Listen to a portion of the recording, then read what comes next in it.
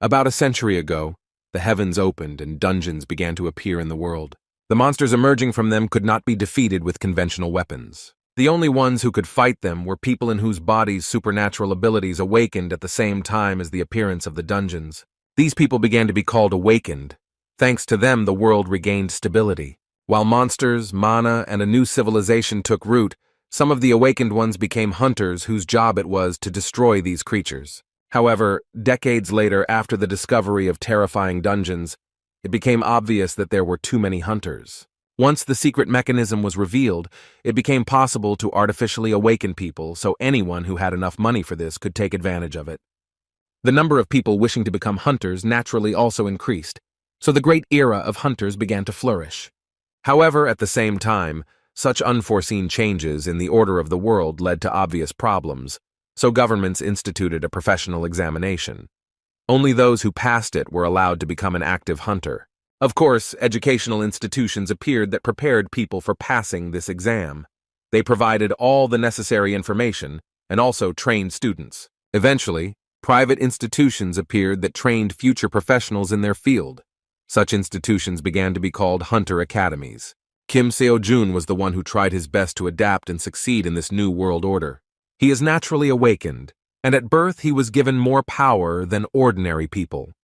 However, in order to pay off the debts of his parents, who died in an accident shrouded in secrets, he has been transporting killed monsters for 9 years in a row. There is only one thing that helps him withstand such hard work, and the psychological pressure of debt. Naturally, we were talking about his youthful dream of becoming a professional hunter. Such a status would give him not just financial freedom, but also some influence. Naturally, his workmates, among whom there were no such young guys, were skeptical about his goals. When asked how he was doing with becoming a hunter, the guy calmly answered that he was looking for a good academy, but there weren't many inexpensive ones among them. The discussion between the two old men boiled down to a misunderstanding of why an awakened young man could not become a hunter simply because he had an innate talent. Of course, the fact was that attending the academy had been mandatory for becoming a hunter for 50 years. Most of the teachers at the academies are active hunters who share their experience and teach all sorts of cool tricks that you need to know before risking your life. Because of this, a huge gap has formed between the uneducated and the academy graduates. The time has come when, in order to become a hunter, you must study at the appropriate institution. Kim Seo-jun was sincerely happy about this day, because he finally waited for the moment when his account had collected a large enough amount, which would be enough for a year of study at the academy. His joy was hard to miss. He would like to go to a better establishment, but they are too expensive, so he was content with the place for which, after many years, he was able to save with such hard work. At the same moment, a recruitment advertisement for the Transcendence Academy suddenly arrived on his mobile phone. This was the first time he had heard about it, but the promo promised that we were talking about individual tasks for each student from teachers who were more than 10,000 years old. It all seemed like some kind of unfortunate joke, as well as the inserted interview of a student who was able to pass the 9th grade Swordmaster exam. Shocked by what he saw, Seo-jun could not believe something like this, and thought about what kind of crazy person created this advertisement. The Academy's website was the same as the other institutions, but the list of faculty names was more like names from history than a list of current outstanding hunters. The basics of using a staff and a spear were taught by a professor nicknamed the Great Sage. As it turned out, this sage was some kind of monkey, whose real name was Sun Wukong. For the guy watching this advertisement, it seemed that such classes looked very normal, given the concept of the teacher. However, just a moment later, Sun Wukong decided to demonstrate a deflection move, one of the basic skills of a spear master. Using a spin and grab, he struck with a sharp movement towards the mountain nearby. Seo-jun was shocked by what happened in the video because as soon as the monkey struck, the huge mountain disappeared. It seemed that this was nothing more than some kind of fake, because none of the famous hunters was capable of something like that. The guy rose to his feet screaming, saying that this was impossible even for S-class hunters. The advertisement ended and a window appeared on his phone asking if he wanted to sign up for this class. When he jokingly decided to accept the offer, it turned out that to do so he needed to create an account and pay for a subscription. He couldn't believe that they were demanding $40,000 for this, exactly the same amount he earned after many years of difficult work. Shouting that they were some kind of charlatans, the guy closed the advertising window. Returning to work, his older colleague, who noticed the good mood of the young comrade, asked whether the young man was really going to enter the Hunter Academy. As always smiling, Kim replied that we were talking about an academy called the Ark. He heard that the teachers there are quite good, although this institution is not considered advanced compared to the others. Being happy for the young man, his colleague asked not to forget about him when he became rich as a hunter. In response, the guy laughingly suggested that he deal with the captured monsters and promised that he would even get a real dragon. Having loaded his back with the remains of the destroyed monster, Kim So-jun promised that one day he would give his friend the opportunity to play football with the skulls of the rarest monsters. Someone once said that life seems like a comedy from afar, but a tragedy when you look closer. Actually, this proverb described what happened that day, because when Kim So-jun walked under the crane, the chain broke and a heavy load fell on him. To truly laugh, you need to accept your pain. Due to an accident, the young man was taken to the hospital, where doctors reported that his condition was very serious because the regeneration of the awakened only aggravated the process of restoring the body. In addition, when the boss heard about the request for compensation, he shouted that this would not happen. He feared that his reputation would be ruined if the world found out about what happened at their plant. The operation cost him $40,000, so he was left with nothing at all. He knew that he needed to be able to look far into the future, so he looked into it all the time while he endured hellish labor for 9 years. All his savings were spent on the operation, and all that was left was the $3,000 he received from Mr. Manchul. Deeply devastated, the guy wondered whether he could go through this difficult and long path again. Suddenly, a message from the same Transcendence Academy arrived on his mobile phone. It said that the past of all transcendental masters is insignificant and insignificant, so they have a special offer for new students in the form of a free pass. While in the hospital, he couldn't find their website a second time, but the academy found it on its own. To his surprise, the site reported that their registration fee had been calculated taking into account his situation. Now the registration membership fee was $3,000, and that was again all he had at his disposal. The worried guy wondered if this was a scam, because the mysterious academy was actually trying to take away all his funds for the second time.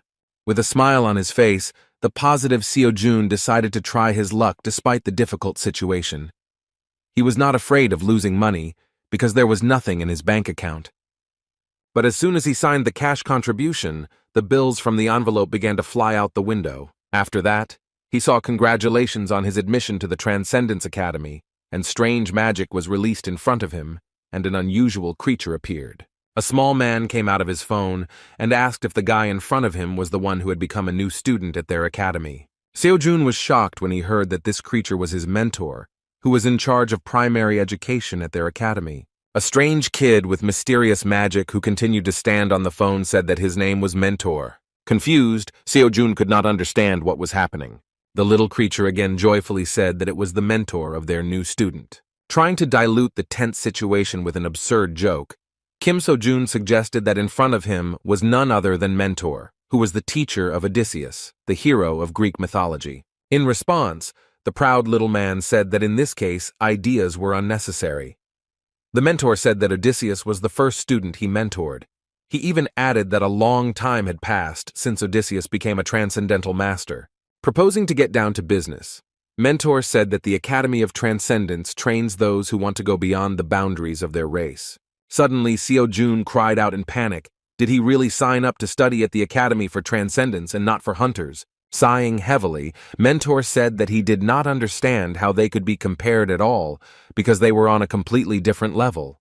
The confused guy began to say something about S-class hunters, but Mentor did not listen to him and, interrupting his speech, replied that their instructors were able to deal with hunters with one finger.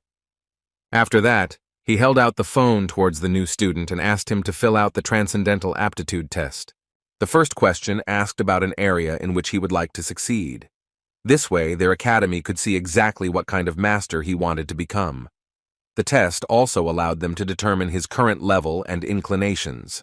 This was necessary to give him the best recommendations, so Mentor asked him to answer as honestly as possible. So Jun chose combat as his direction.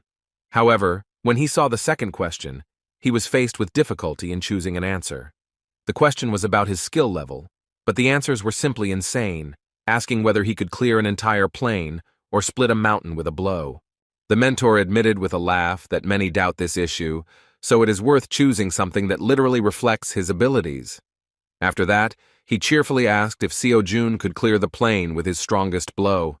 As with the previous question, he answered negatively to the question of whether he could split a mountain in two with one jerk. The mentor was sincerely upset, realizing that the young man could not even pull an entire mountain out of the ground. Realizing that he was a real incompetent, Mentor mentally wondered how he even managed to register in their outstanding academy. Winking at the young man, Mentor clarified that there was nothing wrong with this. The guy really didn't have to worry, because the Transcendence Academy does not exclude its students. Once a member of this institution remains a part of it forever. After some time, Kim Seo-jun, choosing the weakest possible options, finally finished the survey. He was seriously exhausted by this test and asked his mentor why the academy asked 108 questions to academy newcomers. While Seo-jun was trying to collect his thoughts, Mentor said that he would like to recommend some mandatory lectures for the new free pass holder. He offered to discuss this after they analyzed his profile. Based on the test results and information inside the academy base, Seo-jun's preferred method of fighting is using a spear. After thinking a little, Mentor said that to wield a spear instead of cultivating mana, it would be better to choose the Eastern Kai technique. The great celestial sage was best suited to learn the basics, but considering that the clumsy guy couldn't even lift a mountain, Mentor decided that it would be too difficult for him. In addition, he noticed that in addition to wounds, Seo-jun also has mental problems, which worsen his performance. Jumping onto the student's shoulder, the academy representative invited him to start with a lecture by instructor Siddhartha Gautama. Hearing this name, Seo-jun shouted in shock whether he was talking about the Buddha himself. The mentor replied that this was true, and although the instructor denies such a title, all students address him this way. Thanks to his lectures on psychology, he is one of the most famous instructors. His subject is required for the Transcendence exam. Usually, attending this lecture requires a huge amount of money, but Siddhartha Gautama is so insistent on saving poor souls that Kim Seo-jun received permission to study his teachings for free. The Academy's website said that upon completion of the lesson, he would receive an unshakable heart, an SSS-Rank skill. The mentor clarified that this is the reason why the instructor's lecture is considered necessary. An unwavering heart will help a guy succeed in almost any direction of transcendence. Winking positively, Mentor said that even if the young man thought he was going crazy, he should definitely watch the lecture to the end. Disappearing without answering all the questions, Mentor finally said that he would contact the student after he analyzed his profile in detail. The confused guy was left alone again. He realized that having lost all his money, he had no other option but to look at what he paid for. The instructor's first words were a question to the student about whether their world really exists. Seeing him for the first time, Seo-jun was surprised, realizing that this man really looked like a living golden statue of Buddha. Buddha himself answered his own question by saying that the word I did not exist, therefore he himself does not exist. The lecture turned out to be really difficult, because comparisons and reflections on existence on the part of the instructor were at the level of some kind of deep philosophy. Remembering the words of the mentor, Kim Seo-jun, continuing to study the lecture, only became convinced that the instructor's words could plunge him into shock and drive him crazy. After a few minutes of listening to this teaching, he was so exhausted that he could not continue. The lecture was less than 0.1% complete, and yet he had a lot of free time, so throughout the week the guy still studied the doctrine. The result was simply amazing. The doctor was confused when he saw the amazing speed of the young man's recovery. In his 30 years as a doctor, this was the first time he had seen something like this, even though he constantly worked with the awakened. During this time, Kim Seo-jun recovered significantly and became convinced that, thanks to the lesson of Siddhartha Gautama, his heart knew peace. which increased the speed of recovery of his body. Every time he listened to the lecture, it seemed as if his mind was leaving him. However, even though the lesson was only 1.5% complete, the effect was truly amazing. Reviewing the research results, the doctor hesitantly said that you never know what can happen, so Seo-jun will be in the hospital for at least another week. Seo-jun didn't mind. He just wondered what would happen when he finished listening to the lecture. He accepted the doctor's offer with a smile, thinking that the Transcendence Academy was not some kind of joke, as he had previously believed. Now he could move his body and thought about watching Chiron's lecture at the same time. The reward for studying this lecture was Class A Metamorphosis.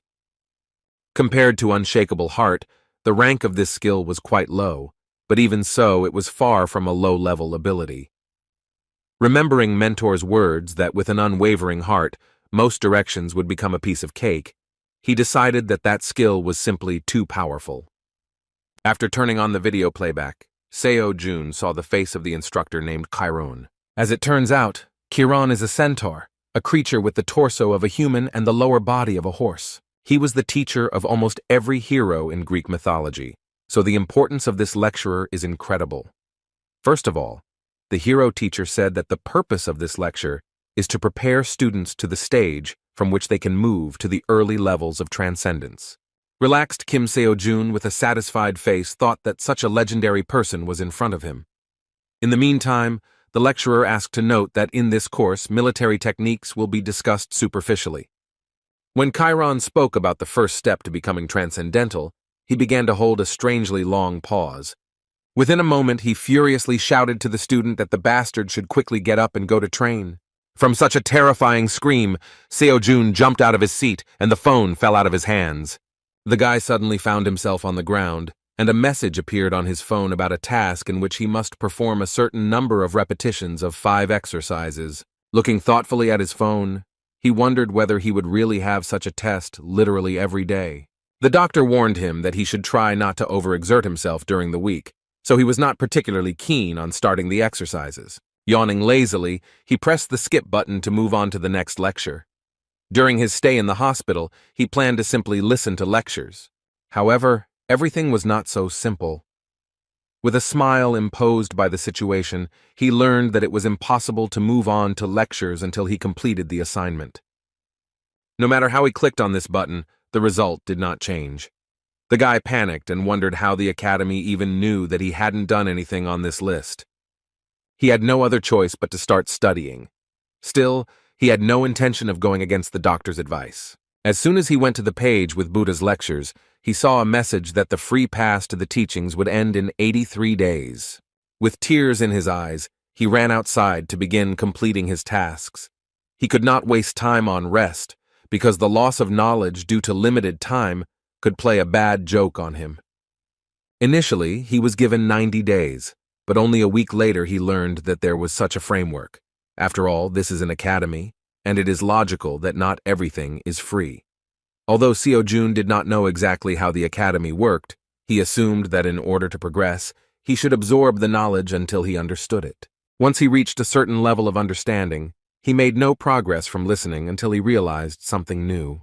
The Buddha's lecture turned out to be not so easy, so while doing Chiron's task, he doubted that he would be able to complete these free courses in just 83 days. To tell the truth, until that moment he had not seen the point in training at all, but fearing to lose this opportunity, the guy went to the training ground. For the sake of the opportunity to study at this academy, he carried monsters and killed hunters for 9 whole years. Now he couldn't afford to lose his chance to become a worthy hunter.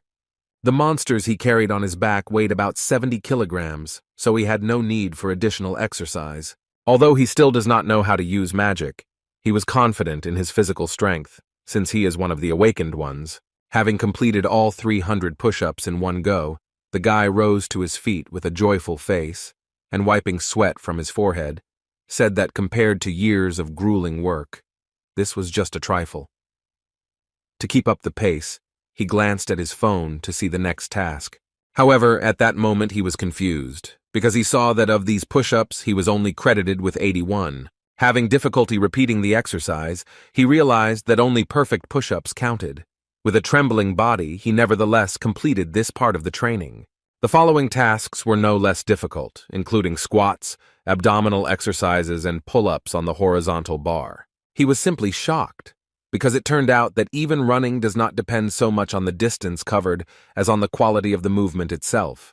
Towards evening, despite the people around him, he fell to the ground and shouted that he couldn't stand it any longer.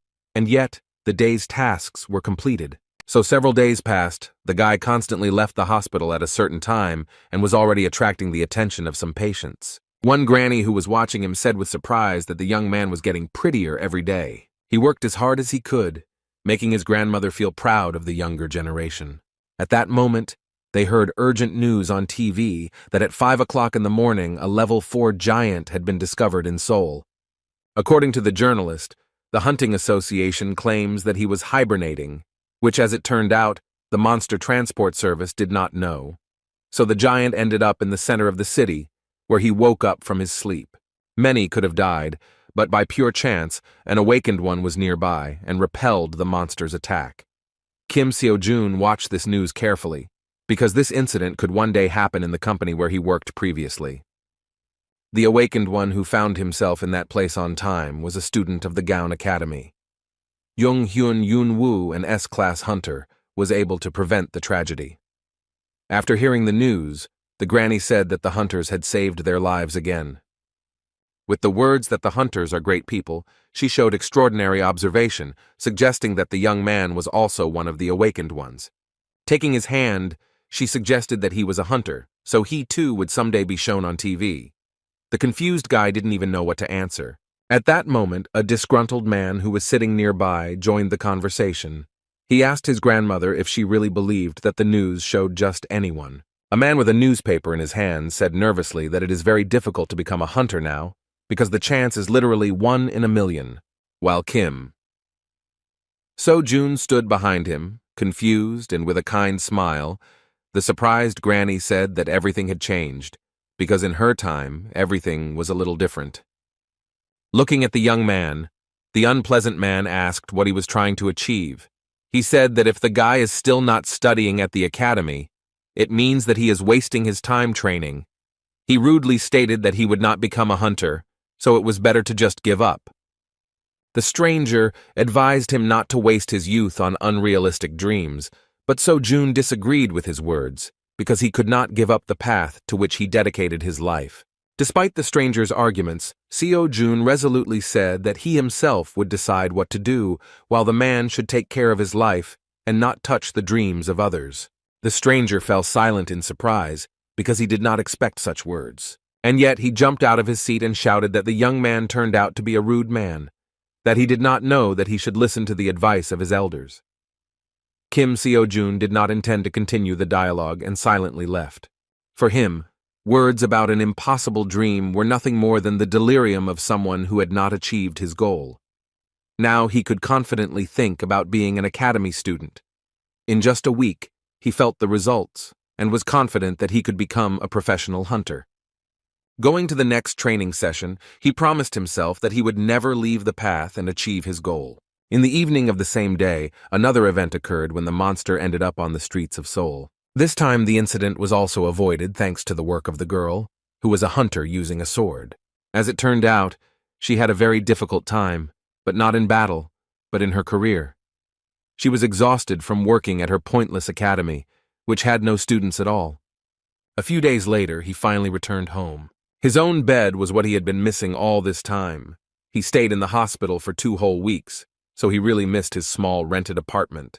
He had another year to prepare before the hunter exam. However, even admission to the exam cost money. At this moment, he had nothing at all. The next morning, he decided to check the academy's website because he was already finished with the assignment, but did not look at the progress of his lecture. He never had time to watch the lectures because the next day began after he finished his training. This time he was able to resume access to training and even received praise from his mentor. However, he was a little upset by Kiran's words that now he had learned to walk like a baby. Now he was invited to take his first steps towards the mastery of transcendence. The first step discussed was mastering your feelings. The next morning, Seo-jun returned to the construction site again. Everyone was surprised by his appearance, because they had previously heard that he needed some kind of serious operation. The boss even said that he was deprived of intelligence, since he decided to return to work for him. He warned that the guy would not get off easily if this happened again. Of course, Kim was not particularly eager to return. However, he had no other choice. In addition, he noticed that apparently the boss feels guilty, albeit just a little. We were talking about a situation where he refused to pay compensation because he was afraid of an outcry. Under the guise of a great thinker, during breaks between work, he continued to think that all his plans rested on money. On the one hand, if he doesn't work, he won't have anything to eat. However, if he works, then he will not have time to study. His thoughts became increasingly deeper and more restless, because if he did not complete his daily task, then he would not be able to listen to Chiron's lectures, which would slow down his progress. It seemed to him that it was worth starting to review past lessons that he still had not fully mastered, especially those related to mastering his own feelings. Chiron mentioned that the 5 human senses play a key role in combat. Regardless of the feeling, we first perceive the stimulus, then we recognize it, and then we draw a conclusion. However, it was too slow. The mentor said that he would teach the student how to speed up this process as much as possible. What he meant was that Seo-jun would experience something completely different from these 5 senses, the 6th sense hidden within him. It seems that Kim So-jun has already gradually mastered this feeling, familiar to us as intuition. When his friend entered his locker room, he tried to slap him on the head with a friendly laugh and said that he was glad to see them. To their surprise, the guy was instinctively able to dodge this blow. The man and even Seo-jun himself could not believe how he managed it, because it seemed that eyes appeared on his back. At that moment, their conversation was interrupted by a disgruntled boss who shouted that they should not shirk work. When they returned to work, Ajoshi could not believe his eyes, because Kim So-jun decided to lift as much as 200 kilograms of weight at one time, even though he had only recently been in the hospital after a major operation. But the guy was fine, and with a kind smile trustingly asked to load a little more.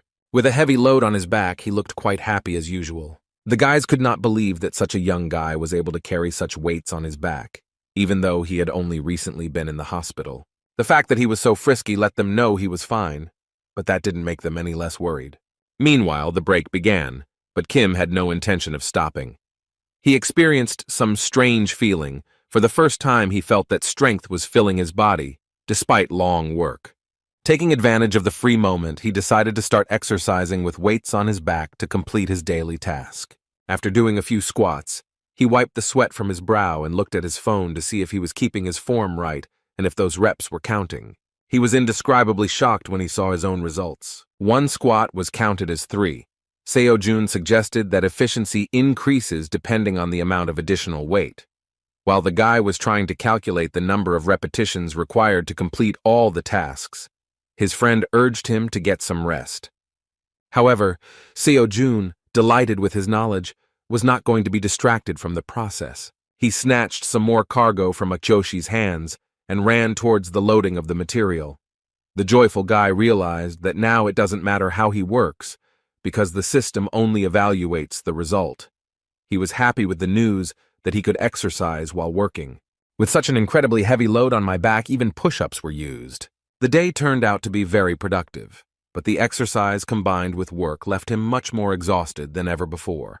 Combining work and classes turned out to be very effective, but very difficult. With a laugh, he said that he didn't even know who else would think of training and carrying parts of fallen monsters at the same time.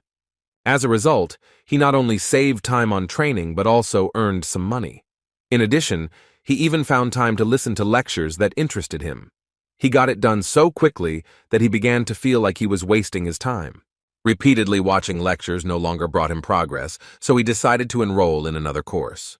Among the free lectures, he took a closer look at the lecture of Professor Xiang Yu, who was nicknamed King Hegemon because he could even lift a mountain with his own hands.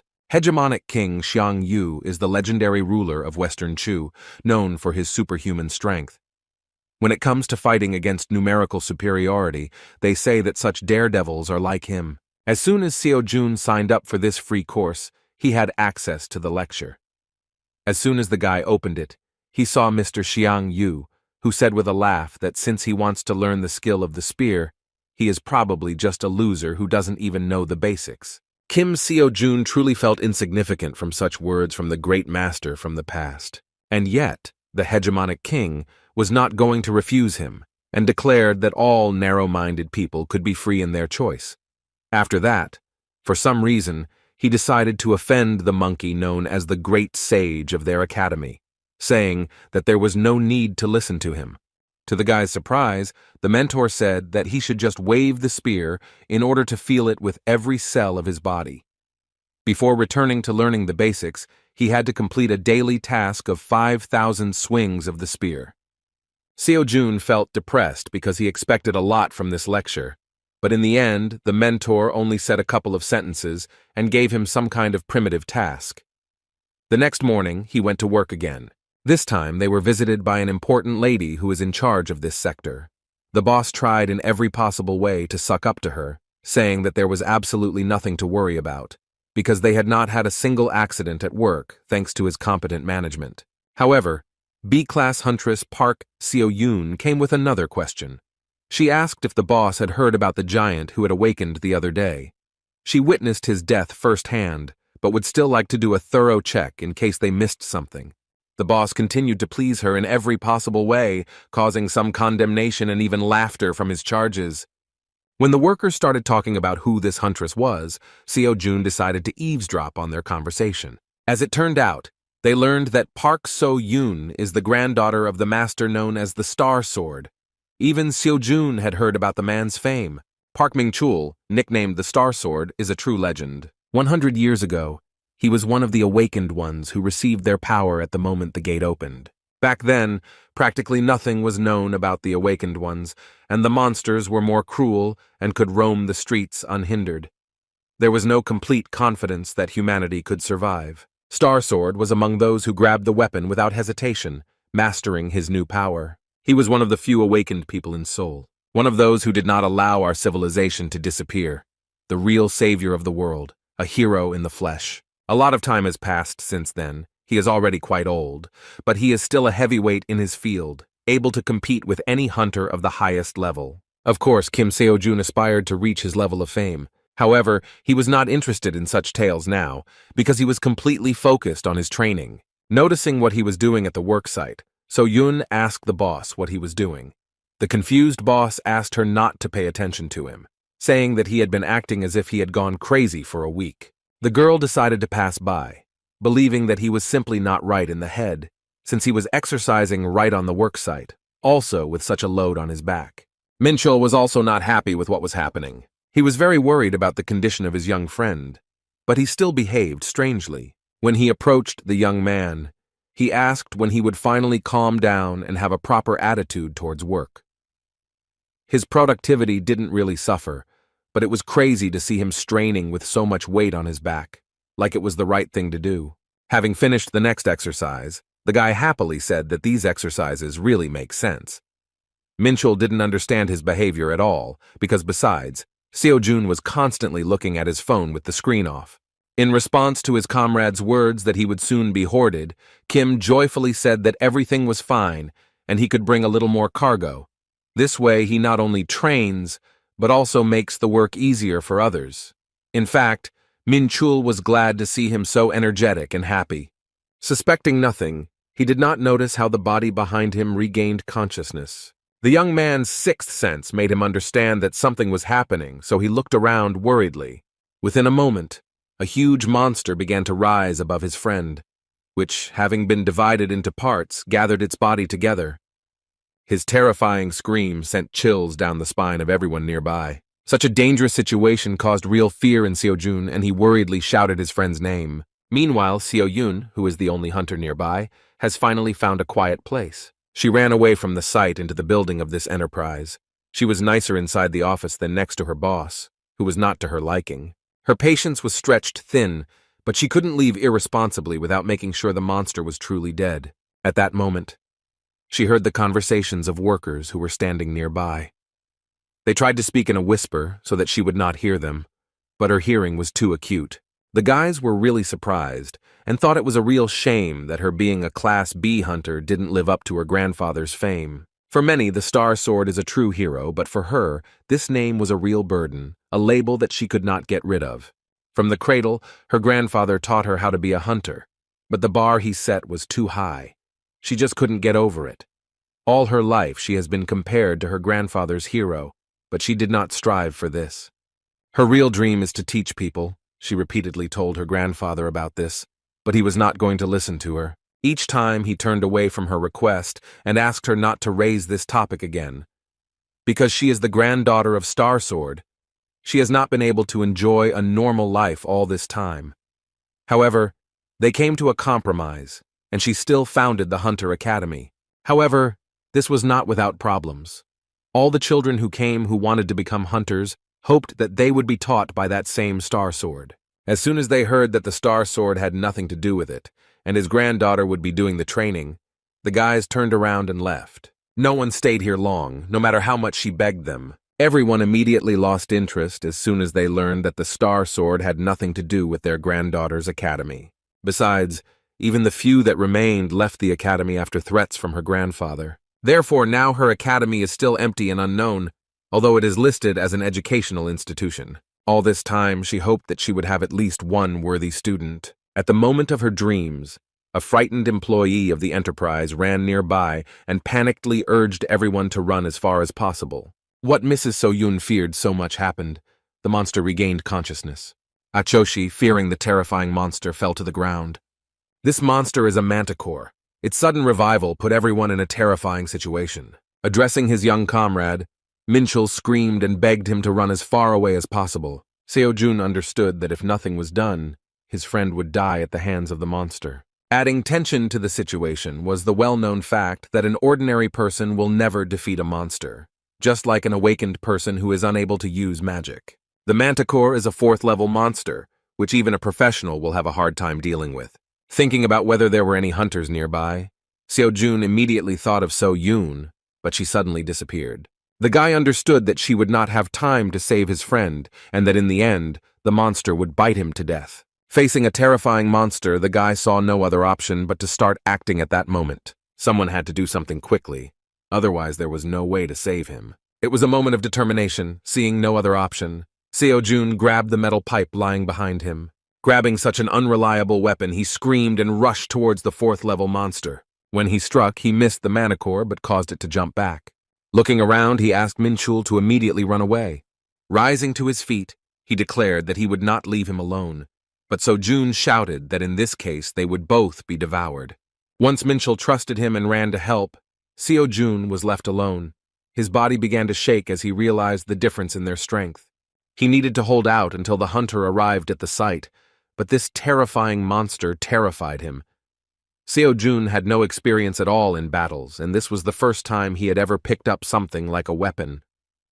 However, at that very moment, he remembered the words of his mentor Buddha. Exploring the world and its essence, he felt true peace and gained control over the situation. The monster began to slowly approach in order to find the weak point of the strange but determined young man. Seo-Jun was completely focused on his surroundings, rejecting all emotions. Within a moment, the manticore rushed in his direction, but the guy stood unshakably in place, moving his metal pipe to the side. His wildly beating heart calmed down in an instant, and he even rushed towards the monster. Approaching the inexperienced guy, the 4th-level monster swung hard to strike him. Listening to Chiron's teaching, Seo-Jun gave up thinking. He moved so that it would not be too late. He had to trust his instincts and 6th sense. Within a moment, he deftly dodged the blow of the monster, whose claws were aimed at his neck. The next point-blank blow was too heavy. The prudent guy jumped back. Without further thought, he pushed off from the surface and found himself above the monster. The manticore tried to find him, but Seo-Jun, who jumped into the air, ended up in her blind spot. All this time he relied only on his feelings, so now he had no idea how to continue the battle. While thinking about a surprise attack, he remembered the words of his mentor Xiang Yu, who said that strength alone is not enough because a fighter needs courage and zeal. By trusting them, Seo-Jun believed that he was capable of defeating this terrifying level 4 monster. The guy was more determined than ever. He thought that he would not only be able to cut it apart, but would have to do it to save his colleagues. Within a moment, his body began to release a huge amount of magical energy. The blow of a metal pipe of incredible power was aimed at the monster's body. A sudden explosion of energy raised a huge column of dust, and all the buildings around began to tremble. Hearing the explosion, So-Yun began to break through the crowd of workers, looking worried, heading towards the scene. Ahead, she saw only a huge column of dust that was slowly dissipating. First, a guy appeared in a worker's uniform with a metal stick in his hands. Everyone was shocked when they saw a defeated level 4 monster behind him. As soon as he realized what had happened, he began to laugh awkwardly, scratching the back of his head. The B-class hunter couldn't believe that some loader, who didn't even study at the academy, could handle such a monster with a metal stick instead of a normal weapon. Thanks to such efforts, Seo-Jun did significantly better in some lectures. His progress increased by as much as 10%. When he came to his senses, he remembered what was really worth worrying about. Ignoring the daughter of the Star Sword, he walked past her and headed towards his colleague, who almost got hurt due to the sudden revival of the monster. He tried to make sure his worried friend was okay. The girl was greatly alarmed by the fact that even after such an amazing event, this young man continues to remain calm and, first of all, worries about the others. In his defense, Seo-Jun said that he constantly trains, and that is why he managed to survive after the sudden battle. Meanwhile, the boss tried to assuage his guilt by saying that he was checking the manticore, but as it turned out, he was just a little mistaken. However, So-Yun didn't even pay attention to this old sycophant, because all her attention was directed to the strange guy with unimaginable potential. With a surprised look, she said that someone who could become a worthy student had appeared before her. After this incident, work continued, and when evening came, everyone went home. A free minute appeared, and so Jun immediately decided to take a look at the progress. The increase surprised him greatly because when he listened to the lectures, he had never seen such figures. It became clear that everything was due to the fact that he defeated the manticore. So he came to the conclusion that it is better to see once than to hear 1,000 times. Practice turned out to be the best way to improve progress in lectures. But in order to fight monsters, he must at least obtain a temporary license, which he can only obtain in classical state academies. You can't get into the dungeon without it. He came to the conclusion that he again needed to save for education. The financial burden only increased. At that moment, Seo-Yun was quietly following him, interested in his potential as a hunter. Suddenly she turned to him, apologizing for wanting to distract him for a few minutes of conversation. Kim So-Jun immediately recognized the granddaughter of the Star Sword, the huntress, who was collaborating with their company. He didn't know what she wanted from him, but he decided not to refuse the conversation. The girl suggested going straight to the conversation and started with trump cards, asking if he wanted to meet her grandfather. With his indifferent response, he shocked the old lady behind him because he refused her without hesitation. The girl, without waiting for an answer, replied that she had no doubt that he wanted. However, as soon as she realized that the guy had refused the offer, she shockedly asked him to stop. What he really wanted was to go home and listen to all the lectures as quickly as possible. It was the first time that Park So-Yun felt so awkward, because in her entire life she had never seen anyone refuse such an offer. She ended up telling him what really made her stalk the company employee. She was dumbfounded by his tone and indifference, because the guy was interested in why he should enter an academy where there was not a single student. Everything she knew about him seemed like a mystery. Before her eyes, he did some strange exercises with loads in the form of monsters, and also dealt with a manticore. Even if the manticore was greatly weakened, it was still a level 4 monster, and he cut it in half with a metal pipe. She was betting that he wanted to become a hunter. The girl, on the verge of despair, said that they had everything he needed, including good equipment. She admitted that she was the only one among the teachers, but guaranteed that she would devote all her time to his training. However, he still refused. This was the first time in her life that it was so difficult for her to get a student. Her last compelling argument on the verge of breakdown was the offer to become her grandfather's student. However, even so, he still refused. So Yun was amazed, because all the hunters dream of learning from the Star Sword, while this strange guy was so easily going to miss such an opportunity. She couldn't just let him go, so she shouted that without membership in the academy, he wouldn't be able to pass the written part of the hunter exam. Even to this argument, Seo-Jun replied that he could somehow handle it himself. Continuing to follow him, she nervously shouted that he should think about the advantage in the form of dungeons, because he was already in such shape that he could go on a raid. But for this, he needed to be an academy student. She stated that he was just wasting his time now. In response, Seo-jun said with indifference that only government-approved academies have the right to issue licenses. Discouraged, So-yun said that they had already been approved, and if he agreed, he would be able to get into the dungeon tomorrow.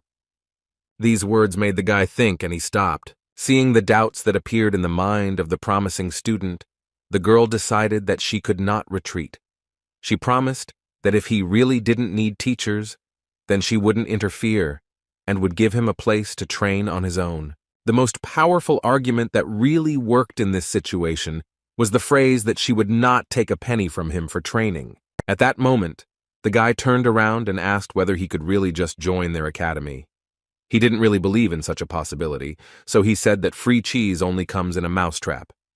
He wanted to know what her real intentions were behind such an act. With her hand on her heart, So-yun sincerely promised that until he became a hunter, he would only be required to represent their academy in competitions. She also wanted him to tell everyone that he was a member of her organization. In response, the guy asked why him.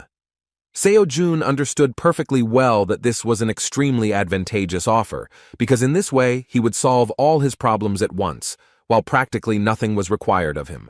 When asked why she chose him, So-yun stated that she saw great potential in him. With a kind smile, the shrill guy decided to trust her words. It was a mutually beneficial relationship, so he extended a kind look in her direction, saying his full name. In turn, Park So-yun also introduced herself properly and happily shook his hand, showing that she was ready for their collaboration to begin. The next day, he received a sudden call from Mr. Manchul. His comrade was visibly agitated. He asked if Seo-jun was behind the fact that their boss was fired. In fact, yesterday, before saying goodbye, he suddenly asked So-yun to report to their company that she didn't like their boss, and because of this, she no longer wanted to cooperate. He didn't expect to be fired immediately, but it was still a positive outcome for his former colleagues. In response, he said that he had nothing to do with it, and believed that the boss himself left so as not to be responsible for what happened with the revived monster. Meanwhile, he arrived at the meeting place, so Yun was already waiting for him at the building of the academy called Dream. Once they were inside, she handed him his temporary license. She settled everything, because the license began on the day he killed the manticore. Thus, he could avoid punishment for hunting without a license. Although he has not yet become a professional hunter, he has already taken the first step towards his dream. He was so excited about the success that he immediately asked So-yun how to go on raids. The girl replied with a smile that there was no need for such a story. The guy didn't understand what we were talking about. So-yun took him to the inventory area and presented him with 3 spears to choose from, after which she told him that when he decided, they would immediately go to the dungeon. The prudent teacher expected his eagerness to fight, so she prepared everything in advance. She signed a contract to one place that was located near Seoul. A low-level dungeon has recently opened here, suitable for a beginner who does not yet have enough experience in fighting monsters. As expected, So-jun easily dealt with the local monsters, which looked like mutants of ordinary rats. Another splinter fell without much resistance at the hands of Donatello, so the guy with the spear asked So-yun why she followed him, even though she promised that she would not interfere. In response, she said with a smile that she had no intention of interfering with him. She believed that she could not leave the only student at her academy unattended. With a sly expression on her face, she suggested that he consider himself to have a private lesson, which was an opportunity only for the most capable students. Seo-jun considered it an honor. Moving forward, she assumed it was his first time in the dungeon. That's why she wanted to accompany him. Even though only kobolds lived here, she asked him not to let his guard down. Kobolds are second-level monsters that are ideal for training beginners without combat experience. Fortunately, he easily penetrated their magical armor, just like in the fight with the manticore. However, what was strange was that attacks that were not imbued with mana should simply bounce off the defense of a monster of any level. It only meant that he was using it subconsciously. At the same moment, one of the monsters suddenly attacked him. So Yun worriedly shouted that he should be careful, but the guy deftly dodged the attack, relying only on his own feelings. Within a moment, he easily got rid of the monster, which was trying to take advantage of the surprise. And yet, the boy continued to wonder why his attacks were so effective even without the obvious release of magic. As soon as he was distracted by his phone, which from the outside looked off, he shouted with joy that his progress continued to slowly grow. So Yun continued to stand behind with a surprised expression on her face, not understanding what was happening to this strange student. Seo Jun noticed that his progress in lectures was not growing as quickly as from killing a manticore, but it was still better than just continuing to study the material he had learned a long time ago. In addition, he did not forget that you can make good money in dungeons. Turning to So Yun, he said with a kind smile that he was going to speed up a little. Destroying monsters one by one seemed to him to be similar to how players farm experience in video games. When they finished clearing out this novice dungeon, they returned to the academy. So Yun was still discouraged by his behavior. She immediately understood that something was wrong with him, but this time she was already scared that he continued to look at the switched-off phone and talk. Ever since they returned from the dungeon, he had been staring at his switched-off phone all the time. This happened for several hours, and all this time he looked as if he was devoid of common sense. This was just the beginning of the strangeness, because during the process of this strange meditation, he was constantly surprised by something he saw on the screen of his switched-off phone. She couldn't wrap her head around the picture she saw. Seo Jun looked like a newbie entering the dungeon for the first time, but immediately began hacking away at kobolds like a trained pro, after which he began doing strange exercises with the killed monsters. Moreover, he himself carried the bodies of the killed monsters instead of calling a special service. Such savings seemed too strange. Still, she was more worried that she would not be able to hide the appearance of a new student from her grandfather forever. This continued until midnight. The guy's shout about some kind of lecture made So Yun tensely wonder if she had made the right choice. While returning home, he received a message that made him sparkle with joy. He managed to earn 9.5 million won, although he had no idea that he could earn so much in a day. Although he carried and cut up the carcasses himself, it was not easy, but all his efforts paid off very well. However, the problems did not disappear because all this still took a lot of time and effort. He didn't even have time to listen to the lectures, as he had previously planned. While returning home, he even thought about asking Man Chul to work with him. He trusted him, so he decided that this way they could stay in touch. Moreover, if in this way he opens his own personal business, then they will both be in the black. Seo Jun decided that he would write to him as soon as he had free time. However, the issue of money was still relevant. He could start saving it again, but he thought it would be better to spend it usefully. By defending dungeons and earning money, he simultaneously increased his progress in completed lectures. But everything went somehow slower than he expected. They gave him nothing at all for the last kobold he killed. This made him wonder if there was a faster way to become stronger, to become as strong as the great celestial sage Sun Wukong. At the same moment, an unexpected realization of the exit came to him, and he shouted with joy, while frightening the man standing behind. He didn't have a penny before, so he forgot about another lecture on the basics of fighting with a staff and a spear. But once he tried to join, he was shocked by the 27 billion won entry fee. Such a sum corresponded to the name of the academy and seemed simply transcendental. The guy was plunged into the abyss of despair because even an S-class hunter could not earn that much. Considering this terrible information, he decided to postpone studying this art until later, believing that he had something to do anyway. Still, he wondered what else was on sale at the academy. Realizing that there was no money for lectures, he decided to look at the equipment that could be obtained on the academy market. When he looked at the Transcendence market, he could not believe his eyes, because there were legendary items on display, including the shield of Zeus and the spear of Longinus, which is one of the weapons of passion. Even if these were replicas, these were still legendary things that cannot be found not only in Korea, but most likely throughout the world. The guy couldn't believe that the academy called such items training equipment. Even he, who did not understand weapons, understood that this was something incredible. This was equipment made by members of the academy, which meant that it was all made by true transcendent level masters. But as soon as he tried to get an individual price, he had to forget about his intentions and fall back into despair. The next morning he arrived at the academy early. So Yun, seeing him during another training session, noticed that he was training much harder than before. She assumed there was some reason for this that he had not yet revealed. In fact, he was just trying to take his mind off the shock. He knew that the spear would be expensive, and even assumed that even a copy could cost several million. Although aware of the risk, he still did not expect that they would ask for as much as 100 million won. Having finished the exercise, Sojun, rising to his feet, sadly and indistinctly said that everything again comes down to money.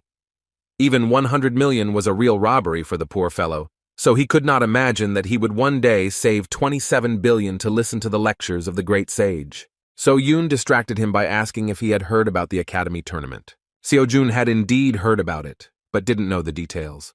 So Yoon explained that this is an event where different academies compete with each other, and each of them wants to prove that they are better than the rest. This tournament evaluates the level of the academy. Such competitions are very versatile. Currently, Dream Academy is at the 4th level, but if Seojun performs well, then they will move to the 3rd level. The higher the level, the better the academy is considered. Thanks to this, they will be able to receive greater support from the state. That's why all academies send their best students. Seojun understood perfectly well what she was driving at. And yet his teacher said that she wanted Seojun to represent their academy. In fact, it was quite tempting, since Kim was just wondering whether participation in the competition would affect his progress in lectures. Moreover, it was obvious that the tournament was also a martial arts practice. Without further thought, he nodded his head in response and admitted that this was a pretty good idea. So Yoon was surprised that he agreed to her proposal so quickly. In response, Seojun recalled that they had initially agreed on such mutual relations. After that, he asked to clarify how such tournaments are held. The director and at the same time teacher of the academy thoughtfully replied that everything was kept secret until the start of the competition. However, as far as everyone knows, the one who scores the most points for the raid and duel wins. Thoughtful, so Jun concluded that all his combat experience was limited to kobolds and manticores. He had no idea what it was like to fight people. At that moment, he wondered how he could give his best without such experience, and whether there would be someone who would agree to train with him in a duel. It didn't take long to look for the right person, because next to him was a real huntress. So June, turning to her, said that if she was not busy with anything, then it would be nice if she became his sparring partner. Although she wanted to refuse, she had no choice, because Seojun began to mock her, saying that she was just a coward. With the help of children's teasing, Seojun achieved his goal, but the real test was only ahead.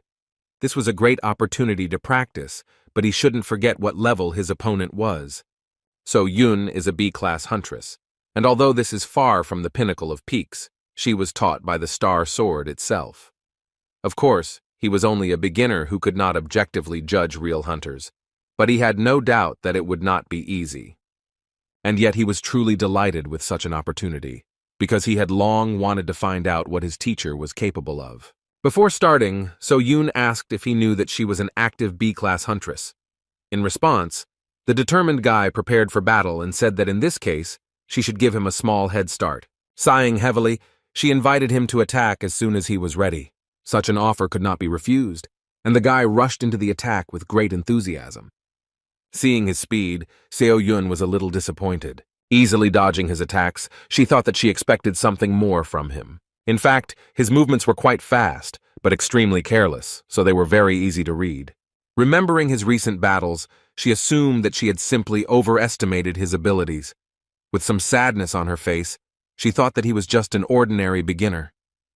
Swinging a blade overflowing with magic, she wondered how he had the confidence to fight her.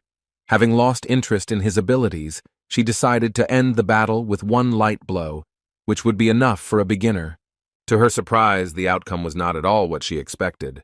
Seo Jun somehow miraculously managed to block her wooden training sword, overflowing with magic. In fact, it was not at all easy for him, but the very fact that he withstood this pressure was amazing. Now So-Yun completely forgot about her recent thoughts that he was an ordinary average beginner, because it was difficult to understand how he even managed to block her blow with magic. In this situation, the weapon should have jumped out of his hands, and her sword should have been at her throat.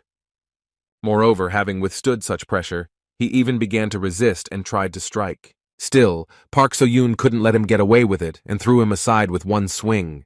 Now she looked at his strength completely differently. The determined student was still full of energy and had no intention of backing down. Wiping the blood from his mouth, he said that he would also fight seriously. Now he was even faster. He rushed into battle and his movements changed noticeably, and his attacks became much clearer. This couldn't even be compared to what happened before. If Seo-Jun had fought like this from the very beginning, So-Yun would not even have thought to doubt whether he was worthy to become the representative of their academy. As it turned out, he simply listened to the words of his mentor Chiron, who said that the battle should begin with obvious attacks. All this time he followed the plan and has already begun to change the situation with the help of feints, in other words, diversionary attacks. Her opponent was very difficult, and by delivering countless ordinary and unremarkable blows, he made sure that she, assessing the situation, could change tactics depending on the level of threat. Without giving her the opportunity to move, he continued to strike, distracting her attention. In response to her blows, he used the same obvious blocks in order to relax her attention. However, as soon as his next blow was repelled, he rotated the spear back. He repeated this until So-Yun opened herself up to his real attack. As soon as this moment arrived, he prepared to put all his strength into the blow. Seo-Jun was more focused than ever to take advantage. Seeing his huge swing and really serious attitude towards battle, So-Yun felt danger from him for the first time. Within a moment, there was a powerful explosion from the collision of their blows. As expected, So-Yun not only blocked his blow but also threw it aside. Still, she couldn't believe that Seo-Jun was actually capable of something like that. However, when she saw that she had overdone it a little and threw him into the wall with great force, she screamed in panic.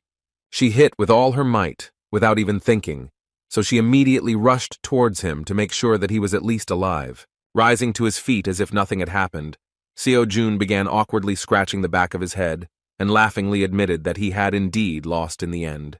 In response, Seo-Yun couldn't hide her surprised expression as she realized that all this time Seo-Jun had been hoping to defeat her, even though he knew he was fighting a B-class hunter. The girl did not know how to react to this, while Seo-Jun, continuing to scratch his ridiculous head, recognized the power of the huntress. Still, it was not possible to fight her like a monster, and this made him understand that the approach to fighting people should be a little different. However, he did not lose his positive attitude because he knew that if we talk about his difference with professionals, then it is worth noting that he still has everything ahead of him since he has just begun his journey. As he expected, although slightly, his statistics still increased. Now he realized that he should develop in different directions, just as he did in video games. So Yun couldn't believe that after such a beating, he would decide to ask if they could somehow repeat it. With a stupid smile on his face, he suggested that she have a few more duels before he went to the academy tournament. This would really be useful for him, but his zeal seemed strange given the fact that this time he suffered greatly in battle. Still, So Yoon came to the conclusion that she didn't care about his weirdness if he tried so hard.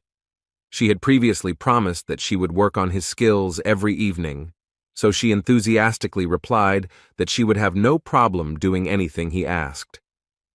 Moreover, she mentioned that she was going to give him all the prize money.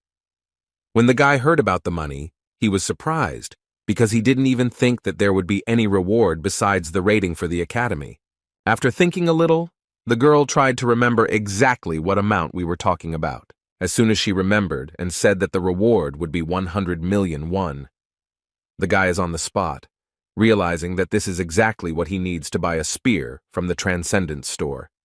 Another coincidence indicated that he could not miss this opportunity. Suddenly, for the teacher, with incredible fervor, he asked when this tournament would take place. It was only 2 weeks away, so Seo Jun was determined to gain as much experience as possible before he could earn the much-needed 100 million won. With incredible fervor, He began training and began to bombard the teacher with a lot of questions about whether she had sandbags and whether it was possible to use improvised objects as waiting agents. As a result, he, without listening to Seo Yoon to the end, took a huge stone and began to squat to improve his progress in lectures. So Yoon still didn't understand what was going on in his head, but she didn't mind not asking herself unnecessary questions if Seo-jun really proved himself to be a worthy student. 2 weeks later, the day of the tournament finally arrived. A large number of people gathered at the tournament site, among whom were a variety of contenders for victory. The huge crowd made the clumsy and insecure guy with big glasses and a green checkered shirt become confused. All the people around him came to the conclusion that he was suffocating, because this guy immediately began to talk about the fact that there were many more awakened people and interest in their battles had increased, which is why so many people gathered in front of the arena to watch the tournament.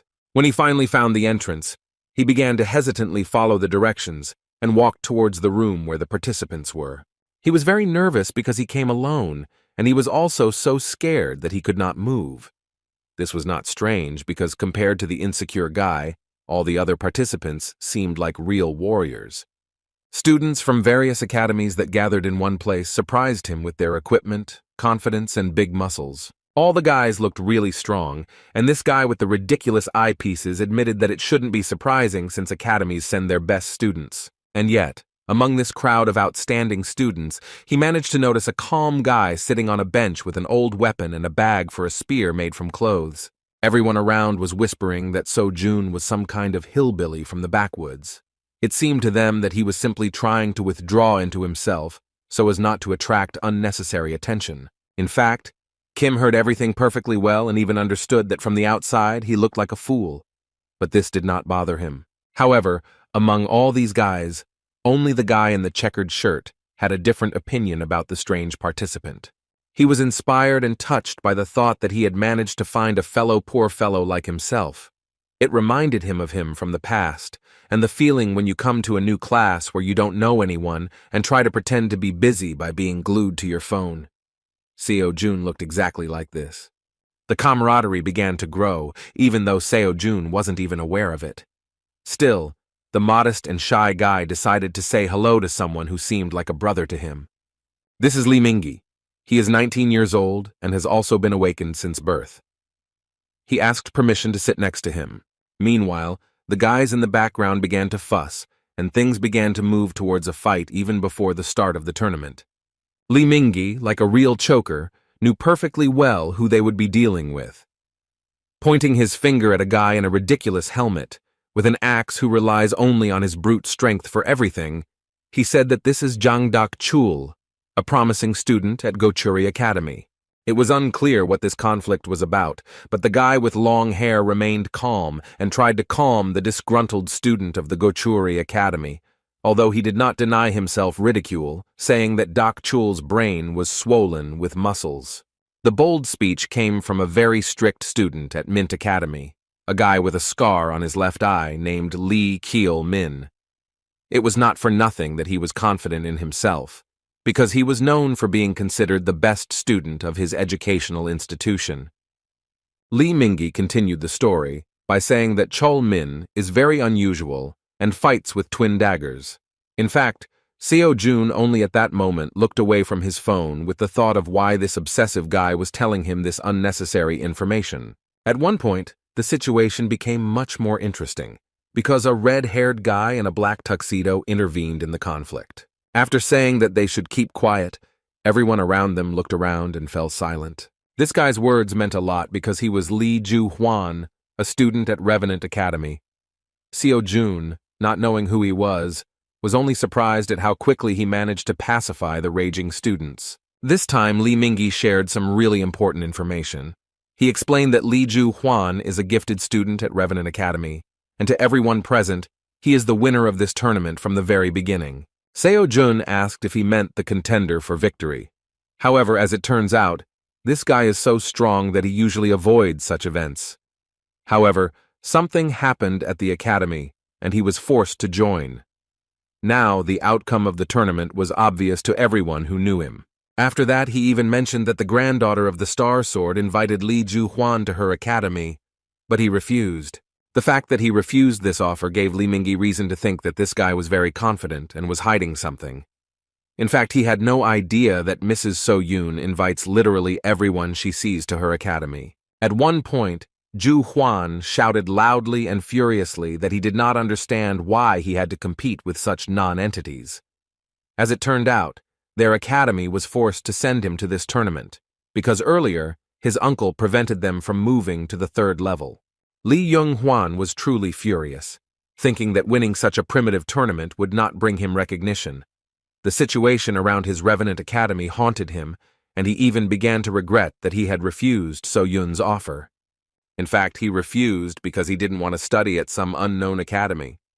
Only now, realizing that So Yun was the granddaughter of the Star Sword, did he think that he could simply use her for his ascension, and then simply get rid of her. Looking around, he noticed Seo Jong, the only guy, who was looking in his direction with curiosity and some confusion, as if he was not afraid because of his presence. In fact, he saw him as a simpleton, which only reinforced the question of how bad things were for him.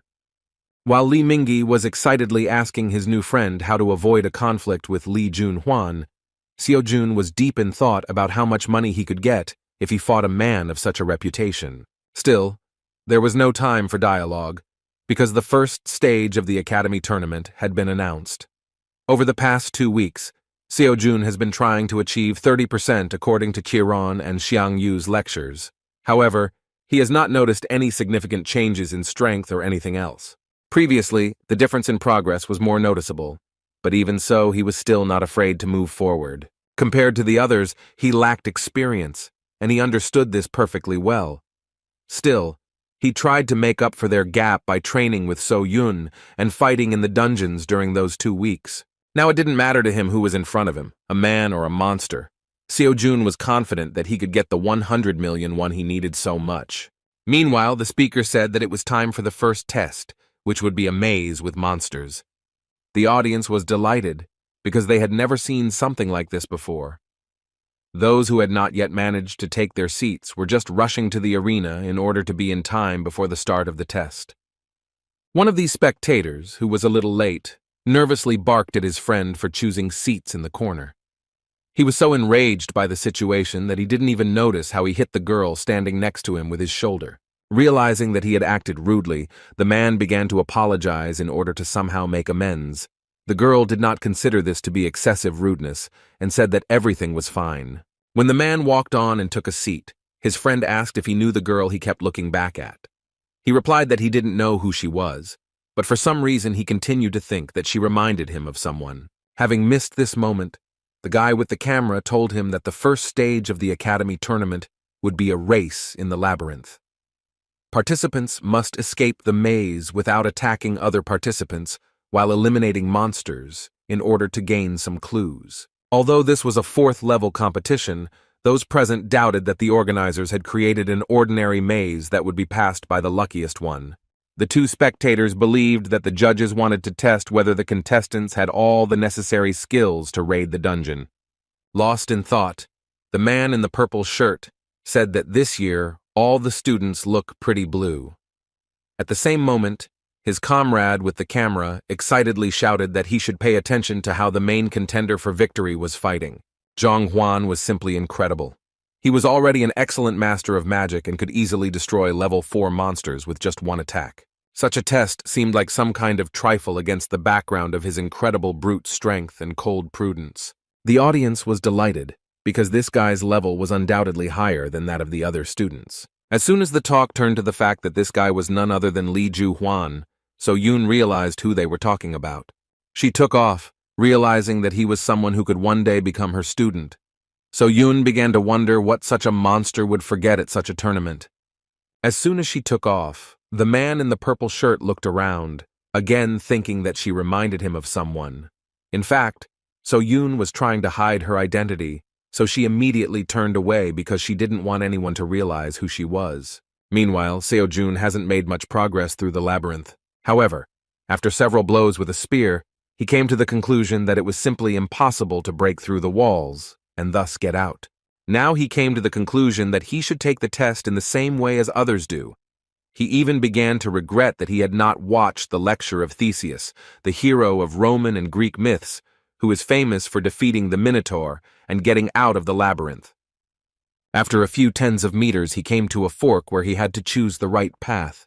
Leaning against the wall, he decided that he would follow the main rule of movement in labyrinths.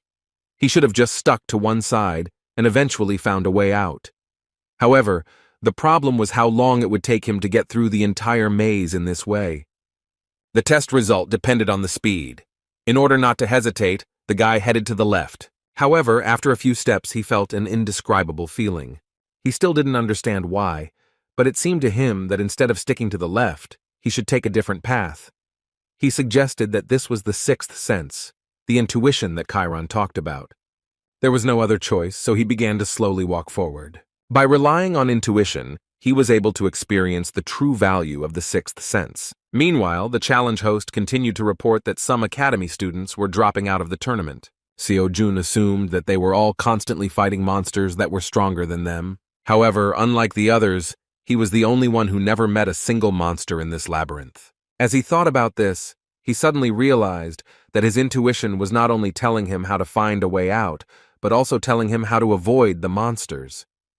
Kim wondered if he would be able to foresee the future if he achieved 100% of the lecture and mastered metamorphosis. In a moment of sweet dreams, he was suddenly distracted by a sad and pitiful voice from behind. Somehow Lee Mingi managed to find him.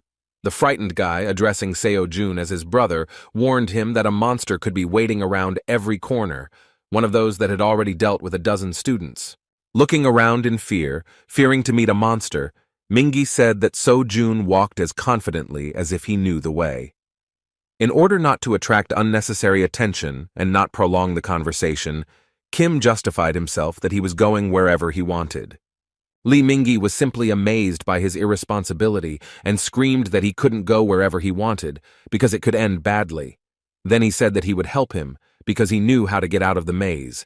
Showcasing his incredible intelligence, he boasted that he had heard that the exit from the maze was easy to find if you used the left or right hand method.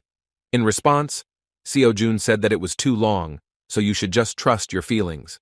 When the guy in the plaid shirt, denying this proposal, said that they could get lost, Seo-jun suggested that they split up. He had no idea why Lee Mingi decided to tag along like a stray dog. Adjusting his glasses, Mingi shouted that they should stick together since they were brothers in misfortune. Seeing the misunderstanding on Seo-jun's part, Mingi awkwardly said that he did not come from the academy, but himself, and looking at him, he decided that he was also a loner. Only after these words did Seo-jun realize why this strange and absurd guy decided to talk to him. His world was turned upside down by the words that weaklings better stick together. Seo-jun did not consider himself a weakling and could not understand at all why Lee Mingi decided that he was one. With incredible surprise, he suggested that he could really look like that from the outside. While Seo-jun was trying to recover from such an unexpected and far from pleasant compliment, Lee Mingi, feeling trust in his personality, reached into his pocket and said that he would make an exception for him and show him something incredible. The joyful, ridiculous guy had a blush on his cheeks as soon as he showed his new friend a photo of his little sister, who looked exactly like him. Even this trick did not work, and Seo-jun decided to go alone. He turned around and moved on, saying that he was glad to chat, but had to deal with the passage of the maze. At that moment, Lee Mingi let go of his sword and tearfully grabbed his leg, begging him not to leave without him. Seo-jun felt that he was in a very unpleasant situation. Lee Mingi was very pestering, but Kim understood that even an awakened person could be scared in such a place. He believed that he himself would have been scared if he had ended up in such a place at the age of 19. On the one hand, Lee Mingi talked a lot and it was irritating, but in the waiting room, he still said a lot of useful things. But even this was not enough. Seo-jun considered him a rival, because as much as 100 million won was at stake. Remembering his words about being alone, Seo-jun inquired about why his sister and parents did not come to the arena to support him during the tournament. Having lowered his eyes, Lee Mingi paused for a short time and sadly said that his parents died, so he has no one except his sister. These words brought understanding from Seo-jun. He was also lonely in life because his parents died in a car accident. Seeing that Seo-jun began to feel awkward about this matter, Lee Min-gi began to fuss on the spot and asked him not to worry about it since it was a long time ago. He just wanted to say that his sister was still little and could not come to support him. Suddenly, Lee Min-gi still found support from a very cold and indifferent participant. Seo-jun said that he was right when he said that they were brothers in misfortune. With a kind smile, the Dream Academy representative said that they could go further together and he would not mind. However, he did not forget to warn that this does not mean that they are now a team, because the prize for first place should go to him. After these words, Seo-jun rushed forward, and Lee Min-gi hovered in place, not understanding his friend's unexpected behavior. In a few minutes, they passed several more turns, Seo-jun moving so fast that his new friend could not keep up with his pace. Seo-jun recalled the words that he was not going to wait for him, and if Lee Min-gi did not want to become a burden for him, then he should speed up a little. The guy in the plaid shirt thought this behavior was very strange. He could not understand why Kim was so confident in his decisions and did not hesitate at all, despite the danger of the labyrinth. The friend leading ahead did not even think about choosing the path. It seemed that Seo-jun knew in advance where they should go. Indeed, during all this time, they never met a single monster. At one point, they reached a dead end. Seo-jun stared at the wall, while Lee Min-gi, tired of such a rush, said that they should move on before someone else finds a way out. However, Seo-jun was in no hurry. Leaning his hand against the wall, he said that they were already close. As it turned out, there was a hidden door in front of him that led to the exit from the labyrinth. Lee Min-gi couldn't believe his eyes, but in this way they actually ended this test. Within a moment, the host of this stage of the tournament announced the name of the winner, and even managed to set a new record for completing the maze. Seo-jun completed the test in just 27 minutes, while the current best time ever took more than 1 hour. The audience was simply shocked when the winner was announced. Moreover, everyone was watching Lee Ju-hwan. He continued to fight, and everyone realized that somehow he had failed to take first place in the maze. So-yun was simply in shock.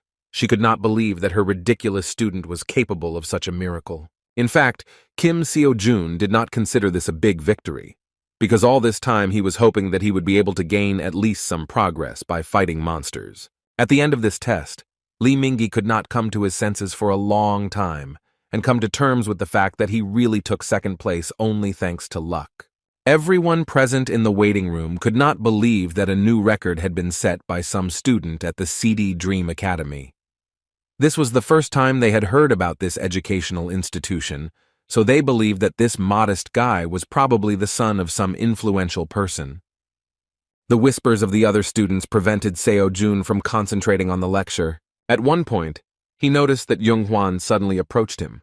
Seeing how he approached the amazing newcomer, everyone present instantly fell silent, afraid to make even a sound. Despite the tension, Seo-jun was still calm. Looking into the eyes of the most promising participant in the tournament, he wondered why he was looking at him so much. Lee Jung-hwan was clearly dissatisfied with the result of the first stage, but did not feel any threat from the Dream Academy student. Turning away, with a self-confident smile, he asked the others why they believed so much in this loser. The red-haired guy believed that Seo-jun was able to set a new record in the maze only due to luck. At the moment when everyone was distracted by conversations regarding Lee Jung-hwan's words, Seo-jun decided to return to studying the lecture, but at the same moment they were interrupted by the appearance of the tournament representative. A guy in a blue tracksuit with lists in his hands was just about to explain what awaits them at the second stage. This time, the participants had to fight each other in one-on-one battles. Since they were all at the 4th level, so that everyone would be on an equal footing, they were forbidden to enhance their weapons with mana. However, they were still able to strengthen their bodies. Not everyone was happy with this news. Seo-jun was still calm. He was extremely interested in who would become his opponent. 32 students made it to the second stage, and in this case there must be 5 rounds of duels. However, as soon as the tournament representative announced that they would now begin to draw up the tournament bracket, he was suddenly stopped by one of the participants. Suddenly for Seo-jun, the guy announced that he was going to abandon the duel and leave the tournament. Meanwhile, So-yun decided to leave the arena to a more secluded place where she would not be in danger of being discovered. She nearly revealed her identity the moment she screamed in surprise at her student's victory. Being in a very secluded place, she did not expect to hear loud conversations. Looking around the corner, she saw a place where spectators began to place bets on the winner. As it turned out, the second stage was going to start immediately from the semifinals, since most of the students refused to participate in the tournament. It seemed that now there was no point in betting because everyone present firmly believed in Li Juhuan's victory. Because of this, the odds for his victory were quite small. As soon as the guys started talking about how no one in their right mind would bet on another participant, some crazy guy came up to the table and said that he wanted to bet 100 million won on Kim Seo-jun. The man in a dark robe shocked everyone present with his statement. The guys convinced him that this was a rash decision because this student simply turned out to be too lucky, and no one had ever heard of his academy before. Seo-yun, observing this event from the side, became interested in the identity of the stranger. The mysterious man in a black robe who emitted very strong magic seemed very mysterious and unpredictable. Meanwhile, Seo-jun himself was bored while waiting for the duel lists to be formed. A few minutes ago, a sudden event occurred. Many students began to refuse to participate in the second stage. Excited, Li Mingyi explained in a whisper that he had previously heard that in fourth-level tournaments this is not uncommon, because the same ones always win here. This behavior was due to the fact that everyone was afraid of Li Juhuan. Participants spread rumors that he didn't care about the rules at all, so after a battle with him you could remain crippled for the rest of your life. However, not only Juhuan, but also the guy with the helmet on his head, as well as the participant with the scar on his left eye, seemed to be very impressive opponents. Doubts spread with incredible speed. One by one, the participants left the waiting room. Li Mingyi would have run away himself, but he was so scared that he literally stuck to the bench, and so only 5 semi-finalists remained. An hour later, the lists of duel pairs were presented. In the first fight, Kim Seo-jun and Jang Dak-chul were supposed to fight. In the second fight, Li Juhuan and poor fellow Li Mingyi were going to fight. Since there were only 5 participants, Li Chul-min received an automatic win. Seo-jun began to think that if he won the first stage, then most likely, if he makes it to the finals, regardless of the result, he will become the winner of the tournament. At one point, he noticed his comrades' excitement. Li Mingyu was trembling with fear, and when Seo-jun noticed this, the guy in the checkered shirt whispered in panic that he couldn't believe that he was going to duel with Li Juhuan. Despite his incredible fear, he still had enough energy to shake his new friend. With a kind smile, Seo-jun said that Li Mingyi was acting stupid because he wrote himself down as a loser, even though his fight had not even started. Seeing his friend's condition, he suggested that he withdraw his candidacy, because with such an attitude, nothing would really happen for him. With his eyes downcast, Li Mingyi sadly said that he couldn't just leave the tournament. Meanwhile, a tournament official entered the room and announced that Kim Seo-jun and Jang Dak-chul should prepare to enter the arena. Getting up from the bench, Seo-jun gave friendly advice at the end and said that if Mingyi decided to fight, then he should fight to the very end. After all, who knows, maybe he will be lucky and even win. After these words, Li Mingyi grabbed his hand in surprise. He asked in confusion why Seo-jun was not worried before such a difficult battle. With a confident smile, Seo-jun replied that he only cares about how much experience he will be given for this fight. This answer naturally did not satisfy his friend's interest, but Seo-jun simply left, motivated by the opportunity to earn 100 million won. As soon as he entered the stage, the presenter announced the continuation of the tournament and the beginning of its second stage. The first to be presented was the new record holder of the race in the labyrinth, who was able to bypass all the monsters. Seo-jun was presented as a participant shrouded in mystery, because no one could say for sure whether he was talented or just plain lucky. At the moment of thunderous applause towards Seo-jun, he suddenly heard from his opponent that luck would not help him here. Jang Dak-chul was so self-confident that he didn't even hide it. Moreover, he was presented as one against whose crushing power any tricks were useless.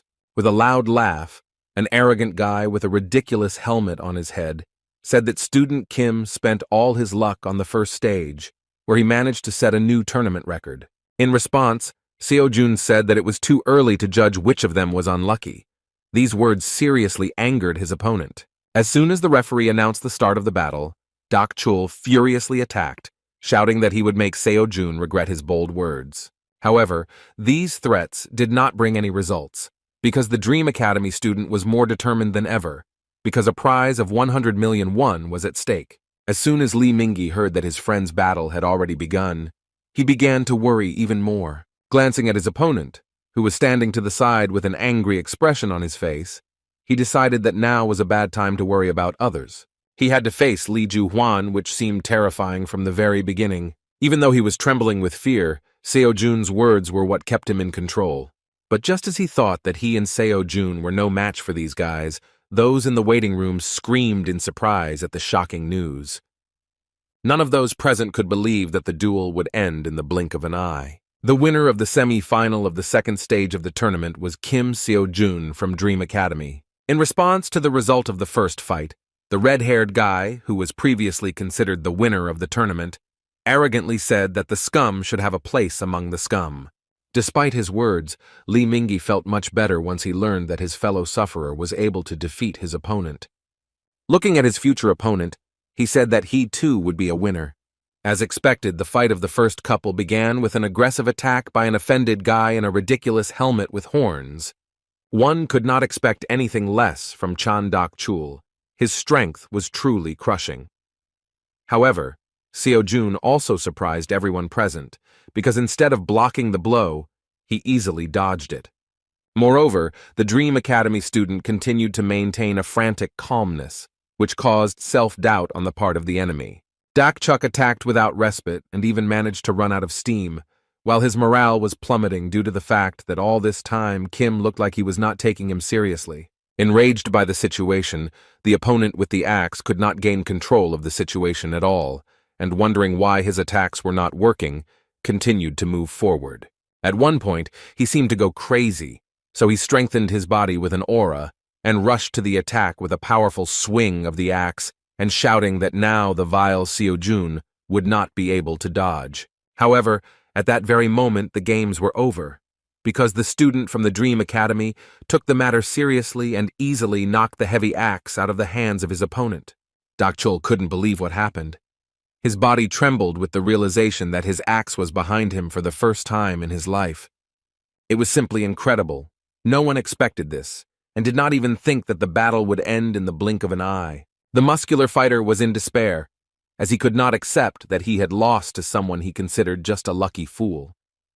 He turned out to be weaker, and the first winner of the second stage was Seo Jun, who did not even use a small part of his combat potential. As expected, he was very disappointed with this fight. His progress in lectures only increased slightly, since the actual battle never took place. Previously, he thought that by fighting with other students, he could easily reach a new level of understanding of the arts. In addition, there will be much fewer fights than expected, because most of the participants simply abandoned the second stage. The battle pass was already ending, and Seo Jun was afraid that he would not have time to master the basic knowledge in 50 days. He needed to tighten his belt to at least save up for a spear and renew his pass to the Transcendence Academy. He couldn't afford to lose in this tournament. When he returned to the waiting room, he couldn't understand why Mingyi was so nervous. As it turned out, his friend was simply delighted with the battle and continued to be surprised that Seo Jun was so strong. A long conversation never took place, because a few minutes later, a representative of the tournament entered the waiting room and said that the participants in the second fight should prepare to enter the arena. Li Juhuan went first and even roughly pushed his opponent out of the way. The already trembling Li Mingyi considered this insolence to be normal behavior, and instead of being indignant, decided to remember the moment when, together with Seo Jun, they managed to cope with the first stage. He admitted that as soon as he saw him, he felt a kindred spirit, and therefore when he defeated a formidable opponent, he was so happy as if he had won himself. He had a bit of jealousy at that moment, but more importantly, his friend's success gave him at least some motivation to fight. Pouring out his soul, Li Mingyi even mentioned that he is never lucky and does not have the talent or strength like Seo Jun. All that moved him forward was the unquenchable desire to please his little sister. He hoped that one day she would be proud of him. When he was asked to hurry up, he ran towards the exit, and Seo Jun asked him to give it his all. As soon as Li Mingyi entered the arena, He began to feel nervous due to the huge number of spectators who were eagerly awaiting the start of the battle. As soon as he began to support himself with words that he could handle it, Zhu Huan began to get angry. He despised his opponent, whom he considered an ordinary weakling, so he nervously asked him to shut up and stop mumbling under his breath. In this tournament, the red-haired arrogant guy was infuriated by absolutely everything. He even felt humiliated by the fact that he was forced to participate in such an event, where he was surrounded only by losers. Looking into his eyes, he wondered how he got to the point where his opponent would be such trash. To him, Li Mingyi was nothing more than prey, a useless nobody who lived only to be eaten. Considering his opponent his prey, Zhu Huan decided that in this fight, he just needed to remind the scum where he belonged. He was even more infuriated by the fact that he failed to take first place during the first stage. He believed that he was head and shoulders above everyone else, so he had to demonstrate his superiority in absolutely everything. Although Li Mingyi was visibly trembling, he was not going to give up and held his blade in the direction of the contender for winning the tournament. The red-haired guy was incredibly angry with the knowledge that his ridiculous opponent believed that he had at least some chance of winning. He couldn't wait to put an end to this fight. A few minutes later, the judge announced the start of the fight. Li Mingyi kept saying that he could handle it, just like his brother Xiao Jun. Considering what was happening to be a real humiliation, Zhu Huan only thought that there was no point in this tournament in the first place. As soon as the fight began, Zhu Huan charged furiously to end the fight with just one blow. To his surprise, this was not enough, and Li Mingyi miraculously managed to resist. Li Zhu Huan continued his attack and unleashed a mountain of furious, precise blows on his opponent. Trying to withstand the stubbornness of his opponent, poor Mingyi looked tied hand and foot, and the audience doubted that he would hold out even a little longer. His opponent had already begun to lose his composure and even managed to say that he could not believe that his opponent was such a pathetic brat. After these words, he delivered a powerful blow to the poor fellow's stomach with his handle, shouting that he shouldn't have stuck his head out of his village. Such a strong blow threw Li Mingyi aside. Crouching on his knee, he began to writhe in pain. Feeling the difference in their strength, he still admitted that he had no chance of winning. The realization that they were on completely different levels sent tremors through his body again.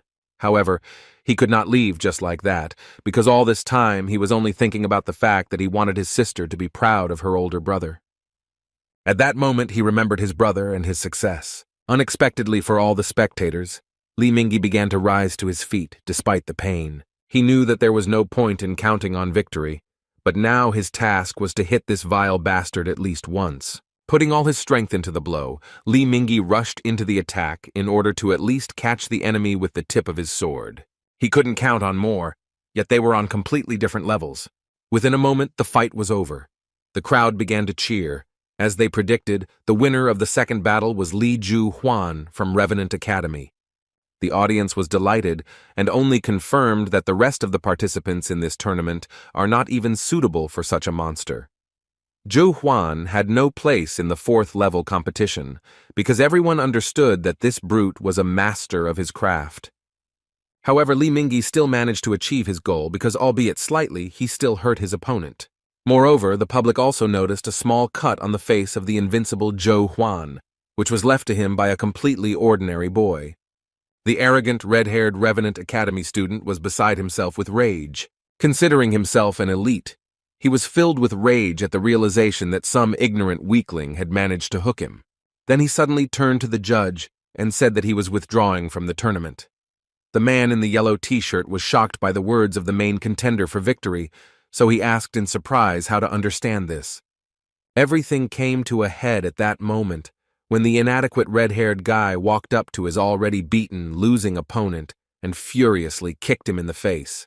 Addressing the audience, he shouted that this tournament was a bunch of losers. He accused the organizers of accepting just anyone, after which he stated that therefore they would not be able to achieve anything above the fourth level. Tournament officials immediately rushed into the arena, saying that the fight was already over, and if he did not stop, they would be forced to take action. However, in response, the arrogant Zhu Huan said that he was sick of looking at this pitiful spectacle of losers who want to become hunters. After these words, he completely placed his foot on the head of the poor fellow lying on the ground. Within a moment, Seo-jun burst into the arena and rushed to attack the inadequate, arrogant bastard who had completely lost his fear. After that, he said that he was tired of this, and if Ju Huan insisted so much, then he would beat him right now, without waiting for the finale. When a Dream Academy student asked the impudent red-haired opponent to remove his foot from the head of his work, he refused. The patience of the guy with the spear was already at its limit. In response to the self-confident words, he furiously swung his spear, and the insolent man was forced to jump back. As soon as he scared off the enemy, he immediately sat down next to his comrade to find out if he was conscious. Li Mingyi was injured and could barely speak. Seeing this picture, the arrogant Ju Huan said that it was very touching. Seo-jun couldn't stand by. Looking at the daring opponent who considered himself an elite, he sternly asked if he really enjoyed looking down on people. Until the very end, he could not understand what was wrong with him, because no one in their right mind would put their foot on another person's head. In response, the arrogant academy student revenant said that he was sickened that some hillbilly forgot his place and even dared to enter the arena to fight him. Seo-jun still didn't understand his behavior and asked if they really couldn't even dream, since they were worse than him. Ju Huan took his words as some kind of joke and started laughing, saying that he didn't know that in their time anyone still believed in such fairy tales. It seemed strange to him that someone thought that if they trained hard, then they would succeed. The watching public did not understand how the judges allowed something like this to happen. As it turned out, the judges simply could not interfere in this conflict, because this was the order from above. They could only watch what was happening. The fight was inevitable, and So-yun was well aware that her student was weaker than his opponent. And yet she did not interfere and only watched excitedly, trusting her student. Meanwhile, Ju Huan had already begun to lose patience, and angrily calling his opponent a non-entity, said that he would now demonstrate to him how the world works. He believed that people without talent are nothing more than scum, and to achieve success, you need to go over your head. Seo-jun couldn't come to terms with his words. Ju Huan really believed that there is no place for dreams in this world, and all awakened people are divided into worthy and losers. And yet he couldn't hate him, because in truth he used to think so himself. During these 9 painfully long years, when he endured everything just to become a hunter, he was constantly faced with a harsh reality. He hated himself because he had neither money nor talent. He hated himself for his helplessness. Work only helped him stay afloat, but he could not achieve more, because most of the money went to pay off loans. In his reflections, he came to the conclusion that, probably, there is nothing more pathetic than clinging to something that cannot be achieved through hard work. He asked himself many times how his life would have turned out if he had given up and chosen a different path. However, after a while he got rid of these doubts and even now did not lose his determination in the face of a formidable opponent. Addressing the judge, he asked him to take care of Mingyi. Seo-jun took a few steps towards the enemy, thinking that he would not repeat his mistake again. Previously, he constantly succumbed to fear and doubted himself.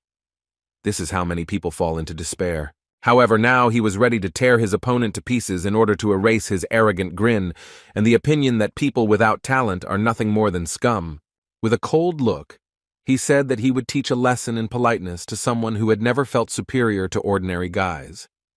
After these words, Seo-jun rushed to attack, and the judge began to shout that he had to stop, because this was against the rules of their tournament. These words no longer meant anything to him.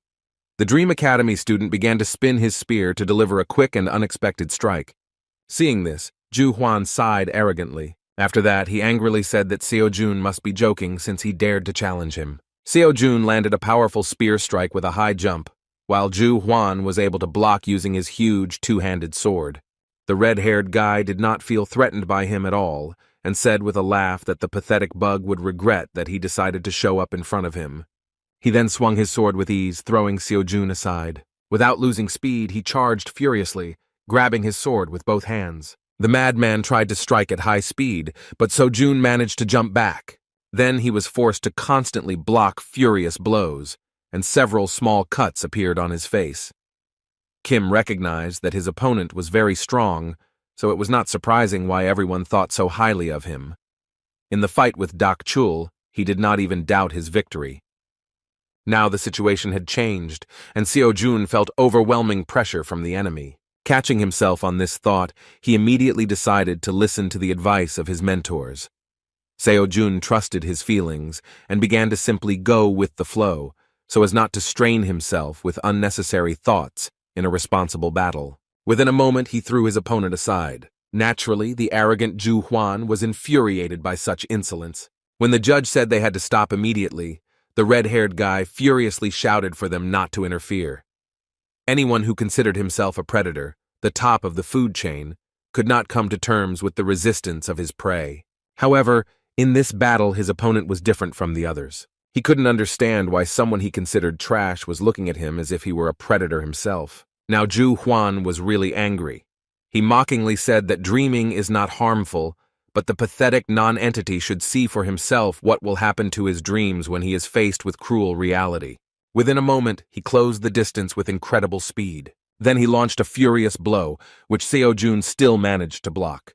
The impact was so strong that the surface of the arena began to collapse. Although Seo-jun began to tremble from such incredible pressure, the fact that he was able to block this blow only angered his opponent more. As Zhu Huan continued to throw punches, he noticed something strange. He realized that his pathetic opponent was becoming stronger with each blocked blow, like a monster growing right before his eyes.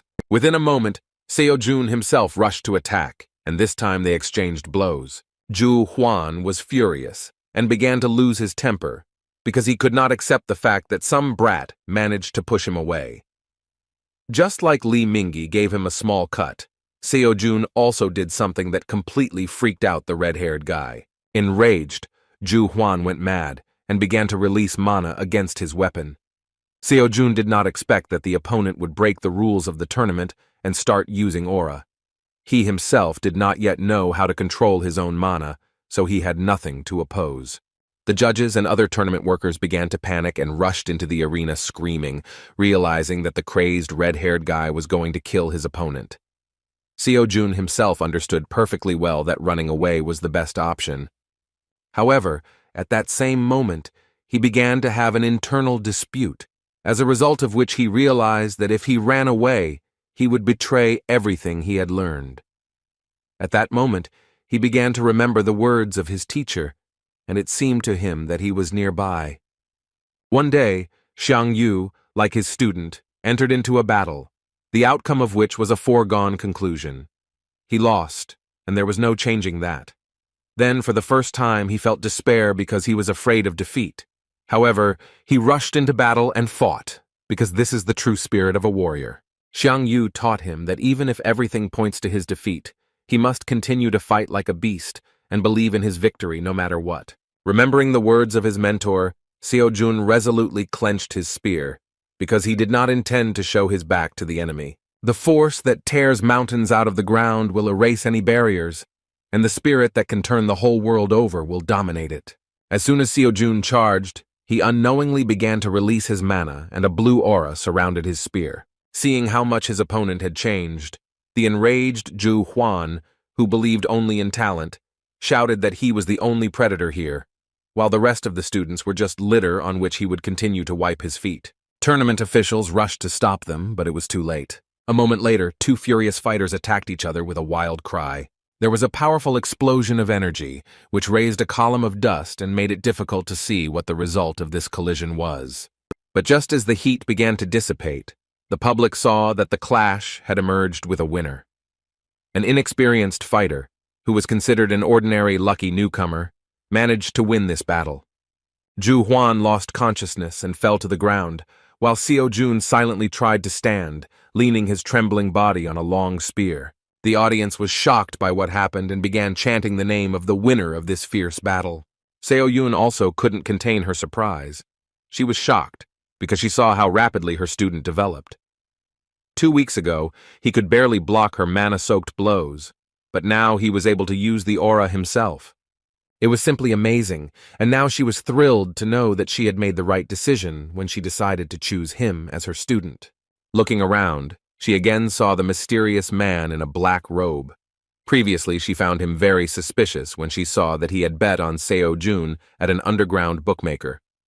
The stranger himself shouted in surprise. He was excited by what had happened because he couldn't believe that someone from the 4th level could so suddenly master the aura technique. So Yoon was also surprised, but still not as surprised as this stranger. It seemed that before his eyes, Kim So-jun violated the laws of the universe. At that moment, she just remembered an important detail, that the stranger had bet a large sum on Seo-jun's victory. However, when she looked around again, the mysterious guy had disappeared from sight. The tournament ended after Seo-jun's incredible triumph, but he returned home without a victorious mood. Unfortunately, the victory over the tyrant did not bring him anything more than applause and recognition from the public. Because he did not listen to the judges, he was disqualified. Tournament officials admitted that Lee Ju-hwan had behaved in an inappropriate manner, but at that time he withdrew from the tournament and Seo-jun intervened as a participant. The judge warned him of the consequences, but he did not listen and did his own thing. Seo-jun broke the rules of the tournament and couldn't even argue with it, but the fact that no one even tried to stop his opponent before he intervened himself remained in question. Although Lee Ju-hwan withdrew from the tournament at that time, he was also punished, because enhancing a sword with an aura was regarded as attempted murder. Despite this, he will not go to trial, but the Hunters Association will definitely prohibit him from taking the exam for the next 5 years. Lee Chul-min automatically became the winner, even though he never fought in the second stage. Second place went to Lee Mingi, and third place went to Jang Dak-chul. Among the good news was that Seo-jun himself had made some pretty good progress in his lectures thanks to the last battle. According to Xiang Yu's lectures, he achieved 56% mastery of information, while Chiron's lecture was close to 49%. After thinking a little, So-jun came to the conclusion that the incomprehensible power that he felt in the battle could manifest itself precisely because progress had passed halfway. Based on the increase in his level, he decided that it was worth looking at the list of courses to choose another direction. However, at that moment, he was distracted by So-yun. She was very worried about his condition and decided to see him after the tournament ended. Fortunately, Seo-jun was completely fine, and said in his defense that although he looks like a weakling, he is actually a very tough nut to crack and doesn't mind such a battle. After making sure that everything was fine, So-yun breathed a sigh of relief. Suddenly, for his teacher, Seo-jun decided to apologize. When asked what he was talking about, he said with a feeling of guilt that he could have won if he had not interfered where he was not asked. Seo-jun was surprised to hear that there was actually nothing wrong with it, and she just wanted to know if he was okay. After her words that he initially counted on a cash prize, Seo-jun was speechless from the realization of the main problem of disqualification.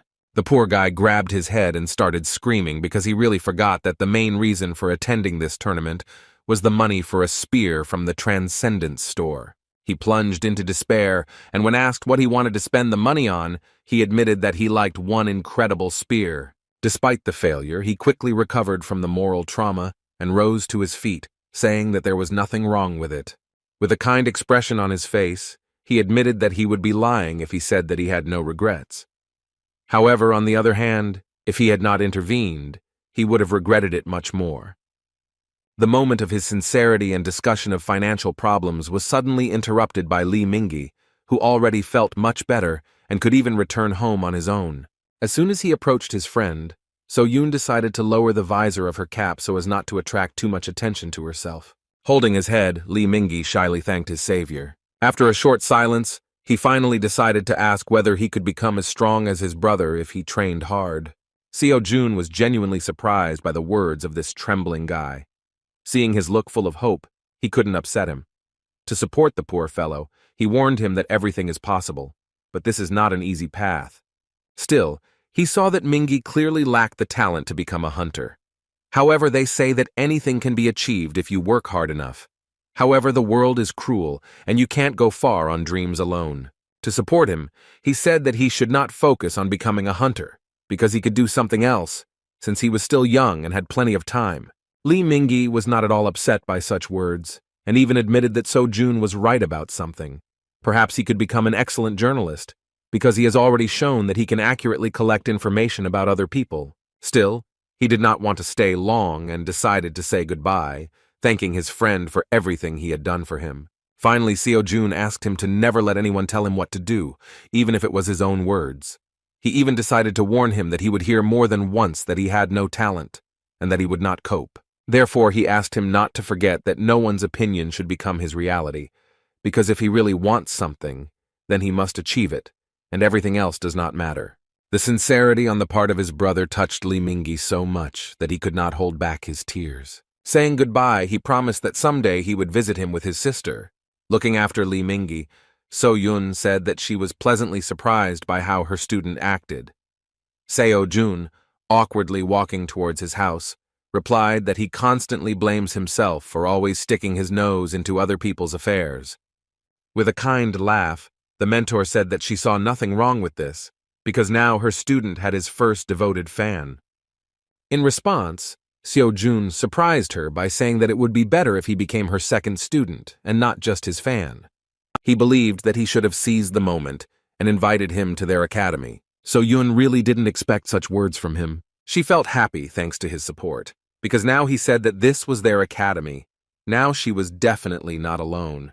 Overcome with joy, Seo Yun caught up with Seo Jun again and cheerfully said that since he had done a good job, she would buy him a new spear.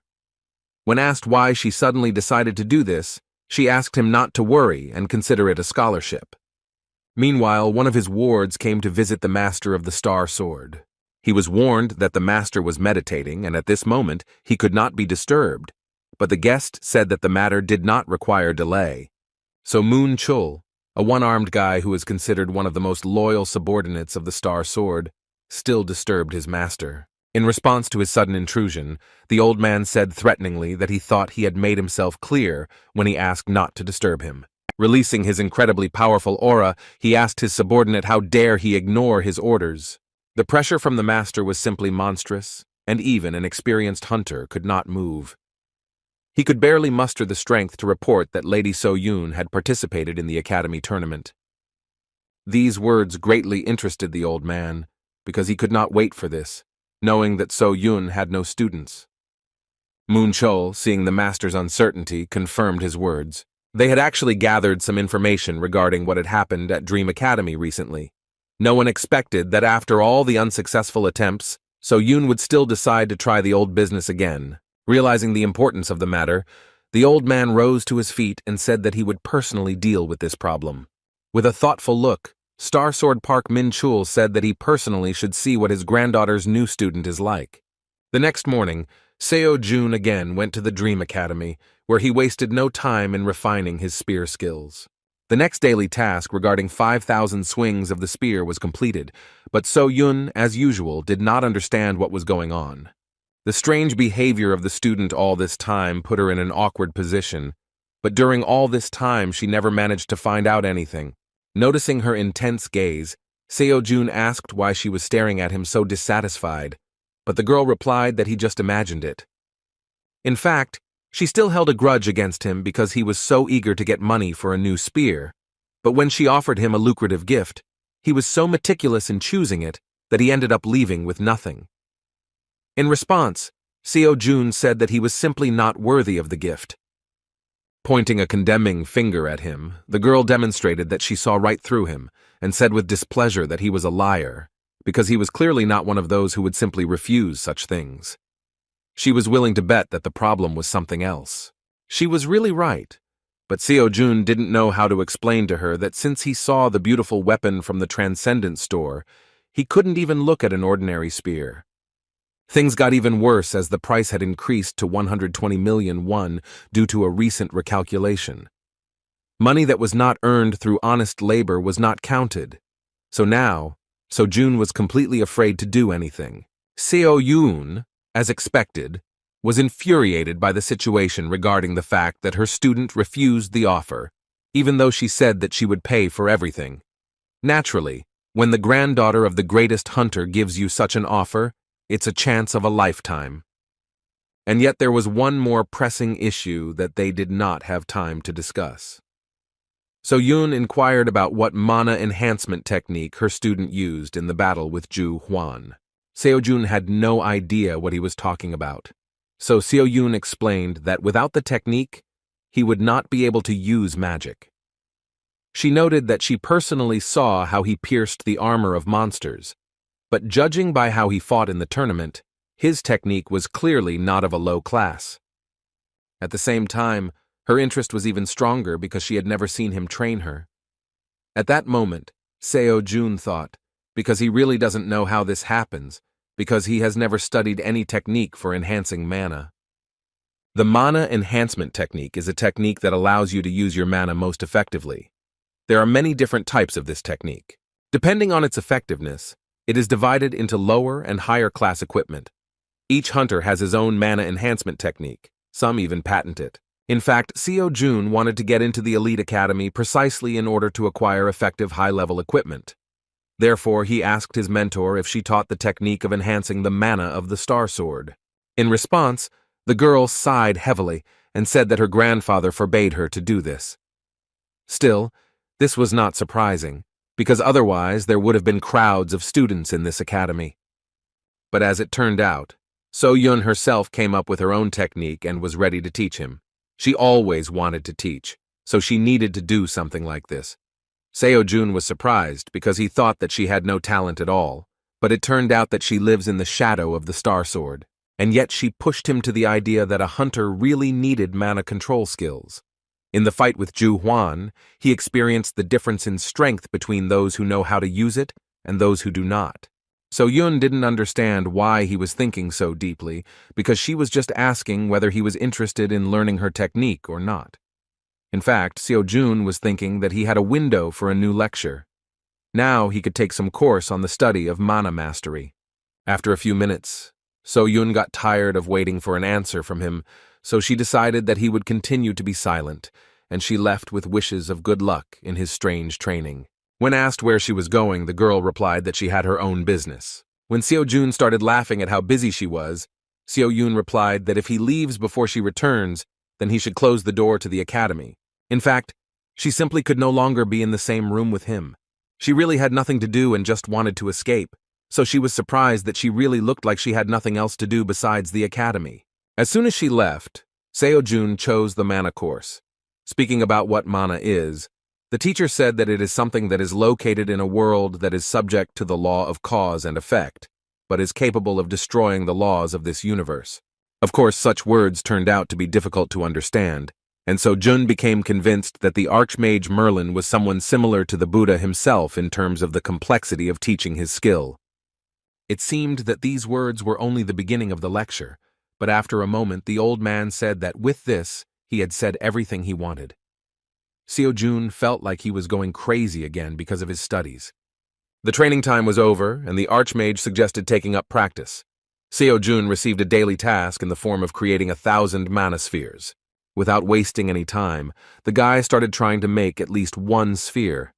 Now he could say that sensing and controlling mana was not that difficult, and it was all thanks to Kiran's lectures.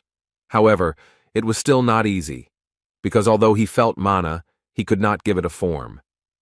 The Archmage mentioned that he should use mana to connect his mind with the outside world, transfer the fruit of his imagination into reality, deceiving and convincing it that everything happens according to the laws of nature.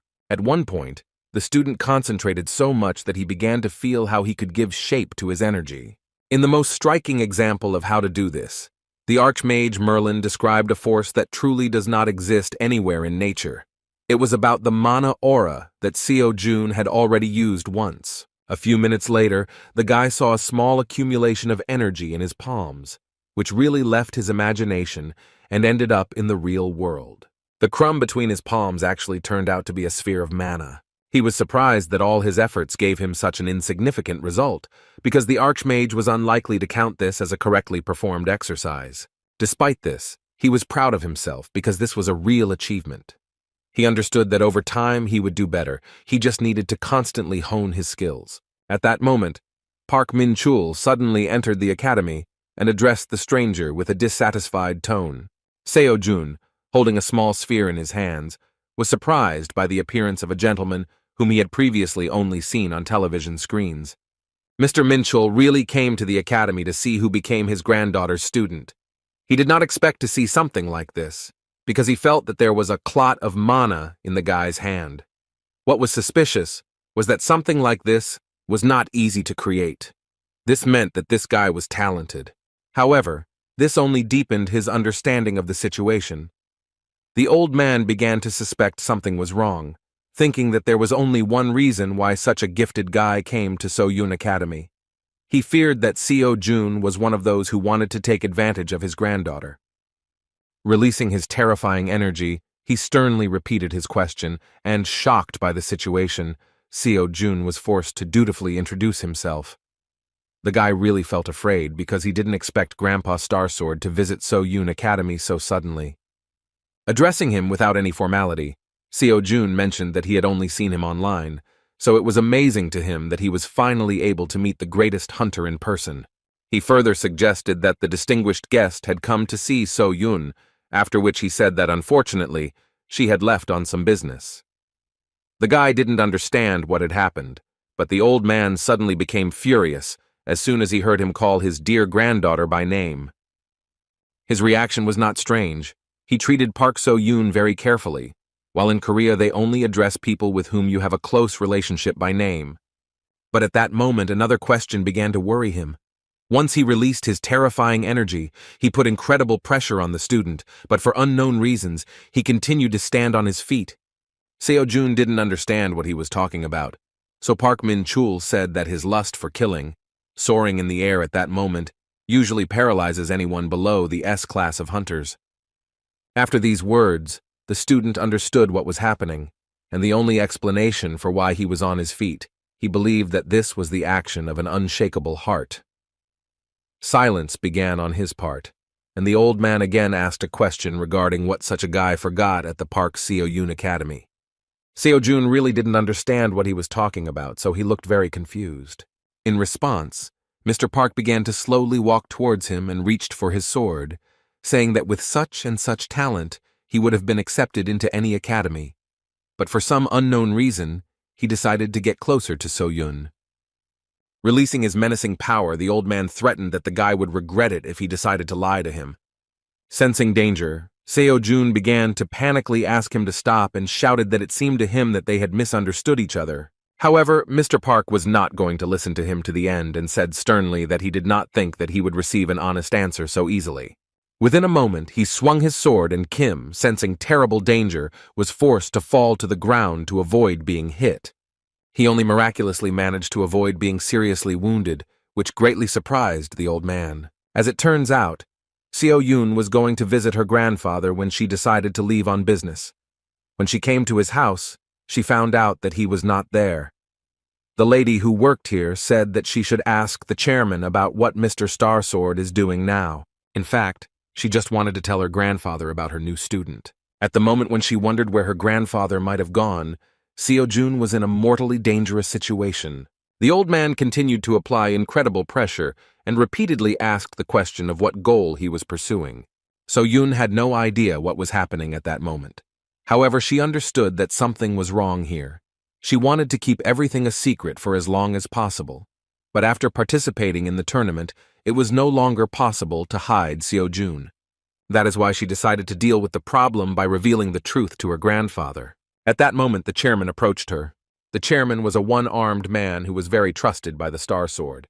He greeted the young lady with a sincere smile, saying that he was glad to meet them. So-Yun admitted that he was just in time because she was looking for him.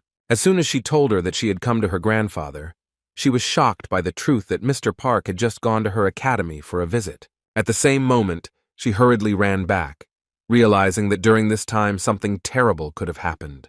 The lady in the purple jacket didn't understand why So-Yun was so scared by this news, but the chairman already guessed what it was about.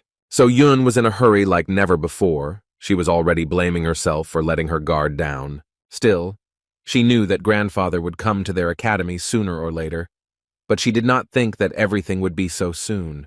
She had to hurry so that Seo-Jun and Mr. Park wouldn't meet without her. Unfortunately for her, the battle had already begun. This was the first time Seo-Jun had been in such danger, even though Master Starsword had not even drawn his sword from its sheath. However, this detail played into his hands, because now it became clear that the old man was not trying to kill him, but rather simply wanted to pacify him and get an answer to a strange question. Surprised by the young man's resilience, Park Min-chul asked who he really was. Su Jong again began to beg him to stop, saying that he really didn't understand what he was talking about. He tried to explain that it was all a misunderstanding. However, the picture in the old man's head was completely different, because he could not understand how his granddaughter's student could demonstrate such incredible skills. He said that the guy was clearly hiding something, because he knows how to control mana, moves well in battle, but still continues to claim that he did not understand something.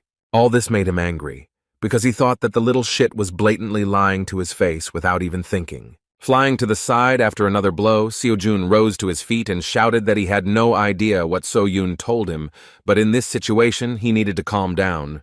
In response, the old man shouted that he was a scoundrel. Seeing the raging energy of the Star Sword, Seo-jun realized that he only made the situation worse because he said something wrong. He still didn't realize that the fact was that he was calling his granddaughter by name. With a serious and threatening tone, the old man, releasing his bloodlust, said that he was originally going to discuss everything, take into account the circumstances that brought him here, but now he has no other choice. Being in this situation, Seo-jun thought that it was just a lie, and the old man was not really going to have a friendly conversation with him from the very beginning. Seo-jun decided to continue fighting, because he understood that such a great hunter would not listen to him. He was not afraid of dying, because he understood from the enemy's movements that no matter what he said, he would not kill him.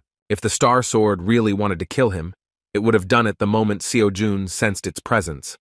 One who is above the stars themselves, Park Ming-chul's Star Sword was on a completely different level. Seo-jun didn't think that during his first meeting with the person closest to his ideals, he would have to fight. In fact, he was delighted that he had such an amazing chance to gain an incredible amount of experience in battle with the greatest hunter.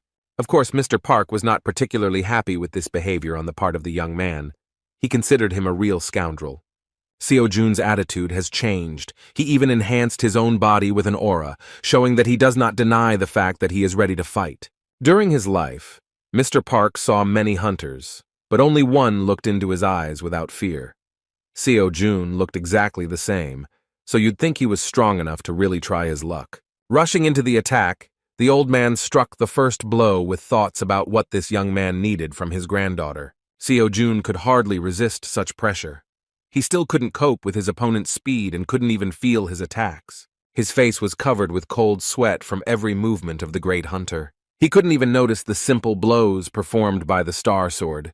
The old man's power was beyond his understanding. However, Seo-jun continued to try to hold out and dodge the attacks in every possible way with incredible interest in how much longer he could hold out against such a monster.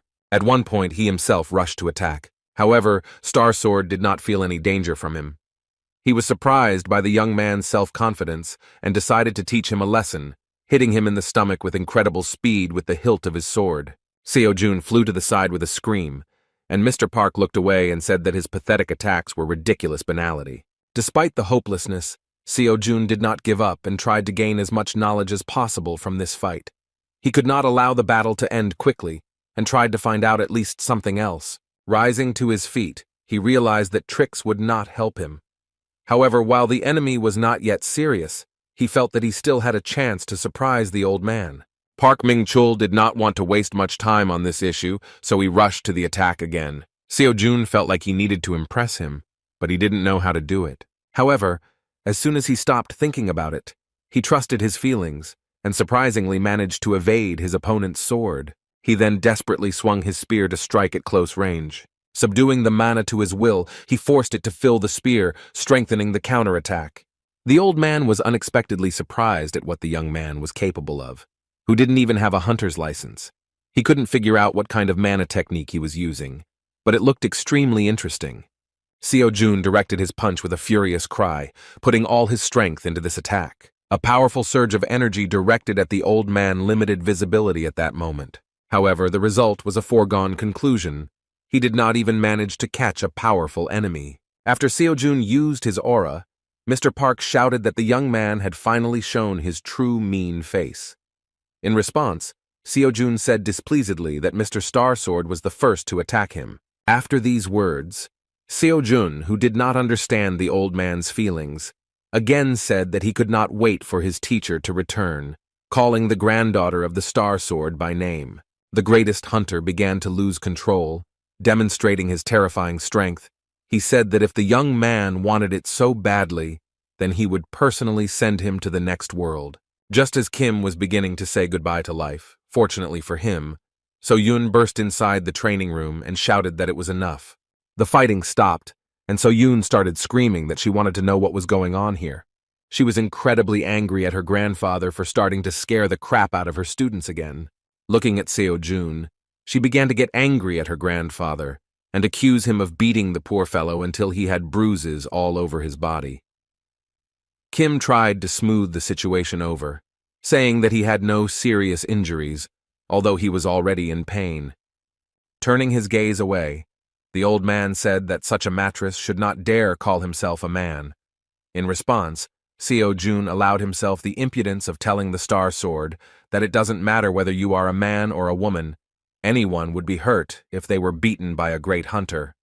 As soon as he said that he wouldn't be surprised if Mr. Park didn't care who he beat, the old man immediately jumped out of his seat and shouted that the young man would soon regret his words. Seo-jun, taking advantage of the situation, cleverly hid behind the granddaughter of the Star Sword, asking if he would continue to beat him. So-yoon didn't understand what was happening at all. She had never before seen simpletons who would allow themselves to talk to her grandfather like that. Continuing to communicate with the great hunter as if they were some kind of relatives, the dissatisfied Seo-jun asked if it was possible to find out why the Star Sword met him in such an unfriendly way. So-yoon understood that sooner or later her grandfather would run out of patience, so she asked everyone to keep quiet. Then she awkwardly apologized to her only student for what happened, but So-jun did not hold a grudge against her and said that she was not to blame for anything, and he himself escaped with only bruises. Despite his words, Miss Park again respectfully apologized, saying that she was very sorry, but she could explain the situation a little later. Now Seo-jun began to understand what was going on. Seo-yoon really needed a frank conversation with her grandfather, who, apparently, treated her very carefully and controlled her in everything she did. At such a moment, it was necessary to leave them alone, so the guy said that it wouldn't hurt him to drop by the emergency room. After these words, he left the academy building, and So-yoon peered after him, smilingly thinking that she was lucky that he treated this with understanding. After that, she looked towards her grandfather with a stern look. They had to have a very serious dialogue about what had happened. Although she had decided in advance that she would tell him everything, at the moment when she had to speak, it was difficult for her to even utter a word. Grandpa himself started the conversation by saying that Seo-jun seemed suspicious, so she should stay away from him. So-yoon began to get nervous and answered hesitantly that he was not suspicious at all. She asked how he even knew what Seo-jun really was like. All her life, her grandfather completely ignored her opinion. The academy turned out to be a compromise among all her decisions, but even her grandfather constantly interfered with her activities. He gave every new student a dressing down, and so they all left, unable to withstand such pressure. Still, she understood why grandfather behaved this way. Previously, students actually came to her academy because of her big name, so she couldn't stop them when they wanted to leave after learning that grandpa didn't teach here. Not wanting to discuss this, Park Min-chul said that So-yoon should throw this guy out of her academy. He didn't even expect that So-yoon would dare to contradict his words. Refusing his instructions, she said that Seo-jun is not at all the way he sees him. When her grandfather asked her to repeat these words in a stern tone, So-yoon shouted that she would not do this, and that she should not always listen to him. Not wanting to put up with her grandfather's next intervention, she shouted to remind him that this was her academy, and only she could decide what to do with her students. She had almost nothing to remember during the time she communicated with her student, but when she looks at him, she feels something strange. She wants to be with him as long as possible, because in these moments she feels happy. Now she wanted to take matters into her own hands. So-yoon showed her character for the first time, although it was more like a desperate cry from the soul. Turning around, she apologized in a quiet tone for allowing herself to shout at her grandfather, and yet she again said that this time she would do as she decided. It was really the first time Mr. Park had seen her so emotional. A few years later, a tragedy occurred that shook his life and turned it upside down. That day, he heard about an incident with the appearance of a monster on the streets of Seoul, but was busy with his own affairs, leaving it to the young hunters. However, At one point, he was interrupted by the chairman with the terrifying news that his only son had died in that incident. When he lost his son and looked at So-yoon, who had no one left, he decided that he had to teach her how to stand up for herself. The little girl's life had changed greatly, and she could no longer enjoy the things that children her age usually enjoyed. The old man could not do otherwise, because he had to protect her. That's why he was so strict with her. She didn't like swordsmanship, but he was persistent in her training and didn't let her give up, telling her that if she continued like this, she would never become a hunter, let alone reach A-class proficiency. As she grew older, she began to express that she did not like being a hunter. She talked about how she wanted to become a teacher, but her grandfather refused to accept her wishes, saying that that was not what he taught her for. He was afraid of her own decisions and desires, so he constantly shouted that she should just do what he told her.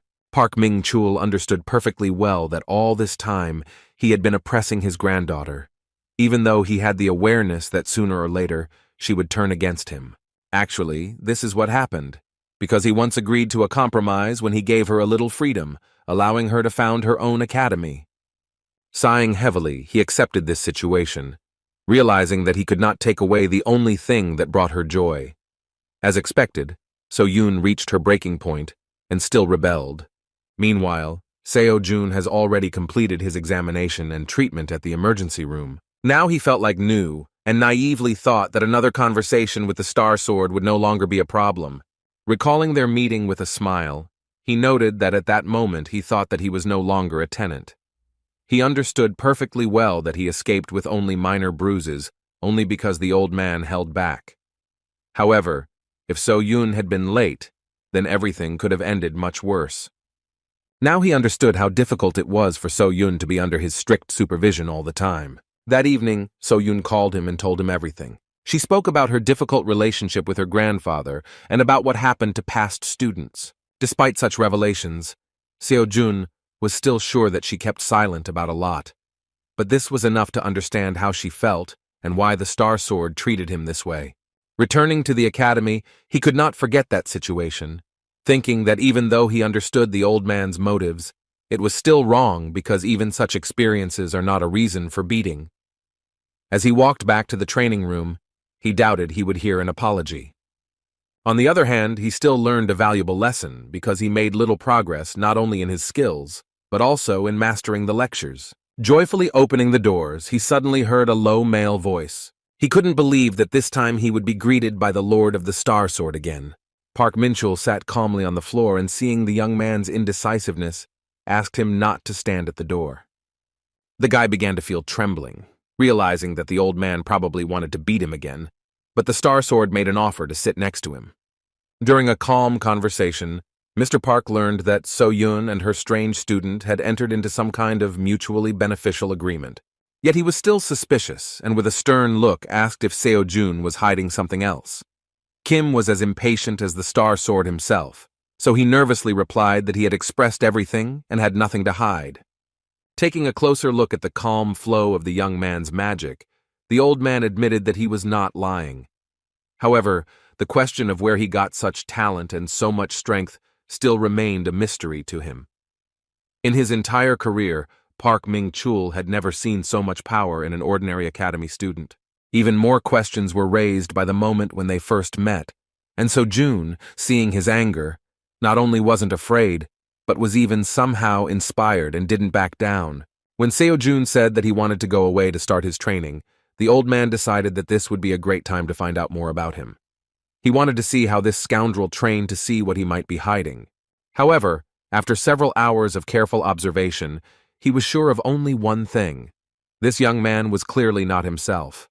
He couldn't believe that what Seo-jun called training was continuously staring at his phone, which was turned off with a blank screen. At the same time, Seo-jun was very emotional and even sometimes screamed strange things. Distracting the young man from the strange method of teaching, the old man suggested that he was meditating this way. Seo-jun didn't know how to explain his training, so he decided to just agree. In response, the experienced hunter agreed that meditation is an excellent workout, but noted that you shouldn't overdo it either. He wanted Seo-jun to understand that meditation strengthens the mind and spirit, but not the body. Seo-jun simply agreed with him and continued to look at the phone, so Mr. Park was surprised that he was not at all interested in his words. The old man decided to play trump cards and said that if the young man wanted, then he could teach him something. Seo-jun pleased his pride because he was really distracted with surprise that the Star Sword himself decided to take care of him. The old man did not expect a different reaction, yet the young man hurt his pride, so he blurted it out. To keep things simple, he didn't mind showing him a couple of his moves. However, his pride was trampled a moment later, because the ridiculous boy refused, saying that he was happy with everything anyway. Moreover, he asked if he could be left alone during training, because they could talk a little later. The moment of trampled pride of the great hunter could have ended in tears, but So-yun visited the training hall on time. She was shocked when she saw her grandfather next to the student whom he had recently nearly beaten to death. The old man was glad to see her and immediately headed towards her, saying that he needed to discuss something. So-yun was afraid that he was up to something, so she warned him that she would not forgive him if he even laid a finger on her student. However, as it turned out, he just wanted to speak out about Seo-jun's shocking behavior, saying that he was not right in the head. They could not understand that there was anyone in the world who could refuse training from the Star Sword itself. Instead of getting a few lessons from the greatest hunter, Seo-jun actually continued to act like he had a headache. The guy stared at his switched-off phone, which looked very crazy. So-yun understood her grandfather's feelings, but she had already come to terms with such oddities of the student, and therefore said that this was still normal behavior on his part. Still, she agreed with all his words, saying that she also thought exactly the same way before. After that, she turned to her student, saying that she was already free. Seo-jun immediately looked away from the lecture and looked at her with a smile, and began answering questions regarding his well-being. Yet the old man was still suspicious, since he could not find answers to all his questions. From his observations, he could definitely say that Kim So-jun is not particularly smart, but even despite this, So-yun always smiles when she looks at him. He found it hard to believe that she actually enjoyed talking to him. It made him remember that he had never actually seen her smile like that before. In conversations with her grandfather, she is always strict or sad. He often saw her offended, but not so sincerely happy. Realizing that this could be their sympathy for each other, the old man began to get angry again, worried about his granddaughter, thinking that So-jun dared to hit on her. As soon as he took the first step to teach the impudent man another lesson, he was interrupted by the chairman, who hastily burst into the training room. He immediately apologized for distracting them, but said that the matter was urgent. As it turned out, the Order of Truth invited Mr. Park to visit them. Star Sword was surprised that those wonderful guys even wanted from him. In response, he said that if they want something from him, then they should come themselves, because he doesn't mind. However, this time the matter was very serious, because as it turned out, Sir Kalia himself wanted to see the master of the Star Sword. Even more shocking was the addition that the Order of Truth had another request. Everyone was literally speechless when they heard that Kalia wanted Mr. Park to bring a man named Kim Seo-jun with him. Hearing his name, Seo-jun was surprised that anyone actually knew about his existence. The old man immediately thought that the strange guy was somehow connected with the cunning Order of Truth, so he assumed that he was Sir Kalia's faithful dog. Even So-yun believed this assumption, so Seo-jun answered impudently and dissatisfiedly that he himself was interested in how they knew his name. Everything fell into place when Mrs. Park remembered that there was a strange man in a black robe at the academy tournament. She assumed that the stranger hiding his identity was somehow connected with the Order of Truth. But even after these words, the old man thought that it was still somehow strange because Kalia was unlikely to be interested in any ordinary person. Turning to So-jun, So-yun asked if he happened to know this person, but her student answered with tension that he didn't remember anything like that. After that, he completely put the guys in an awkward position when he confusedly asked if he could refuse this request. All his life he was far from such things, because he devoted himself to working at the Enterprise. So-yun said that the Order of Truth is an organization that includes 7 apostles who are on a par with the heads of major states, so it is unreasonable to refuse their request. Sir Kalia is the successor of the Apostle of Chastity, and usually people like him do not schedule personal meetings. Even after hearing this, Seo-jun did not cease to amaze and said that he had nothing to do with this, because for him it was just some unfamiliar foreigner. He was more interested in continuing to train. In response to these words, Mr. Park's chairman said that he now fully understood why everyone thought so highly of Sir Kalia. When Starsword asked to clarify what he was talking about, Seo Moon Chol replied that Sir Kalia knew in advance that Kim So-jun would refuse his offer. The young academy student froze in place when he heard that the foreigner asked to convey, in such a case, that if Seo-jun agreed to come, then he would give him 100 million won.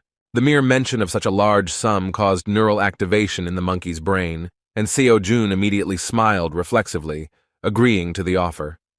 Moreover, he wondered how the stranger knew that he needed exactly that amount. The Order of Truth is a religious organization, but it does not serve human gods, because their god is truth. That mysterious man in a robe is the Great Voice, and the organization is headed by 7 apostles. They convey the will of God, that is, the truths of humility, diligence, gratitude, mercy, patience. A century ago, the Order of Truth was considered a simple cult, one among many. But when the cataclysm happened, they joined forces with the forces of the heroes. Largely thanks to them, peace reigned on Earth again, and so the number of followers of the Order increased significantly. But more importantly, the berserker giant monster was destroyed thanks to their power.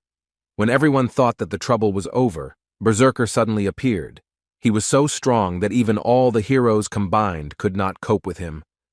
The situation was so desperate that it was called the Second Cataclysm. Only the Great Voice and the 7 apostles were able to cope with it, thanks to which the Earth was saved. These days, one of them made a surprise visit to Seoul and settled into a hotel on the outskirts of the city. The place seemed too nondescript for a representative of a world religion. When Mr. Park and Seo-jun arrived at the place, the old man told the cult member that he had come personally to Kalia, after which he began to introduce the guy next to him, calling him a fraud. In response, the man in the robe, without listening to the end, looked at the young man with interest, and with anticipation of something interesting, said that he knew very well that in front of him was Kim So-jun. Without delaying the guests, he invited them to pass and informed them that Sir Kalia was already waiting for them. Following the man in the robe, Seo-jun thought that if Mrs. Park was right, then someone from the Order really was at the tournament, and perhaps they decided to lure him with the same amount that he could get for winning. It still remained unclear why he was watching him and why he called him. The guys approached the meeting room, and Kim came to the conclusion that Sir Kalia might know something about him or about the Academy of Transcendence. In addition to the money for the meeting, he planned to find out why he attracted their attention. One of the followers of the Order of Truth led them to a beautiful waiting room, where he asked them to wait a little while for Sir Kalia to come to them. As soon as they sat down, the old man sighed displeasedly, saying that he knew that Kalia would not sit and wait for them. In response, Kim asked if he personally knew Sir Kalia. The old man surprised him with his answer, because as it turned out, this was their first meeting. Seo-jun previously thought that she was quite close. As it turned out, Kalia called him a couple of times, but they never met in person. Even during the cataclysm, he met his mentor, the Apostle of Chastity, but he had not yet met the successor himself. These words reminded the young man that Mr. Park was one of the heroes who once saved the world. For him all this time, he was more like So-yun's grandfather, but he once again thought that he was still a star sword, and this should not be forgotten. When it came to the cataclysm, So-jun decided to inquire about the Great Voice. He shared that he had previously heard that he only appeared in public once, during a fight with a berserker. The curious guy asked the old man whether he had personally met such a great man, and Mr. Park wondered what the Great Voice was like. He succinctly replied that there was no such thing. With some thoughtfulness, he nevertheless clarified that once he managed to see him from afar. At that moment, they heard the door open, and Sir Kalia himself walked inside. When he mentioned that he was glad for their first meeting, Mr. Park replied with a stern look that Kalia himself called them here, and ended up making them wait. Kalia, the successor of the Apostle of Chastity, who looked more like a pretty girl, finally appeared in front of them. He justified his delay by saying that he needed time to purify his body and mind before preaching the word of truth. Sighing heavily, Mr. Pak said that he had never heard such heresy before, while Kalia himself approached the interesting young man, apologizing for being late in making his acquaintance. He introduced himself properly, and when the young man was about to answer, he interrupted him with words that he already knew about him.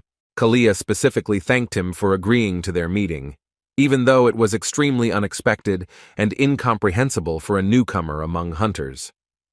When asked how the apostle's successor knew about him, Kalia replied that they needed to clear up some misunderstandings in advance. He said that when Sojun participated in academic competitions, he was then watched by one of their believers. He praised the promising hunter so much that he himself wanted to personally find out how strong and amazing he was. In response, Seo-jun asked shrilly and incredulously if this was really the whole reason why such a great and busy man decided to take the time to make such an acquaintance. He supposed it was unlikely that he would want to see him for that simple reason. In response, Kalia said with a restrained smile that he just wanted to talk about this, but first, he should ask permission to sit down with them. As it turned out, we were talking about dungeon exploration. That is why the busy heir of one of the apostles decided to gather them for a conversation.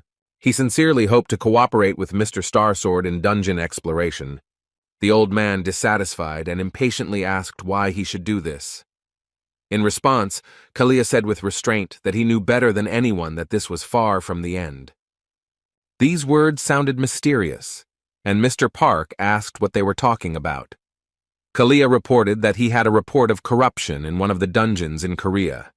He decided to meet with the Star Sword, believing that he was the best person to know about that incident. The old man did not want to talk about this, because he believed that this was a common coincidence, but the heir of the apostles said that this was the decision of the Order of Truth, so they must definitely check the condition of that dungeon. Now Mr. Park could confidently assume that this was why Kalia flew to Korea. A piercing observation was also the words that in this way the young master of the Order of Truth would be able to consolidate his position. With a sincere laugh, Kalia admitted that he could not be fooled and was truly shrill, as always. In response, Minchul said that it was arrogant of them to declare that this was the decision of the Order of Truth, and not his own personal interest. Kalia understood that Mr. Starsword was not particularly interested in doing him a favor, so he decided to touch his personal life, and said that he knew that he was unlikely to be missing anything, but he might be interested in their help for his granddaughter in the development of the Hunter Academy. As soon as Mr. Park Min-chul heard the mention of his beloved granddaughter, whom he was trying to protect from too much attention and danger, he immediately showed his determination and unleashed his true form of terrifying bloodlust, which left Seo-jun's body numb. With a stern look, he said threateningly that if Kalia ever tries to involve So-yun in something like this again, then he will not leave him alive. Kalia didn't even flinch from such a powerful force, but he admitted his mistake and calmly apologized for mentioning Miss Park. In his defense, he said that apart from this, he had nothing that he could offer to the Star Sword. Having no other choice, he offered to fulfill one of his requests, just as he would help him with this matter.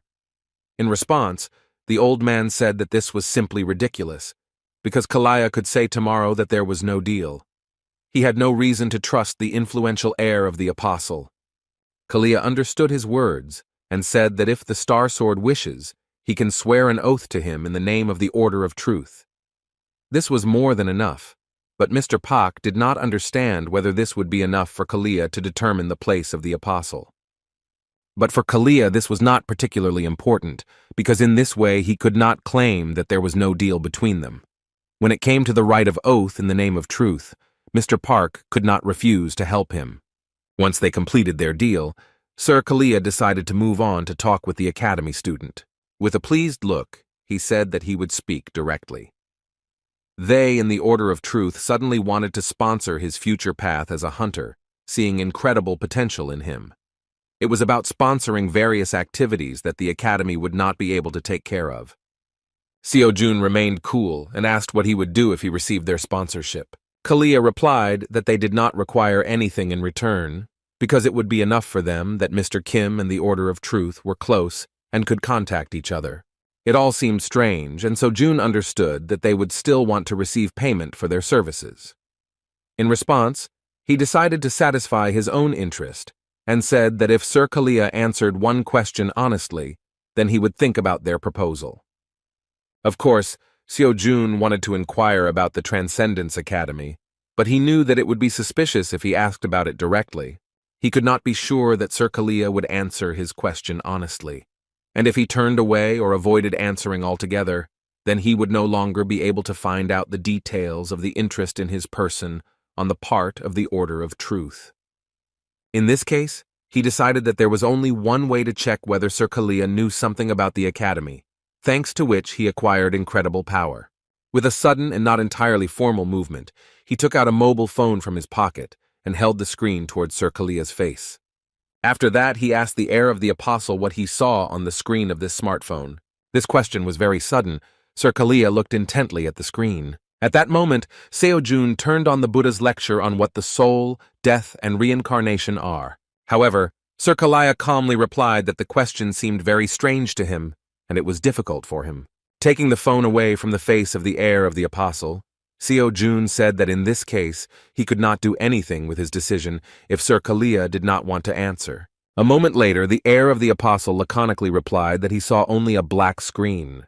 When asked if he was satisfied with this answer, Seo-jun said that this was enough. After this, he finally made a final decision regarding the sponsorship offer and announced that he was refusing. This conversation haunted the heir of the Apostle even after they said goodbye. His ward named Kalkos was the one who carried out some important assignments. He was also the person who noticed Kim Seo-jun. This time he had to find out about the distortions, but he was unable to find anything. When Sir Kalia asked if he was sure in a threatening tone, Kalkos swore in the name of the Order of Truth that he was completely sure of his observations. As for Kim Seo-jun, Kalia concluded that there was nothing special about him. He believed that even if he were special, he was now just an ordinary student. The question of what he saw on his smartphone screen took him by surprise, but all he really saw was a dark screen. But in fact, for a long time he was haunted by the nagging feeling that remained in his chest. Then Kalkos said that he was forced to report to another apostle. In response, Kalia said that now it is worth observing, because the priority is the distortion in the dungeon and the situation around other heroes. Besides the Soul Blade and the Sword of Darkness, he called everyone. As for these two, no one saw them, so communication was never established. While returning home, Seo-jun kept thinking about whether Kalia really opened anything from him.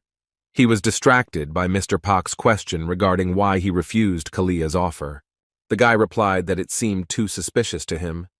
He did not know what the Order of Truth actually was, but he was still sure that Kalia was clearly not associated with the Academy of Transcendence.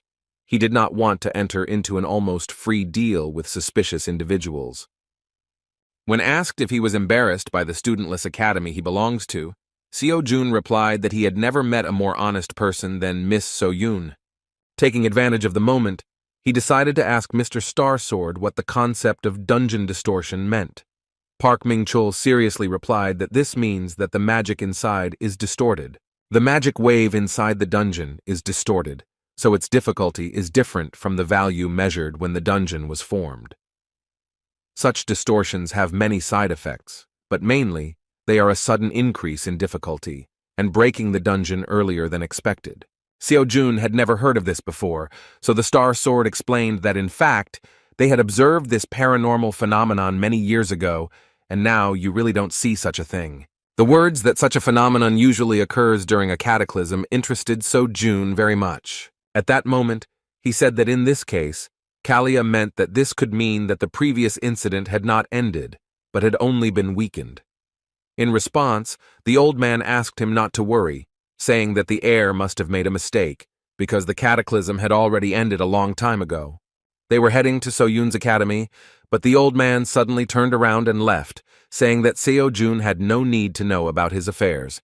Finally, he sternly warned that if the young man tries to do some strange things with So-yun, then he will not live.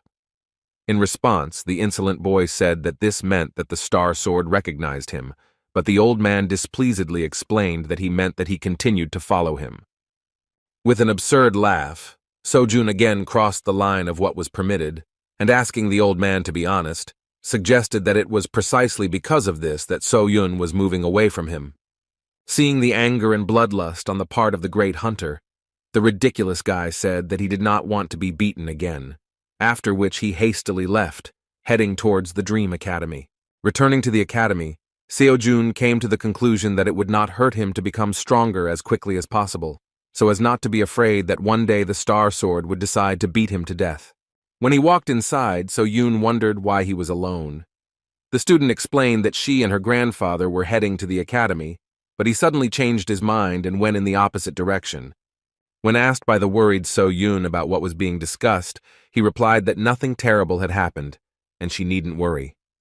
Fearing that another unpleasant dialogue could occur between them, Seo-yun said that Grandpa has a bad character, for which she sincerely apologizes, because she should have said this earlier. In response, Seo-jun said with a kind smile that the way the Star Sword expresses itself is, of course, wrong, but there is nothing wrong with it. With an awkward laugh, he said that the old man could change even now.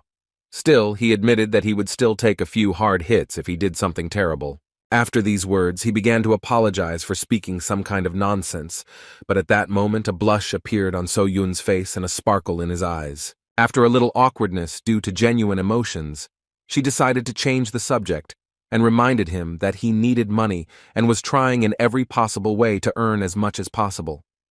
He could not deny this, because all the 100 million received from Kalia went to pay off debts. While Seo-jun was immersed in his problems and financial shortcomings, Seo-yun took up the task of rectifying the situation and, looking at the phone, said that while he was away, she found a task that was ideal for him. As it turned out, she was very interested in dungeon clearing competitions. When Seo-jun saw that the first-place prize was a whopping 300 million won, he screamed with joy, making Seo-yun happy with his reaction. The girl clarified that this competition is like a kind of dungeon raiding competition that no one can handle. As it turned out, these were the dungeons that hunters didn't really want to go through due to their low profitability. Seo-jun remembered that it was true that while those awakened during the cataclysm had a sense of responsibility, now hunters only strive for profit. In turn, Seo-yun clarified that unprofitable and abandoned dungeons are mostly low-rated and more difficult to attack. However, if the dungeons are not cleared quickly, then after a while they explode, releasing monsters, so no matter how low-ranking the monsters are, they still pose a threat to society.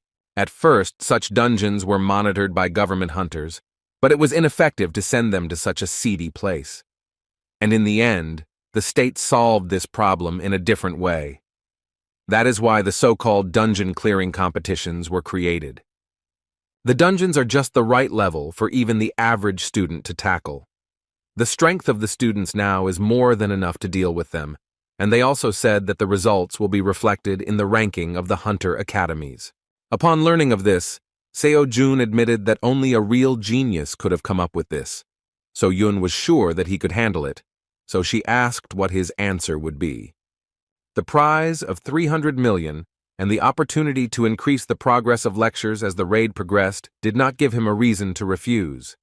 With cheerful smiles, they agreed to participate, and Seo-yun said that she would then submit an application in the near future. Seo-jun had no idea how much she worked to satisfy his needs. He assumed that most likely she was looking for information on how to raise the academy's rating and came across something similar. As for the competition, he already guessed that, taking into account the experience of the last game, it would not be easy. However, this time he promised himself that he would not make mistakes and would definitely get his money. After that, he decided to clarify exactly how the competition was held. As it turns out, it lasts 1 week, and when it starts, a list of dungeons will be sent to participants from the government. Participants can then check the list and book the dungeon they want to clear through the app. To prevent monopoly, dungeons are given 10 hours to complete, and you can only book one at a time. In extreme cases, the reservation will be automatically canceled. In this case, speed is life, so the one who clears the most dungeons the fastest will win. In response, Seo-jun suddenly said that it was difficult. As it turned out, he meant that after the raid it was necessary to get rid of the corpses. Seo-yun grabbed her head and said that there is no need to do this, because they won't give a lot of money for it. She was shocked when she realized that he wanted to do this again. The winnings were unimaginably larger and more important, but Seo-jun stood his ground, saying that if you collect all the corpses, you will get a very impressive amount. That's why he said it would be difficult. Seo-yun continued to shake her head to the sides, demonstrating that she did not agree to such madness. Lost in thought, he remembered that he had previously pondered tactics for quickly clearing dungeons. After that, he immediately energetically reached for the phone. He wanted to clarify the competition rules to see if the trick he had in mind could be used. A few days later, competition day began. Seo Jun had downloaded the dungeon tracking app in advance, so it seemed like they were ready. However, they were actually waiting for one more person whom Seo Jun had called as his assistant. Seo Jun happily said that the person in question would soon find them, because if finding the road were an ability, then even the Star Sword would not be able to compare with him. Within a moment, Mr. Ajusi came to them. With a kind laugh, Seo Jun said that this time there would be no penalty for being late. Ajusi Minchul was the assistant that Seo Jun decided to take with him on raids. A few days ago, he suddenly pulled him away from work with an offer to work in the same team. He invited him to carry the corpses of monsters left after the competition and also to be his driver. The guy promised that he would pay him well, because no one else could do such delicate work, in which every second was important. The job of cutting up monsters requires quite a bit of skill, and when it came to his uncle's skills, Seo Jun could vouch for him. A few minutes after the meeting, they received a message that the dungeon clearing competition had begun. Mr. Ajushi and Seo Jun began the task and quickly got into the truck they were going to use to transport the monsters from the dungeons. Just in case, Seo Jun again reminded them of their strategy, saying that the one who clears the most dungeons wins. Victory was directly dependent on speed, so in this competition they needed two things. The first is the high speed of clearing dungeons, and the second is fast movement between locations. Basically, all dungeons were first or second level. Depending on the level, the raid time will also differ, but Seo Jun was ready for any dungeon. All Minchul needed was to get from one location to another as quickly as possible. After that, he handed him the phone with the application. It had a list of dungeons and their locations. Seo Jun hoped that Mr. Anjosi could plan a route that would minimize travel time between these dungeons as much as possible. The old man was confused, but Seo Jun cheerfully praised him, saying that he was much faster and more accurate than any navigation system. Without wasting time, they accelerated and drove to the first point. At the dungeon site they were heading to, Inspector Go Soo-jin was in charge. She had never heard of Dream Academy before, so she didn't expect anything special from them. She assumed that since Kim Seo Jun was from some unknown academy, then he was probably a weak student who would need at least an hour to clean up. When she saw Minchul, she initially thought that Dream Academy was going to cheat, but the gentleman in the white t-shirt remained waiting outside, so she was no longer worried. After that, she assumed that he was just an ordinary driver who, for unknown reasons, was using a truck. At one point, she saw that the dungeon began to make a strange noise. The gate suddenly opened and a student appeared from it, turning to his friend and saying that he had already finished, after which he asked him to get ready. Anjosi was surprised because he didn't even have time to drink coffee. Madame Gu didn't understand what was happening, so she hurriedly said that according to the rules, outsiders were prohibited from interfering with the dungeon raid. Seo Jun did not understand the reason for her excitement and calmly replied that he knew about it, but the raid had already been completed. As expected, the nervous inspector couldn't believe it, so she hurriedly went inside the dungeon. What she saw simply shocked him. A student from some unknown academy actually completed the dungeon in less than 5 minutes. While she was trying to realize that this was true, Seo Jun got down to business. The confused girl asked what he was doing.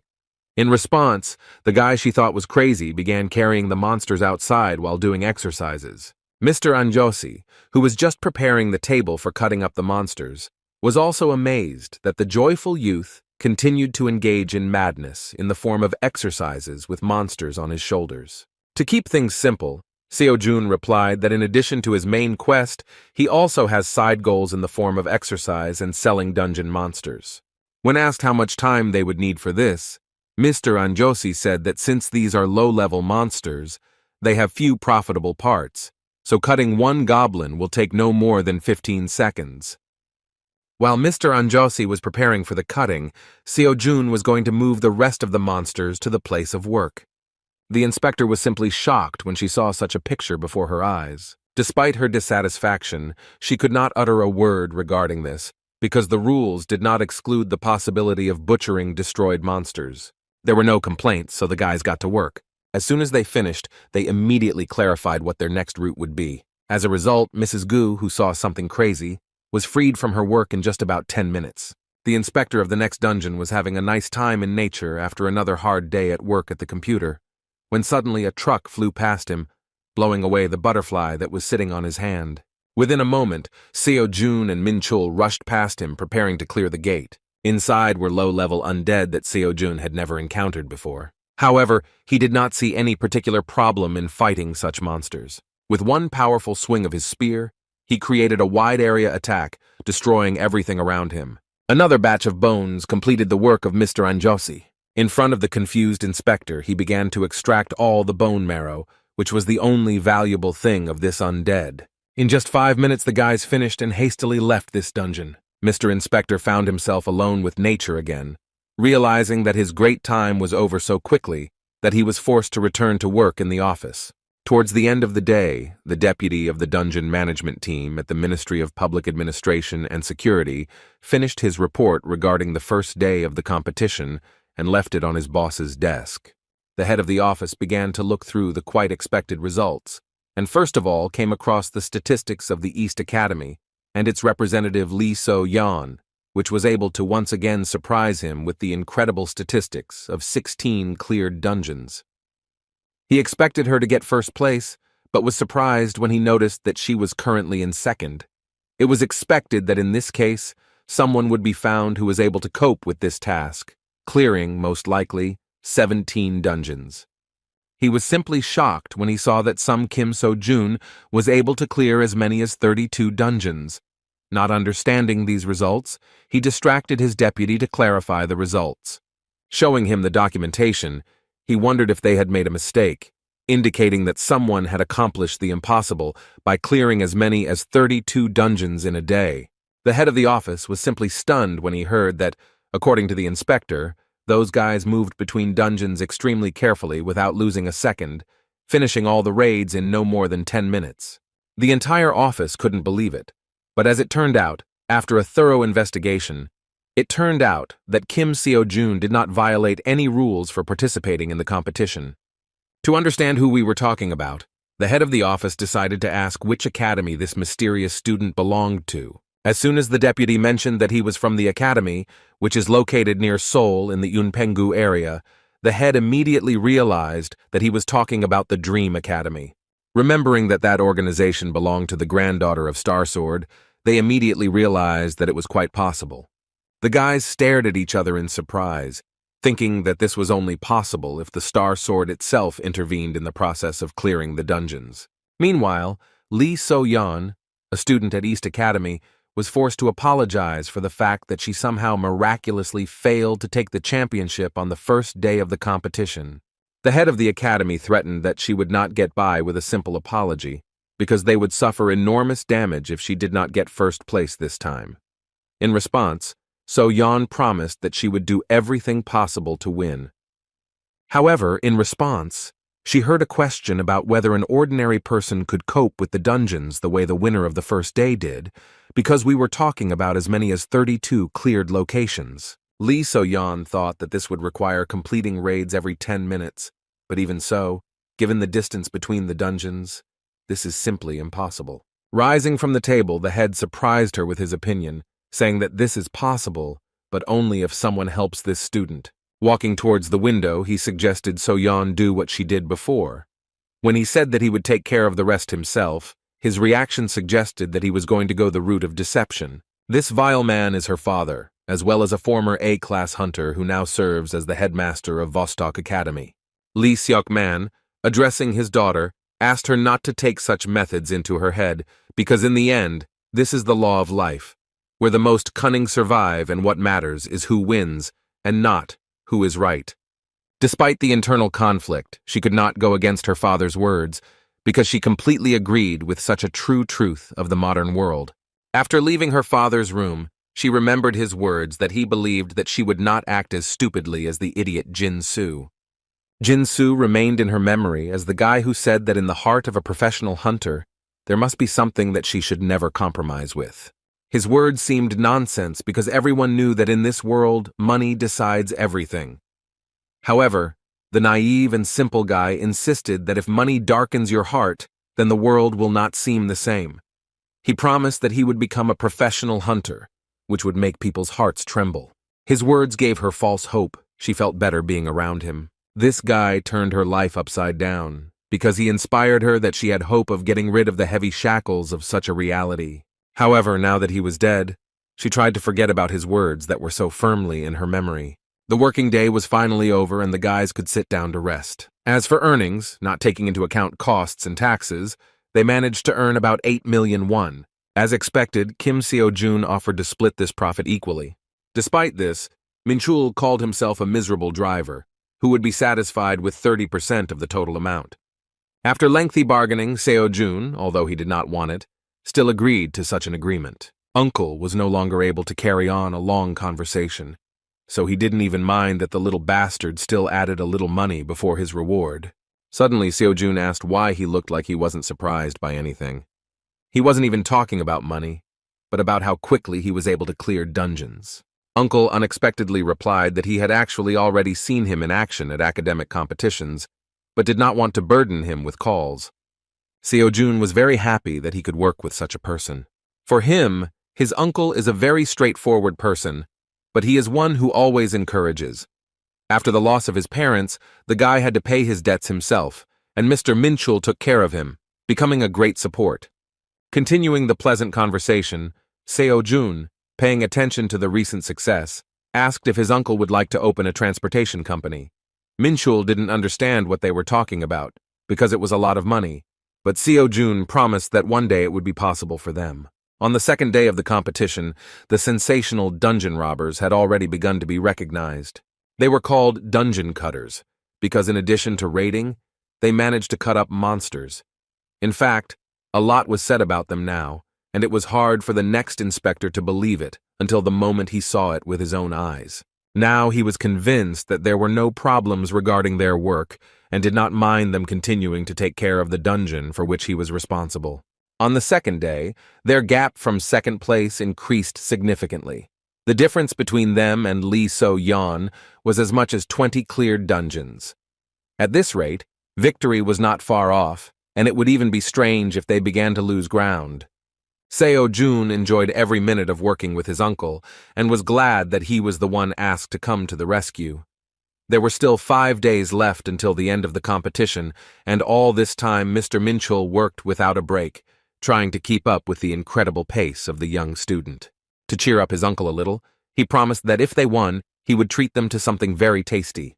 Min-chul assumed that he could afford this because as a promising student, he probably eats food for the rich. Things were going very smoothly, and the young man said that he had a good feeling and now they simply had to win the main prize. However, on the third day of the competition, the situation suddenly changed. The unexpected oddity put Mr. Min-chul in an awkward position, and he suggested that the student take a look at the changes on the dungeon map. Seo-jun couldn't believe what he saw.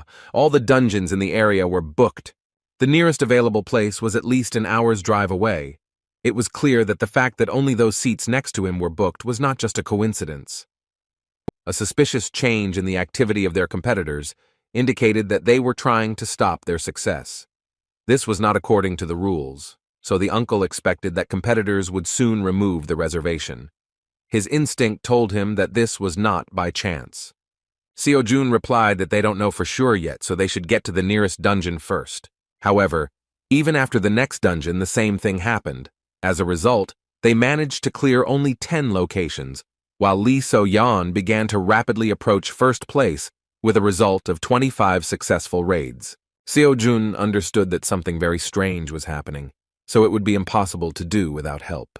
They approached So-yoon with this question, believing that this was the work of the Members Academy in second place. You can use the app to find out who booked dungeons, but not these ones. It was for this reason that Miss Park decided to contact the competition organizer.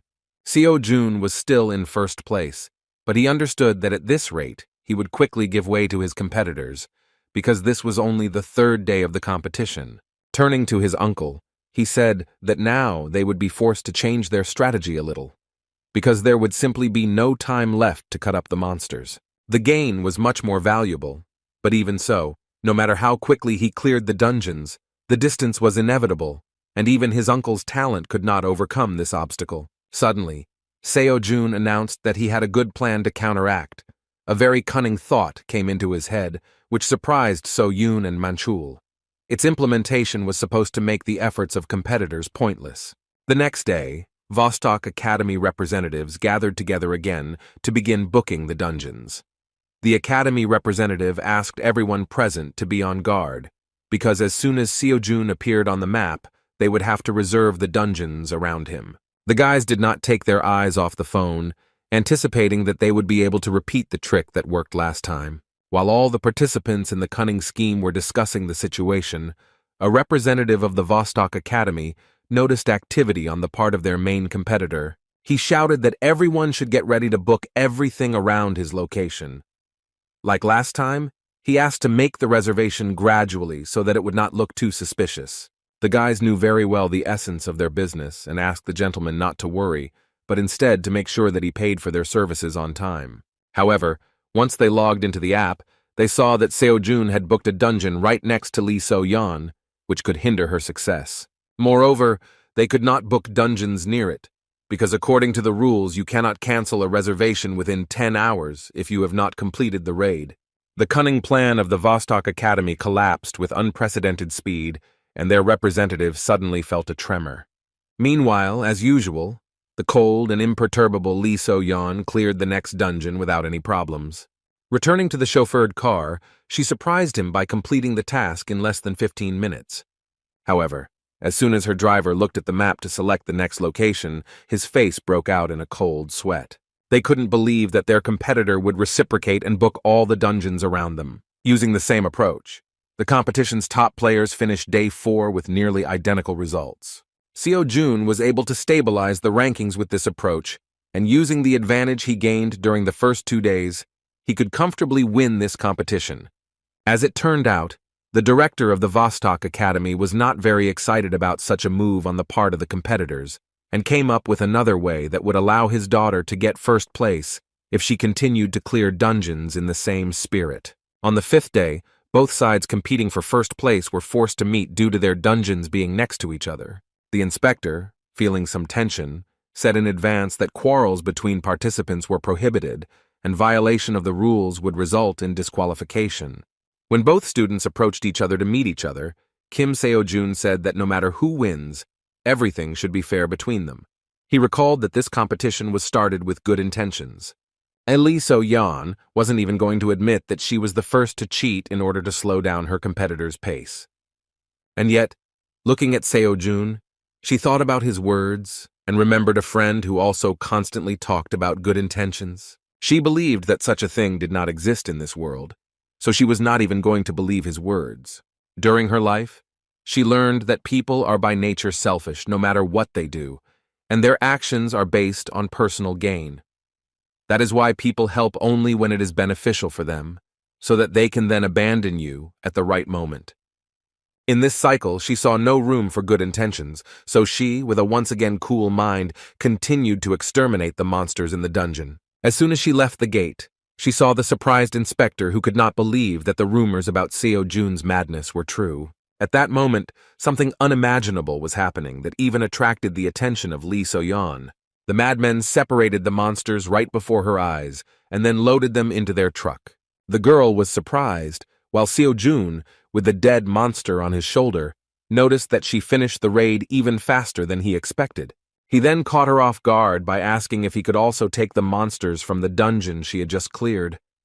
Seo-jun couldn't miss the chance of such profit, while Lee So-yeon didn't mind. Still, she felt a little awkward at the way this strange student, who was her main competitor, behaved. Having grabbed the monsters from her dungeon, he began to cheerfully walk towards his uncle, while doing exercises. Noticing Lee So-yeon's attention, he explained that he was just doing exercises so as not to waste time. As for the monsters, he explained that they also bring in a lot of money, so he would not want to leave them in dungeons that would soon close themselves. In fact, Lee So-yeon quickly regained her former sanity, saying that it was a waste of time. She has not changed her opinion that there is no place for good intentions in this world, because Seo-jun only does it for the money. Her brother, who tried to force such an idea on her, once said that he would reach the level of a professional hunter, which would make people's hearts tremble. However, in a time when anyone can become a professional hunter, she saw it as nothing more than an ordinary profession, which is also practiced by selfish people. Meanwhile, Star Sword and Mr. Kalia went together to the 6th level dungeon, in which they suddenly discovered a 10th level monster. Mr. Star Sword dealt with it without much difficulty, but the reason why the dragon was here remained a mystery. Lady Kalia mentioned that when measured, this dungeon was definitely level 6. She assumed that the fool appeared here due to a possible distortion. Mr. Park considered this nonsense, saying that the distortion could not appear in this way, and it was more like the work of the Order of Truth. Moreover, he even said that this very much reminded him of the events that happened 30 years ago. In response, Lady Kalia admitted that she fully understood his concerns, but swore on the honor of the Order of Truth that they did not do this. Their conversation was suddenly interrupted by Young Jimin, the Star Demon's disciple. She said that she would investigate this phenomenon instead of her master, because unlike the Star Sword, old age did not spare him. After a short examination, Miss Chan said that she definitely felt an anomalous flow of mana from the destroyed monster, but it did not look like a distortion. Despite this, Mr. Park said dissatisfiedly that a monster of the 10th level was a mere trifle, and therefore he did not notice anything strange. And yet this has not happened since the advent of the Berserker. In response to such a conclusion, Mrs. Kalia asked what would happen if a similar mutation occurred with the rest of the dungeons. Naturally, we were talking about increased danger for ordinary hunters. Even though the chance was low, Young Jimin still said that this case cannot be ignored. In order to find out the origin of these changes, she suggested gathering more information by asking the head of the Hunter Association to measure all the low-rank dungeons again. Meanwhile, something unexpected happened within Seoul. Experts discovered a very rare phenomenon, as many as 3 dungeons appeared in one place. This was the first time they had seen something like this live. The last few days have been simply terrible for the Dream Academy team.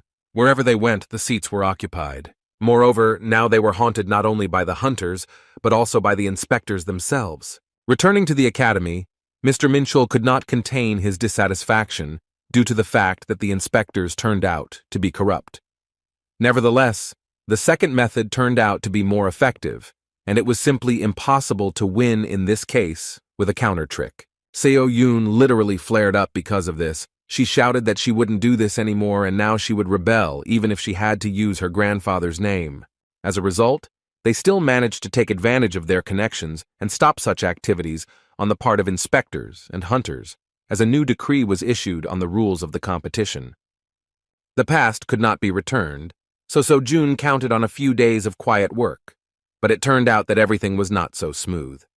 This time, competitors began to obstruct them on the road, creating false incidents that blocked the path. Everything is back to normal again, now Lee.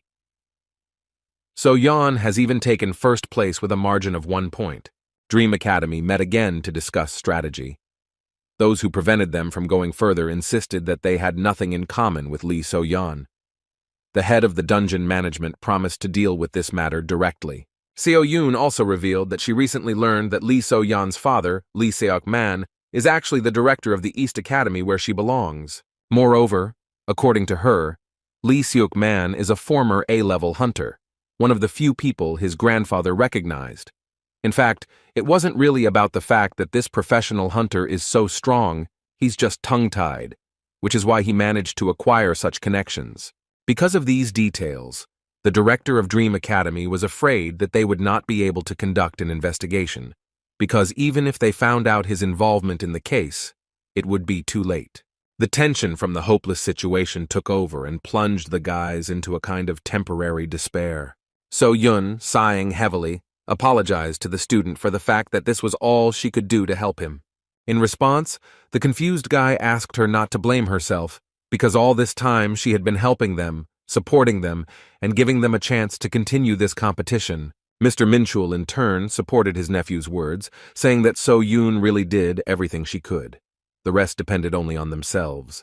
Noticing that Seo-jun had fallen silent, Mr. Minchul angrily asked him to say everything that was on his mind, so that So-yoon would stop worrying.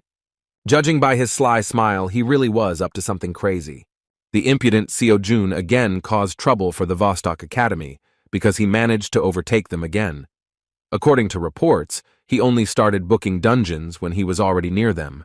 Therefore, it was simply impossible to predict where he would go next time. Moreover, they decided to abandon the heavy truck. The competitors were shocked that it only took them 5 minutes to book and clear the dungeon. It was no longer possible to even bribe the inspectors, because the Dream Academy complained about their work, and therefore the Dungeon Management Department placed additional surveillance on this process. Lee Seok-man couldn't believe how they managed to get the management board involved so quickly. In response, the ward said that the Dream Academy is an institution under the leadership of the granddaughter of the Star Sword itself. Naturally, after hearing this, the director of the Vostok Academy decided that there was no point in conflicting with him directly, so he ordered to find another way so that they would definitely win. The last day of the competition began, and Kim So-jong began to slowly regain his position. There wasn't enough time to win, but in the end, he at least managed to score as many points as Lee So-yeon. The cabinet of competition organizers was forced to assemble a higher commission. As expected, having met face-to-face, Seo-yoon and Seok-man began to make claims against each other, in which the director of the East Academy still continued to deny the fact that he was cheating. Their argument almost turned into a fight, and the director was forced to stop the conflict. He said that, first of all, the commission came to the conclusion that there could be no draw. Plus, they didn't have solid evidence that Lee So-yeon cheated, so disqualification was impossible. That is why the commission decided that they would have to resolve this situation with a competition, which would eliminate the possibility of cheating. The next day, an additional stage of the exam began, in which Shin Young-seok, the leader of the dungeon management team, was in charge. Kim Seo-jun was determined to get his 300 million won charm. Of course, Lee So-yeon was going to do her best to live up to her father's expectations. Having met the participants, Young-suk said that first he should explain how the final round will take place, after which the winner will be determined. The rules were simple. They were given the chance to choose one of 3 dungeons. At the end of the cleanup, the one who completed the task first had to proceed to the second. The winner will be the one who clears 2 dungeons. In response, Seo-jun asked what was the point of raiding the second dungeon if, in fact, the one who completes the first one faster wins. As it turned out, at first they wanted to do this, but could not find a suitable place where only 2 dungeons were connected. Therefore, they chose this place because they could not leave this gate unattended. In addition, the winner must have more dungeons cleared. He also said that all 3 dungeons have 2-star difficulty, so they can discuss which dungeon and who will go. Seo-jun doubted that they had set something up this time, but just in case, he decided to choose first. Lee So-yeon didn't mind. As a result, Kim So-jun chose the right gate, while Lee So-yeon went to the left. Having chosen the dungeons, the guys prepared to begin the test. Before Mr. Yeon-seok announced the start, Lee So-yeon addressed her opponent and coldly said that after the end, they should not show their tears due to losing. Seo-jun was surprised by her speech, because he didn't think that she was so unfriendly towards their academy. As soon as Yeon-seok announced the start, both students rushed inside their dungeons. Seo-jun walked inside and began to move forward at an accelerated pace. He still continued to think about So-yeon's words, not understanding what she meant. Still, victory was much more important than her brutality, so he put those thoughts aside for later and concentrated on the presence of monsters. Initially, he thought that he would meet ordinary kobolds, but not to mention them. He did not even hear a single sigh from the monsters, even though 5 minutes had passed since the start of the test. This dungeon seemed a little suspicious to him, because it seemed that the monsters were simply hiding from him, and yet he did not even think that this could be another trick of their competitors. However, within a moment he froze in place, feeling the monster's terrifying thirst for blood. The terrible scream spoke of one thing. This was not the monster we were talking about.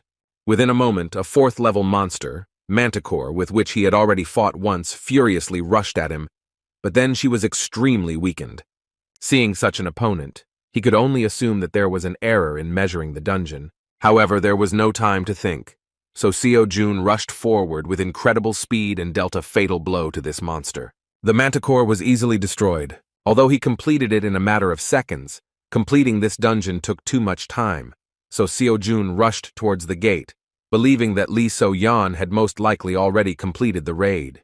Within a moment he was outside, expecting that his rival had already taken the second gate. Turning to the inspector, he nervously shouted that he had met a Manticore, Pointing his finger at the gate, he asked the inspector to make sure that this could not be a second-level dungeon. As expected, Yeon Seok was surprised that this guy could handle such a monster alone. So June, considering this unfair, demanded revenge. Still, the inspector fully understood his request, but there was one nuance. It was difficult for them to cancel the competition at this point. When asked what was the matter, Young-suk unexpectedly replied that member Lee So-yeon had not yet come out of her dungeon. The girl who entered the ominous gate, in which there should be nothing worse than kobolds, had been there for more than 10 minutes. Her dungeon had also been corrupted, and a monster even worse than her competitor was waiting for her, Lee. So-yeon, although she was a strict older sister, always took care of her brother. Still, she did not understand his kind soul in such behavior, so she was wondering why he did not listen to his father. Jin-soo was not stupid, but he seemed naive, saying that he did not want to cheat for his own gain, even if he had to go against his father's words. He always idealized the work of a hunter and insisted that if you are a professional, then there must be something in your heart that you should never compromise on. His sister could not come to terms with his gentle nature and constantly reminded him that his people called him a reckless fool. She believed that all the problems in this world only come from kindness, and therefore those who cannot take care of themselves should not try to jump over their heads. But no matter how much she scolded him about the fact that the era of the heroes he was talking about had already passed, he still looked at her with kind eyes, full of hope and sincerity. Despite all his sister's attempts, Jin-soo did not agree with such a true world. With a kind smile, he continued to repeat that there are as many heroes as there are conscientious and incorruptible politicians. One day, on a cold, rainy evening, a terrifying event occurred. What Lee So-yeon feared most happened. Jin-soo died while protecting some stranger. The tragedy that shocked the girl did not bother their father much, who raised them cold-blooded, ready for the realities of this world. Lee. So-yeon promised that she is not like her reckless brother. She believed that he died trying to help others, not knowing his place. The news that the competitor had still not come out of her dungeon haunted So-jun. Based on this, Mr. Yeon Seok stated that the Dream Academy student won even under such circumstances, so he should not demand revenge. They had no right to refuse, but the offer still remained strange. Lost in thought, the guy realized that something was clearly wrong here.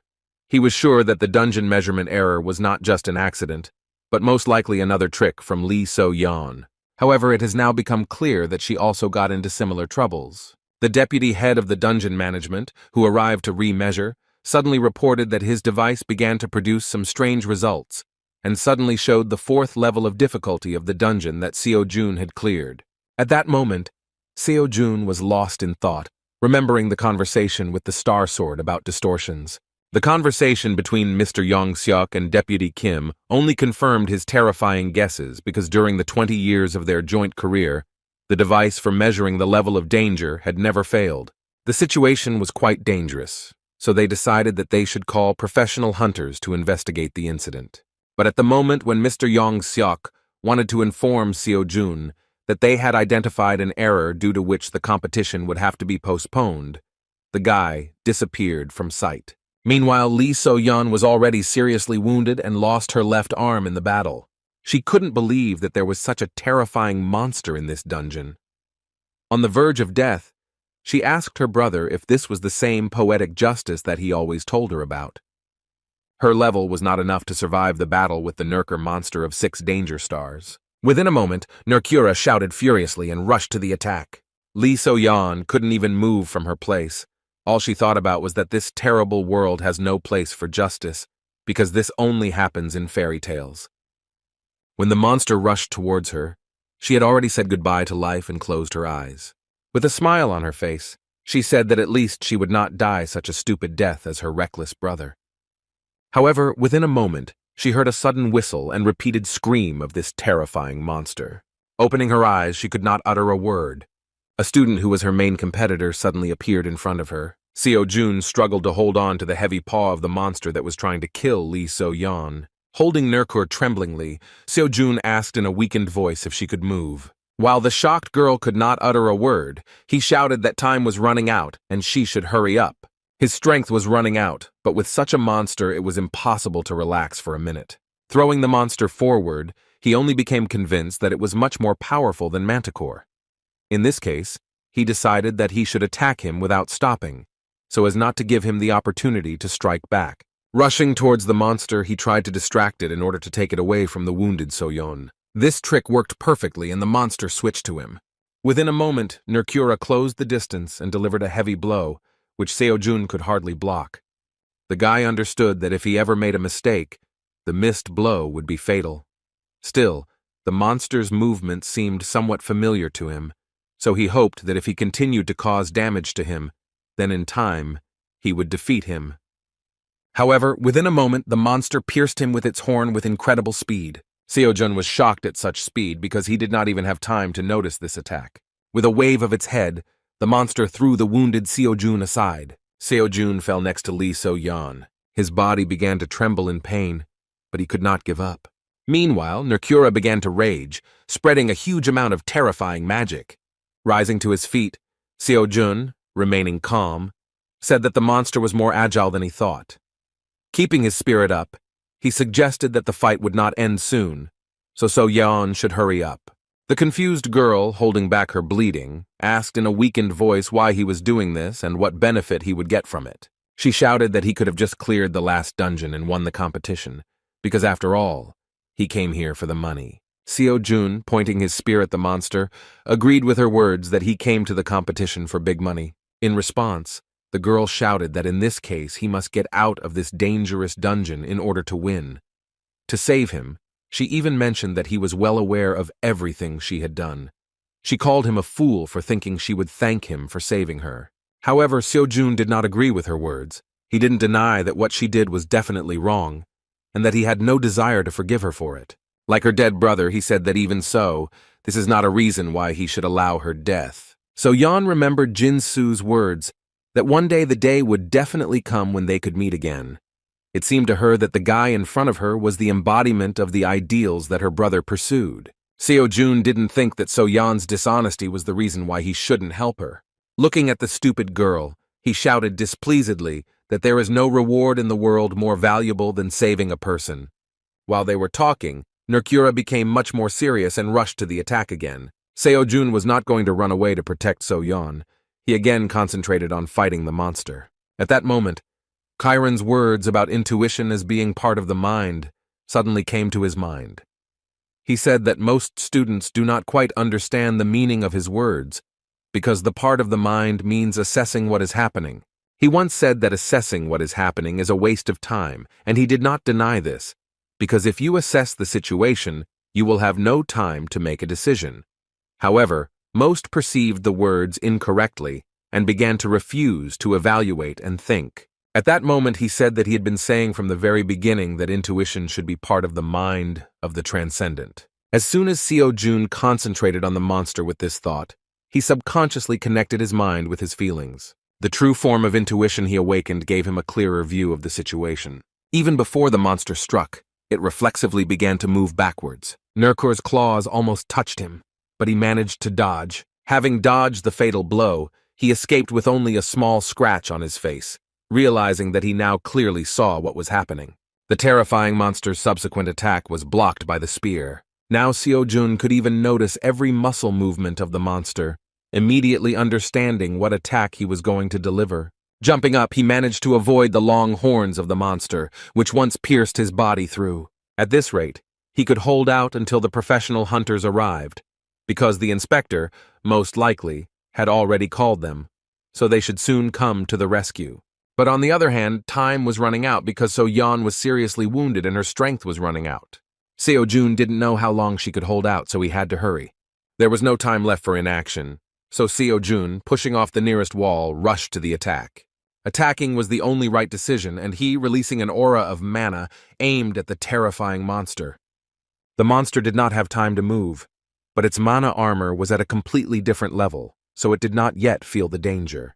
Approaching the monster, which used even more magic to strengthen itself, Seojun began to instinctively sense its advantage. Even though his whole body was screaming that he would not win, he still had no intention of retreating. By spreading the aura onto his spear, he strengthened his weapon many times over. With a furious cry, without changing his trajectory, he delivered a powerful blow to the 6th-level monster. Looking up, Lee So-yeon couldn't believe how much effort Seo-jun put in. While in front of her, he received another serious wound, but continued to stand, leaning on his spear. The girl could not believe that this terrifying monster of the 6th level was defeated by the forces of a student. Seo-jun managed to do it and exceeded his limits. Thanks to this intense battle, in which he initially had no chance, he managed to significantly improve the progress of Chiron's lecture. Taking the wounded So-yeon by the arm, he hesitantly said that he didn't know if he would die of embarrassment trying to help her. Seeing her condition, he asked if she was alive. He was really worried whether he had tried so hard in vain. In a weakened voice, So-yeon replied that she was still conscious. Hearing her voice, Kim Seo-jun breathed a sigh of relief. While So-yeon looked around at the defeated monster, Seo-jun asked her to concentrate on her well-being, because they no longer have time to delay with her condition. As soon as they left the dungeon, Mr. Soyek immediately called an ambulance, horrified by the condition of the students. So-yeon, lying on the ground, suddenly said that despite what had happened, she still did not consider Seo-jun her benefactor, because she still regarded his action as a mistake. Sighing heavily, student Kim said that he didn't care, because he didn't want to save her. As soon as the news of the dungeon-clearing competition came out, the community went wild. The fact that a 6-star monster appeared in the 2nd-level dungeon was not a measurement error, because there had never been a single case before when the difference in levels was so large. This situation attracted the attention of not only ordinary people, but also the association and the government, who, in turn, were of course surprised. The news that Dream Academy student Kim Seo-jun had defeated Nercura spread with incredible speed and amazed everyone. Meanwhile, Mrs. Kalia learned that the Apostle of Temperance was waiting for her to visit. Her assistant suggested that this most likely related to the curvatures that originated in Korea. Young Jimin, who is investigating such distortions, was sincerely amazed that the person who dealt with the monster belonged to So-yoon Academy. Mr. Starsword hid his true reaction in her presence by calling Seo-jun an ugly dwarf. After some time, Seo-jun came to his senses and guests began to come to him. But all this time he continued to whine about lost earnings. Mr. Minchul didn't understand the reason for his worries, because he almost didn't know how to fight a 6th-grade monster in a dungeon. As it turned out, at the end of the competition, the commission decided to make a draw, dividing the prize in 2. Seo-jun fumed, saying that in that case they could decide the winner through a game of mokjipa, but he left out the detail that So-yeon lost her left arm. The cunning Seo-jun was counting on this. His uncle said in surprise that because of the mania for money, he had lost his humanity. The ridiculous dialogue about how to determine the winner was interrupted by So-yeon. Looking at Seo-jun, she excitedly asked if he was okay. Uncle Minchul answered for him, saying that he was just crying because of a draw. Hearing this, So-yeon was surprised, asking why they decided that. She revealed that Seo-jun was the sole winner. As it turned out, Lee So-yeon personally gave up her first place, and including this, she also revealed all the fraud done during the competition and blamed it on her father, the director of the East Academy. Seo-jun couldn't believe that Seo-yeon, who said he made a mistake by saving her, would suddenly act in such an honest way. As it turned out, So-yeon had already visited her competitor, who even conveyed her words to them. She still believed that Kim Seo-jun had done wrong when he saved her by breaking into her dungeon. But as it turned out, she now admitted that this was her personal mistake. To So-yeon, these words seemed like a mystery, but it was a message directly to her student, who wondered if she had suddenly changed her mind. With a joyful expression on her face, Seo-yeon concluded that their academy now has every right to receive 300 million won for first place in the competition. In addition, the government took responsibility for that unforeseen incident, so it offered him benefits, and, if we talk about only the most important ones, it is Seo-jun's tax exemption for prize money and 100 million won as a bonus. Seo-jun shouted with joy, because he did not even expect that in addition to the main prize, he would suddenly have another large sum. So-yeon noted that this is only a bonus in words, but in fact it is compensation for damages for their oversight. While Seo-jun was trying to calculate his total balance, which was already over 400 million won, the director of Dream Academy said that there was more to come. Thanks to winning the competition, their academy was finally promoted to 3rd grade. Thanks to Seo Jun's winnings, they have met the evaluation criteria and now have several privileges available to them. What's most important for Seo Jun is that you can now clear level 4 dungeons. Seo Jun could not hide his sincere joy, because in previous competitions he was worried about being promoted to the 3rd class of the academy level and rewarded for 1st place, but now he received a decent payment for his efforts. Things suddenly picked up and this hard week was completely worth it. With a kind smile, Seo Jun said that now they can slowly recruit other students for themselves. Distracting his joyful nephew, Minchul admitted that the young man's affairs were rapidly going uphill. In response, Seo Jun, who now had money, finally regained his humanity and offered them a lavish dinner at his own expense. The opportunity not to deny himself anything turned out to be temporary because Seo Jun remembered why he needed such an unimaginably huge amount. When he entered the Transcendence store again, he saw that the price of the spear had risen to 400 million won. Only recently the spear of Longinus was worth only 100 million.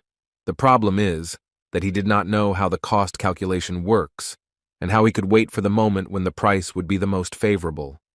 He wondered if there was a way to calculate it, or if the price would continue to skyrocket. Such thoughts made him worry that if the price continued to rise, then not only would he not save money, but he would also lose a lot of money. He didn't want to be left without a penny again, so he had to make a decision. In this case, he decided to look at other options, and first of all he liked the Aphrodite belt, which could attract the opposite sex, as well as Gleipnir, a chain that helped defeat the dragon Fenrir. The product looked good, but he was wary of buying blindly because he had not interacted with the market before. In addition, the price was suspicious, because such things on the normal market would cost billions of won, not millions. It was also interesting why the store did not write in detail about the product. Because of this, he had to guess what the weapon's advantages or disadvantages were based on the brief description. Interaction with the market seemed to him like buying a pig in a poke. It was possible to find out for sure whether the product corresponded to the description only after its purchase. While thinking, the brilliant idea came to his mind to visit the community store website to find customer reviews. For some reason, he didn't have an ID, so he couldn't comment, but he still had the ability to view other people's comments. To his surprise, he immediately came across a huge post from some anonymous student that he had bought himself as many as 100 different weapons and created ratings for each of them, mentioning important characteristics. The first was the Shield of Aegis, also known as the Shield of Aeggiok. According to him, this is complete crap, and you should think about buying it.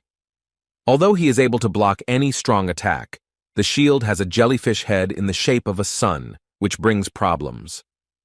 Well, because of this head, he has the ability to turn a target into stone if the subject looks at him. However, the owner is also exposed to this risk, and there is simply no way to control the ability. In general, because of this ridiculous property, an anonymous student called this shield garbage and gave it only 2 out of 10 points.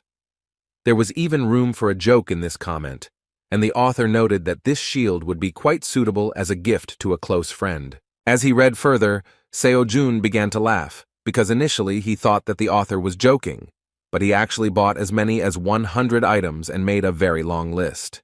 Seo Jun became interested in an item called kibisis, which at first glance is an ordinary bag for carrying light things. As it turns out, this bag has spatial magic that helps expand the space inside and stop the flow of time in it. The author also believed that it is better to buy this kind of product as a replica, rather than an expensive original, which does not even match its price. Since it is a replica, it only reduces the weight by 70%, and the internal size is not infinite, but quite large. This was the first review in which an anonymous student was ready to give 10 out of 10 points, passionately recommending the item and promising that if he bought it, the buyer would definitely not regret it. Seo Jun remembered that kibisis has the same name as the pouch possessed by the goddess Hera from Greek mythology. She gave it to the hero Perseus, who, with the help of this item, managed to defeat the jellyfish. When he went to the market to calculate the individual price, he was surprised that it was only 100 million won. Considering this, he thought that this was quite a useful thing, because when carrying out raids, he would immediately be able to put monsters and weapons inside. The only downside was that it does not completely reduce weight. However, after a moment, the realization came to him that this minus could play into his hands. Kibisis will be very useful for him even without a complete weight loss, because he will be able to put everything in this bag to make doing the exercises even more convenient. Seo-jun decided that he simply had to buy this item. 3 days later, he left the hospital and prepared to go on a raid with new items. In his hands was his new spear, which even in life looked simply amazing. As with the Kibisis, he still had to test the effectiveness of the new items, but he already felt that an unusual aura was emanating from the spear. And yet, his savings book was empty again. Despite this, he was not upset because he bought what he wanted. He hoped that these items would be worth the investment, which he could earn at any time. Standing on the street, Seo-jun was suddenly noticed by Seo-yoon, who realized that he was going to a dungeon raid, so she excitedly said that it would be better for him to take a short break. He replied that he was fine and there was no need to worry about it. He admitted that he couldn't just sit back, knowing that he needed to earn more money. So Yoon was surprised and said that in fact, he only recently received a big cash prize. She was simply shocked when she heard that he had already spent every last penny. Looking at his weapon, she understood without words how he managed to spend a huge amount in a short time. Seo-jun decided to buy a spear and a strange bag despite complaining about his empty pockets, but he looked happier than he had ever seen before. When Seo-yoon found out that he spent everything again, she became furious, but this is his personal responsibility, so she refrained from liking it. The guys went to the nearest 4-star dungeon. Seo-jun asked So-yoon to be careful and stay close, because if it becomes dangerous, it will be easier for them to fight against the sudden attacks of monsters. Taking a few steps forward, they noticed that the statues suddenly came to life. They were gargoyles. While spinning his spear, Seo-jun thought that since this was a 4-star dungeon, the monsters here should have the highest defense rank. Rushing to attack, he decided that in this case the gargoyles would be ideal for testing the strength of the Spear of Longinus. At first, he decided to use it without investing magic to see what damage his new weapon did. No matter how strong a level 4 gargoyle was, he was sure that the Spear of Longinus would definitely be able to inflict at least some damage. In case of danger, he was going to strengthen his attacks with magic in order to deal with the monsters without any problems. However, what happened next simply shocked him. Having come into contact with the monster, the spear easily tore it into 2 parts. Seo-yoon and Seo-jun immediately looked at each other, not understanding what had happened. The mentor did not understand at all why the student was asking her about this, if he himself made this incomprehensible blow, which, without investing force, cut such a monster in half. Seo-jun decided to check the spear again, and, as it turned out, his own aura was more than enough to not sense such monsters. Trying to keep a smile on her face, shocked by what was happening, So-yoon thought that it seemed to her that after all his accomplishments, she would no longer be surprised by any surprises. As it turns out, this is far from the case. She couldn't believe how the hell a gargoyle cut as easily as tofu. However, this was not the end, because when enough monster bodies had collected, Seo-jun reached for his bag, saying that it was worth collecting the loot. So-yoon didn't understand what they could be talking about, because you could barely fit 2 fists into his bag. However, within a moment, Seo-jun began stuffing entire bodies of monsters into it. Watching this, she was speechless, and Seo-jun began to jump, saying that even though the bag reduces the weight by 70%, it still feels a little heavy. Having checked the properties of the new item, he threw out a mountain of monsters from the bag in order to use it at the end of the raid. When Seo-yoon came to her senses, she awkwardly asked whether the prize was 400 million won or $400 million. She couldn't believe how he managed to acquire such incredible things for that kind of money. Seo-jun found himself in a difficult situation and began to become visibly worried because the academy director wanted to know where he was able to get such things. He answered hesitantly that he bought them at a hunter's store that he wandered into in passing. So-yoon's face began to glow with incredible joy, and she shouted that she wanted to know where this place was. Seo-jun replied that the store was located in a dark alley next to his house and was intended for academy students. So-yoon was surprised that you can really buy such cool things there for only 400 million, after which she asked to quickly tell the exact address. The lie had completely exhausted itself, and Seo-jun was forced to disappoint her by saying that she would not be able to go there, because the last time he shopped there, the owner told him that he was planning to close and go on a trip. Looking at the ridiculous expression on her student's face, Miss Park knew perfectly well that he was trying to lie. Despite this, she sadly said that if he said so, then she was forced to believe him. After a moment, they had no time to talk. They felt the dungeon begin to shake violently. It became clear that this was due to the approach of a huge number of gargoyles. So Yun, grabbing her sword, said that she would take care of them herself, but her student quickly asked her to stop. He asked to be given a chance to deal with them with his own hands, since he had not yet fully tested his new weapon. The Spear of Longinus was indeed stronger than he expected, because it cut the gargoyle like tofu without any invested magic. Moreover, having felt the aura of this weapon, the monsters were afraid to attack alone, and always tried to do it only in a crowd. Now, Seo-jun decided to find out what would happen if he put the magic he had recently learned into the spear. When a whole crowd of monsters appeared in front of him, he decided to put into practice the teachings of Chiron, the enormous power that rips mountains out of the ground, erases all obstacles on the way, and dominates enemies. Concentrating on his spear, he poured his magic into it. After this, he began to use complete destruction. A huge sphere like an aura of magic formed around him. Seo-jun sensed the powerful power that she first saw her student use. The terrifying power that the magic-embedded spear possessed gave her goosebumps. The monsters that were already several meters away, sensing the incredible power, wanted to run back. But it was already too late. Seo-jun had already swung his spear, releasing terrifying energy towards them. A moment after that blow, they disappeared in the blinding blue glow of his magic. The area in front of them was destroyed, and part of the dungeon began to collapse. There was no trace left of the monsters, so Yun couldn't believe her eyes and couldn't even utter a word. Such incredible power shocked even the owner of the spear, because he did not even think that he would overdo it, and the gargoyles would simply disappear without a trace. Still, this is the holy spear with which, according to myths, Jesus was pierced while hanging on the cross. Despite the story behind the weapon, Seo-jun thought it would be a mediocre weapon and hoped it would be at least somewhat effective considering it was a replica. However, after he used it in the dungeon, he was completely out of it, realizing that with such a weapon it was worth holding back in most of his battles. Still, he was glad he didn't buy something else, because even though the price was enormous, the weapon was truly worth the expense.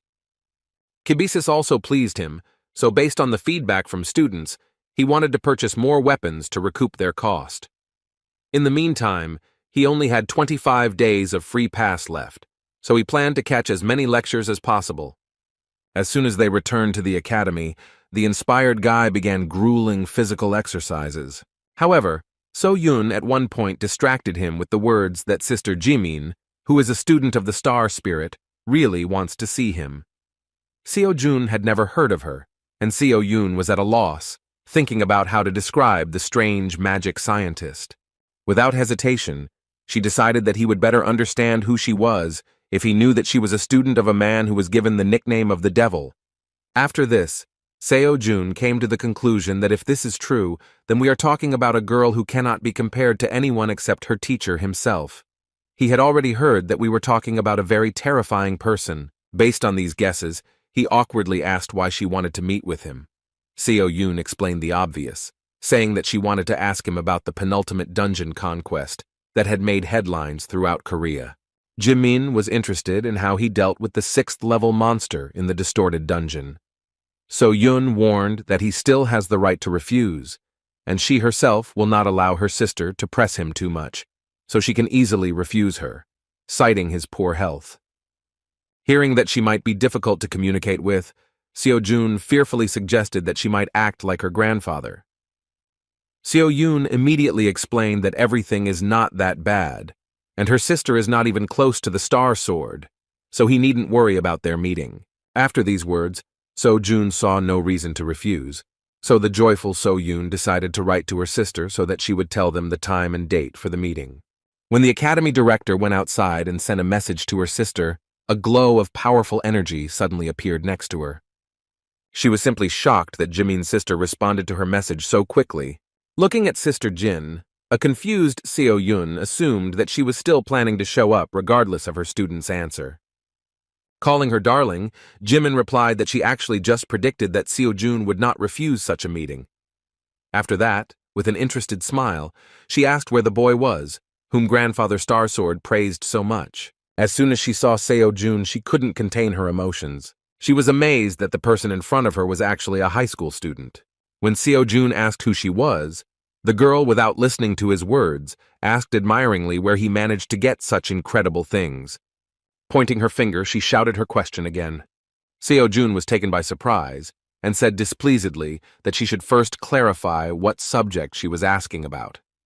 With her hands folded importantly in front of her, Jimin asked him not to play dumb because he perfectly understands what we are talking about. Seeing her sister's rage, Seo Yun tried to restrain her, saying that her student really didn't understand what she was talking about. However, Jimin could not stand still and, trying to break free, shouted that she simply had to find out where he got such an incredible magical thing from. Only at that moment did Seo Jun realize that in front of him was Jimin's sister, with whom he had not even managed to arrange a meeting yet. As a result, Seo Yun sat her sister on a chair in the corner of the room and explained that she usually does not behave this way. But when she is very interested in something, she begins to talk like a tank until she finds out the answer to her question.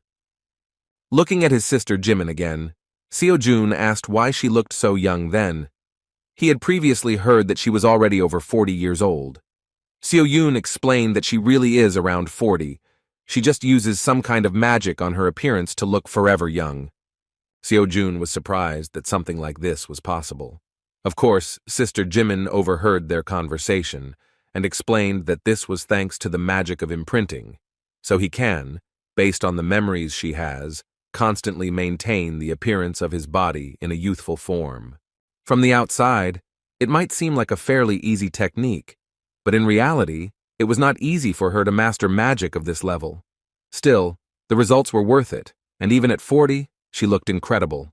Having shouted that she answered the young man's question, Jimin again impatiently asked where he could get such a magic bag, after which he pointed his finger at Kibisis. As soon as Seo Jun picked up this magical artifact, Jimin rushed towards him with shining eyes to take a closer look at it. She wondered how it was even possible to create such a miracle and how it contained such a large space. Seeing Jimin's behavior like this, Seo Jun awkwardly asked the director what else she had managed to tell her. As it turned out, Seo Yun did not mention his incredible artifacts at all. She herself, as an incredible magician, was able to easily notice such things. When Seo Jun said sickeningly that he himself did not see anything in Kibisis that could delight her, the devil's disciple nervously shouted that he must have fallen from the oak tree, because this is the coolest thing that she could previously only dream of. Calling this item an incredibly rare treasure, Sister Jimin began to talk so much about its amazing properties that Seo Jun's ears began to droop, and he was afraid to think about what would happen if some blacksmith saw his spear of Longinus. Within a moment, Jimin began screaming that she wanted to buy it. At first she said that she was ready to pay as much as 500 million won for it, but after that she completely doubled the amount to 1 billion. Seo Jun and Seo Yun were simply shocked. The student wondered if this was too high a price. In a calmer tone, Sister Jimin said that considering the value of the bag, it was worth it.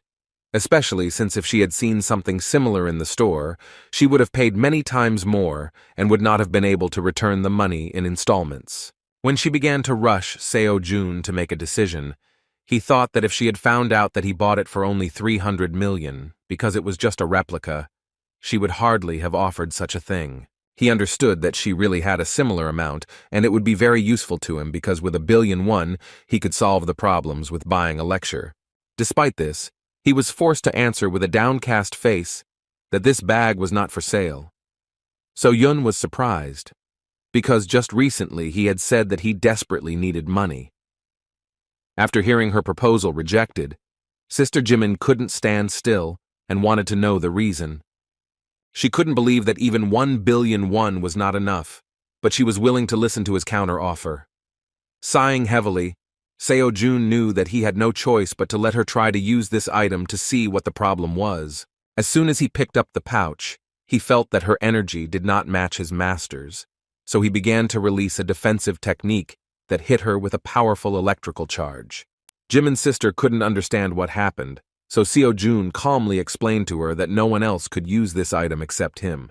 Since no one else could even touch his things, resale was out of the question. When he purchased Kibisis, the Academy system informed him that reselling this product to a non-Academy student was strictly prohibited, as it was developed by previous students for the next generation. Even though Jimin gave up on trying to get the pouch, she was still fascinated by the mere fact that Kibisis has 5 different types of magic spells, including a protective one. She began to obsessively wonder where he managed to buy this item. She was willing to pay as much as 10 billion for information about where such items could be found. But as expected, the obvious lie from Seo-jun's mouth made it clear to her that an honest answer was out of the question. Taking into account his situation, she said that then he should help her in one matter. Since she could not use Kibisis, she asked him to help by participating in her venture. She promised that there would be nothing difficult about it, and besides, it would be for money. Naturally, we were not talking about 1 billion, but Seo-jun was not against any amount. He was surprised that even when Jimin found out that she would not be able to buy his item or use it, she decided to resort to a very cunning method, hoping for help. She understood perfectly well that if someone else just wanted to touch the bag, protective magic would work. However, it will be a different matter if the owner of the bag himself helps with this matter. There was little time to make a decision, but Jimin glared at him so much that he couldn't refuse her. Seo-jun didn't mind helping if she paid him decently. The joyful sister jumped up, anticipating an incredible exploration. He immediately said that sometimes he is very busy, so it is better to notify him in advance about when to start. Jimin replied that it would be a little later, and she would inform the date and time in advance, and then they would go to the laboratory together. After that, she finally remembered the reason for her visit. Seo-jun immediately assumed that she was interested in the penultimate conquest of the dungeon. Jimin was ready to listen to a detailed account of what happened that day. Over a cup of coffee, she learned that Nerkura somehow ended up in the dungeon, but the magic cast there could not detect him. It seemed strange to her that the academy student was able to defeat her, but Seo-jun, without looking away, said that he was just lucky.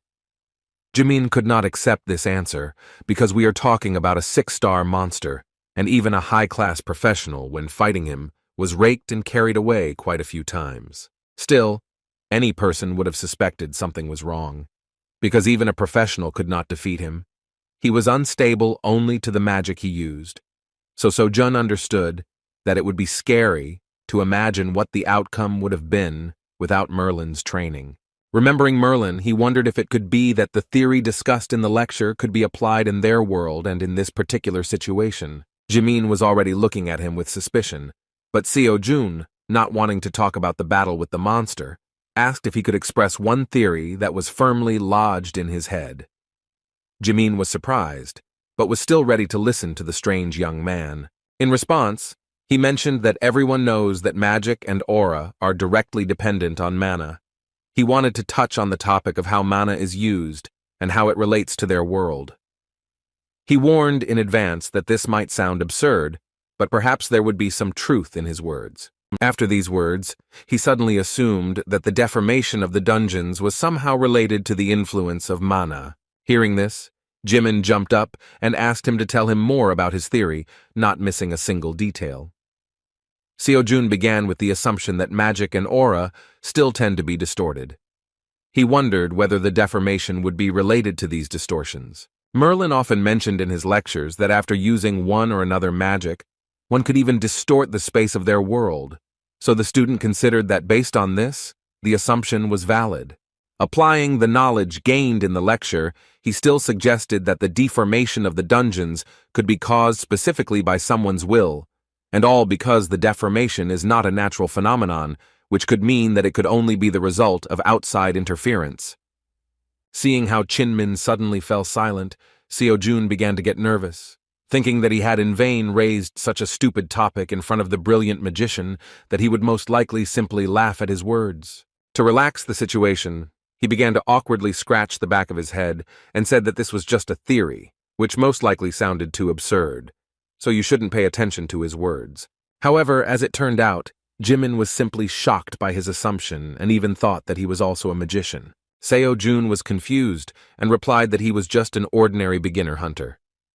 In response, Jimin impatiently shouted that she didn't understand how he could come up with this theory. She even suspected that he did not want to reveal the truth to them because one would not think of such a thing without being good at magic. After these words, she suddenly held her head, looking closely at the magical object on the student's belt. Pointing her finger at Seo-jun, she asked incredulously if he created this thing with his own hands. Then she began to blame him for the fact that he decided not to attract too much attention to himself as a brilliant magician, so he decided to hide behind the title of a novice monster hunter. Confused, Seo-jun didn't know how to answer. He didn't understand how their conversation suddenly went in such a direction.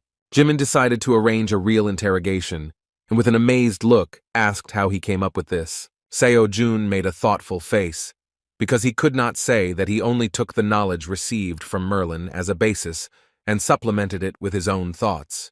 He didn't think that this would cause such a strong reaction from his sister. With a confused face, he apologized, saying he didn't know how to explain it and just wanted to get back to his training. However, Jimin decided to move on to the next question, which concerned the origins of mana and aura. Seo-jun didn't expect anything different because the lecture said that their knowledge was beyond the ordinary. Be that as it may, he is an ordinary student who dreams of becoming a professional hunter, who has no knowledge of magical sciences at all. This superficial knowledge should have been enough to avert suspicion, but in such an environment, it seemed to him that he was behaving like a teacher.